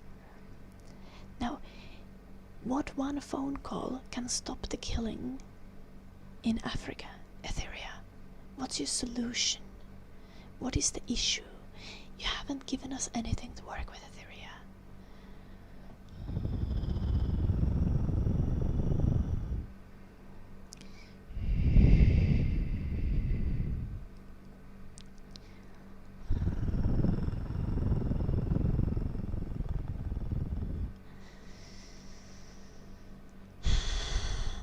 Israel attacked Palestine, Etheria. Also, Palestine hasn't even had an election since 2002, as in 90% of the people in Palestine had, like, literally never had a chance to vote, because, like, they weren't alive at the last election, or because they didn't, like 90% of the people haven't voted for Hamas, yet they are all being collectively punished.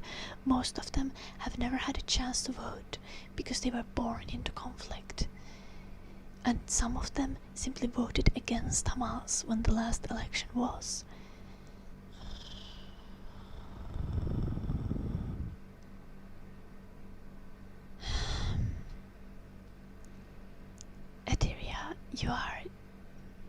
This is just incorrect. Palestine terrorists attack Israel first in, 1946?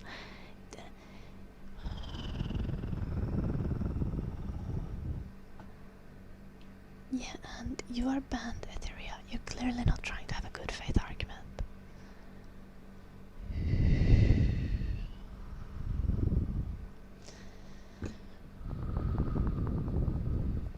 A lot of underdeveloped countries don't really have a democratic system to vote for good governance as well. Yes, and when they vote democratically, like Iran had a democratically chosen leader, then they get overthrown by the CIA.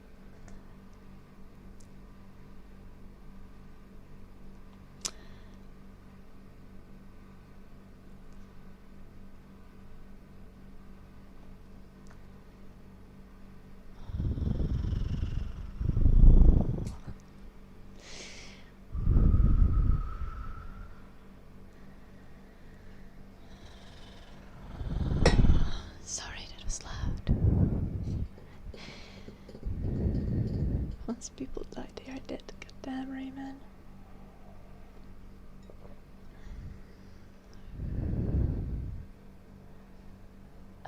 The Israel-Palestine conflict genesis, like, okay, conflict in the region goes so far back. Like, do you wanna talk crusades? Like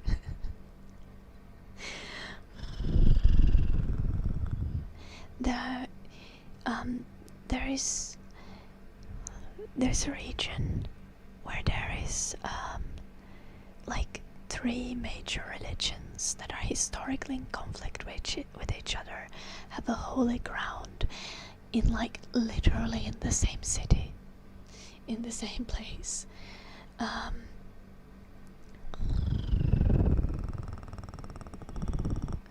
There's been religious conflict in the region for the longest time.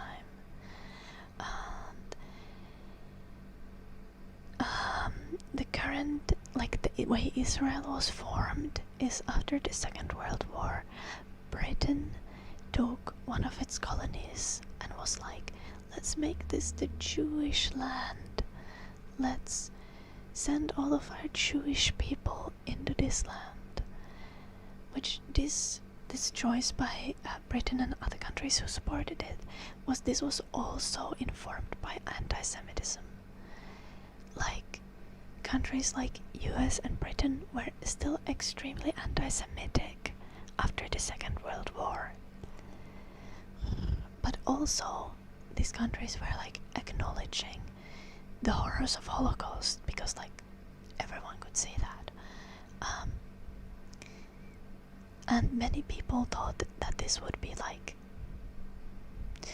a solution to have a Jewish country. But obviously there was already people living there. Many contemporaries also disagreed with this. Like, this is the start of Zionist. Like, Zionist ideology already existed before this, but this is when Zionism actually started forming. Country of Israel was formed. And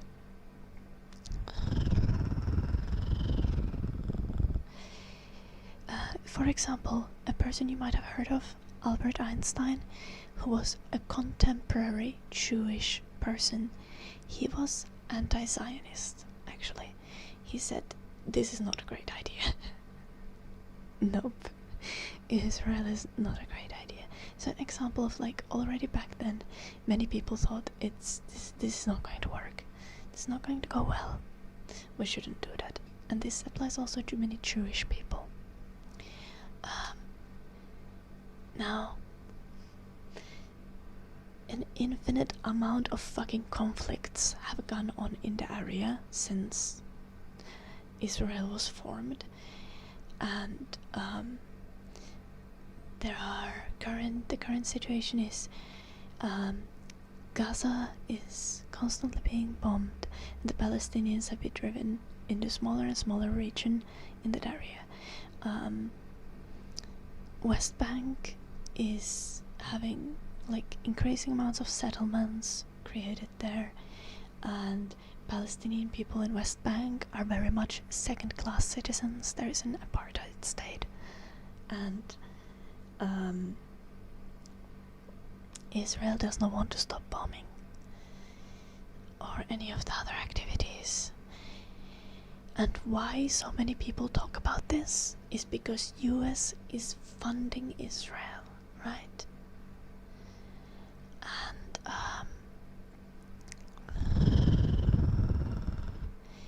the thing is, like, we in the Western, like, countries, you can't really influence countries that you are, like, against.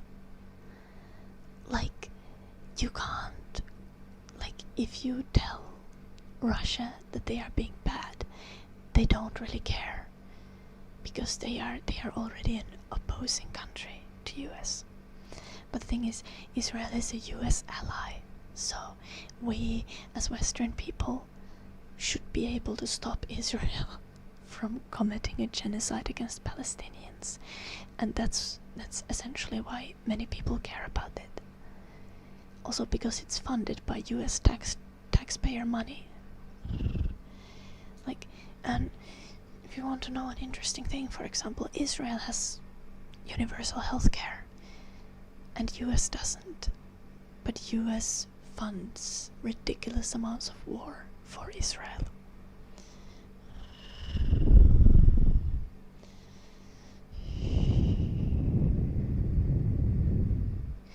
I do not know Vayev. That's actually crazy.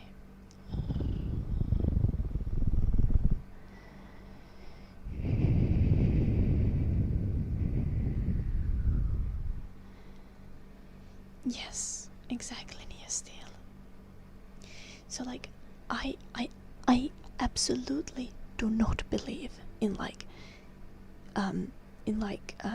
exiling Jewish people, for example, from Israel now. Like, I don't think that forceful population transfers are ever appropriate, and many Jewish people have now lived in Israel for quite a while, for multiple generations. But we cannot be doing genocide to Palestinians. It needs to end. The thing about end of a conflict like this is like, you can't stop the violence at the snap of a finger. Obviously you can stop it at the snap of a finger, as in like Israel can stop bombing Gaza, but other types of violence and individuals doing violence, terrorism, is likely to continue for decades to come, because you now, both on Israel's side and on Palestinian side, you now have generations of young people who have only grown to know war. They have grown in the middle of a war, especially the Palestinians. Like, over 50% of Palestinian population is under 18. These children have never known anything but war. De-radicalizing them is gonna take a lot of work.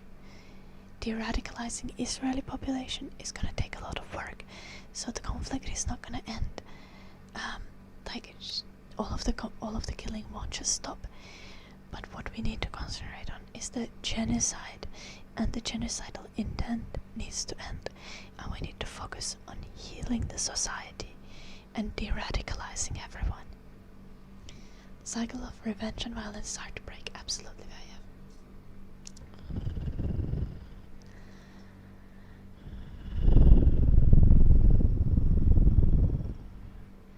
Their entire public healthcare system is actually subsidized by the US. Oh gosh. Yeah. Burned. This is...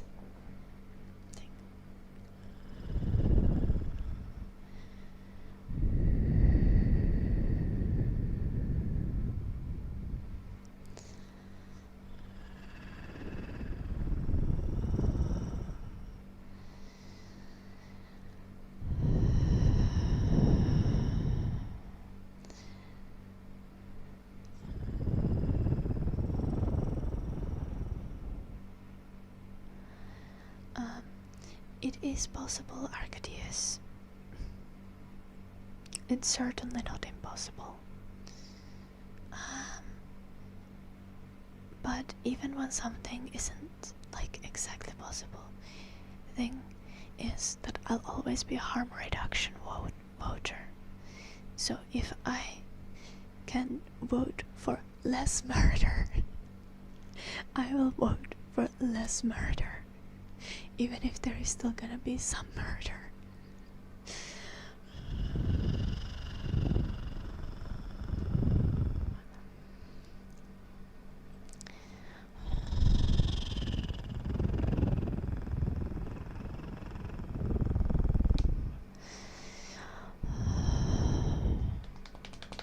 Okay, I've been live for too long. I'm gonna go.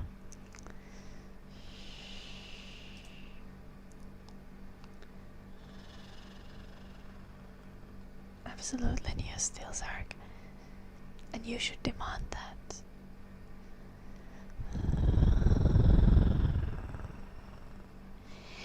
And if if you have if you have elections where you don't have a choice between like where you don't have any anti-Zionist candidates running, like you can still apply pressure on the candidate that is more likely to be anti-Zionist. And again, like, you as US citizen, like, you don't even need to accept that it's genocide that's happening to the Palestinians. You just need to look out for your own best interest to agree that US should stop sending weapons and money to Israel, because the amount of money that is spent on weapons and weapons for Israel could be spent on free school lunches for children, on public health care, on public transport, on high-speed rail, on literally anything that actually improves the lives of US citizens.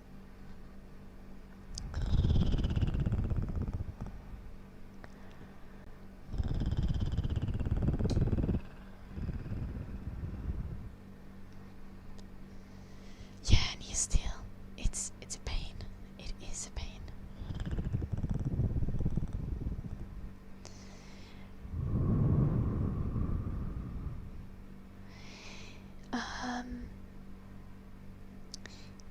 I think, yes, robotic.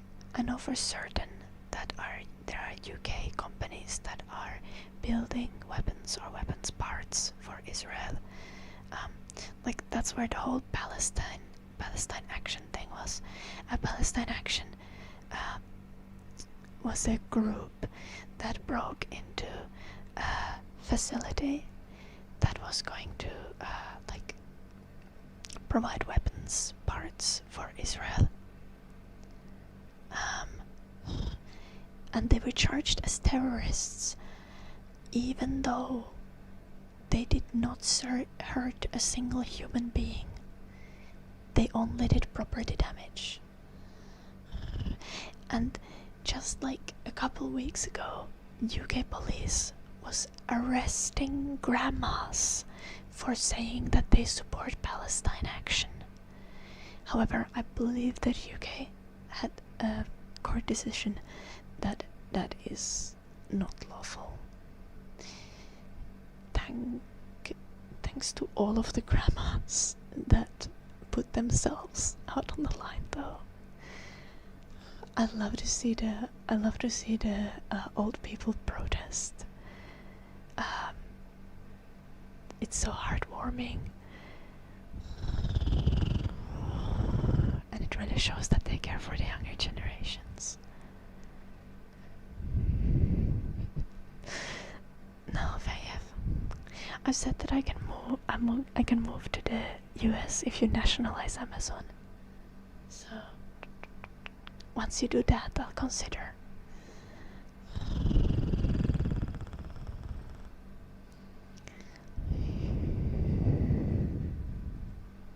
Hello, Layton. I'm good, but I need to go. I've been live for way too long, for almost 5 hours. I think Jimmy's gonna be mad at me. He's not gonna be mad at me, but he's gonna hold it against me.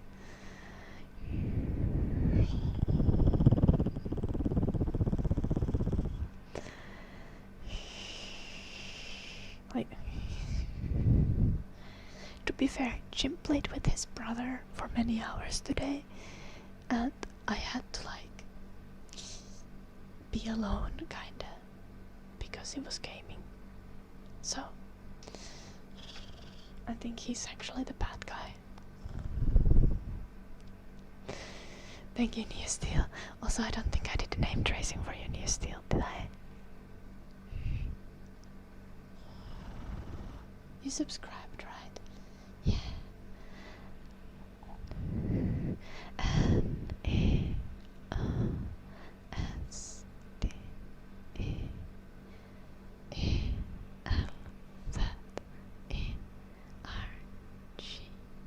No, because we also need to put you on the board. Like this is how it works now.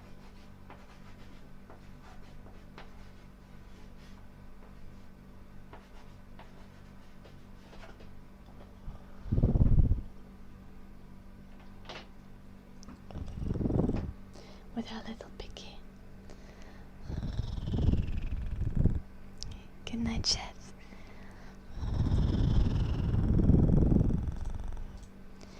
Good night, everyone. Thank you so much for watching. I'll be back. Probably I'm gonna have the whole weekend. I'm probably gonna do some editing instead of streaming on Sunday. I know, tragic. I have one video and then audio for the ASMR game that I want to work on.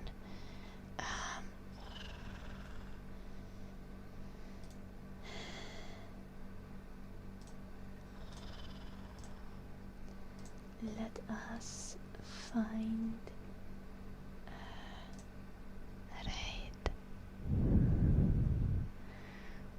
Oh, okay. I wanted to raid Caroline, but I think she's ending. It says that no more requests.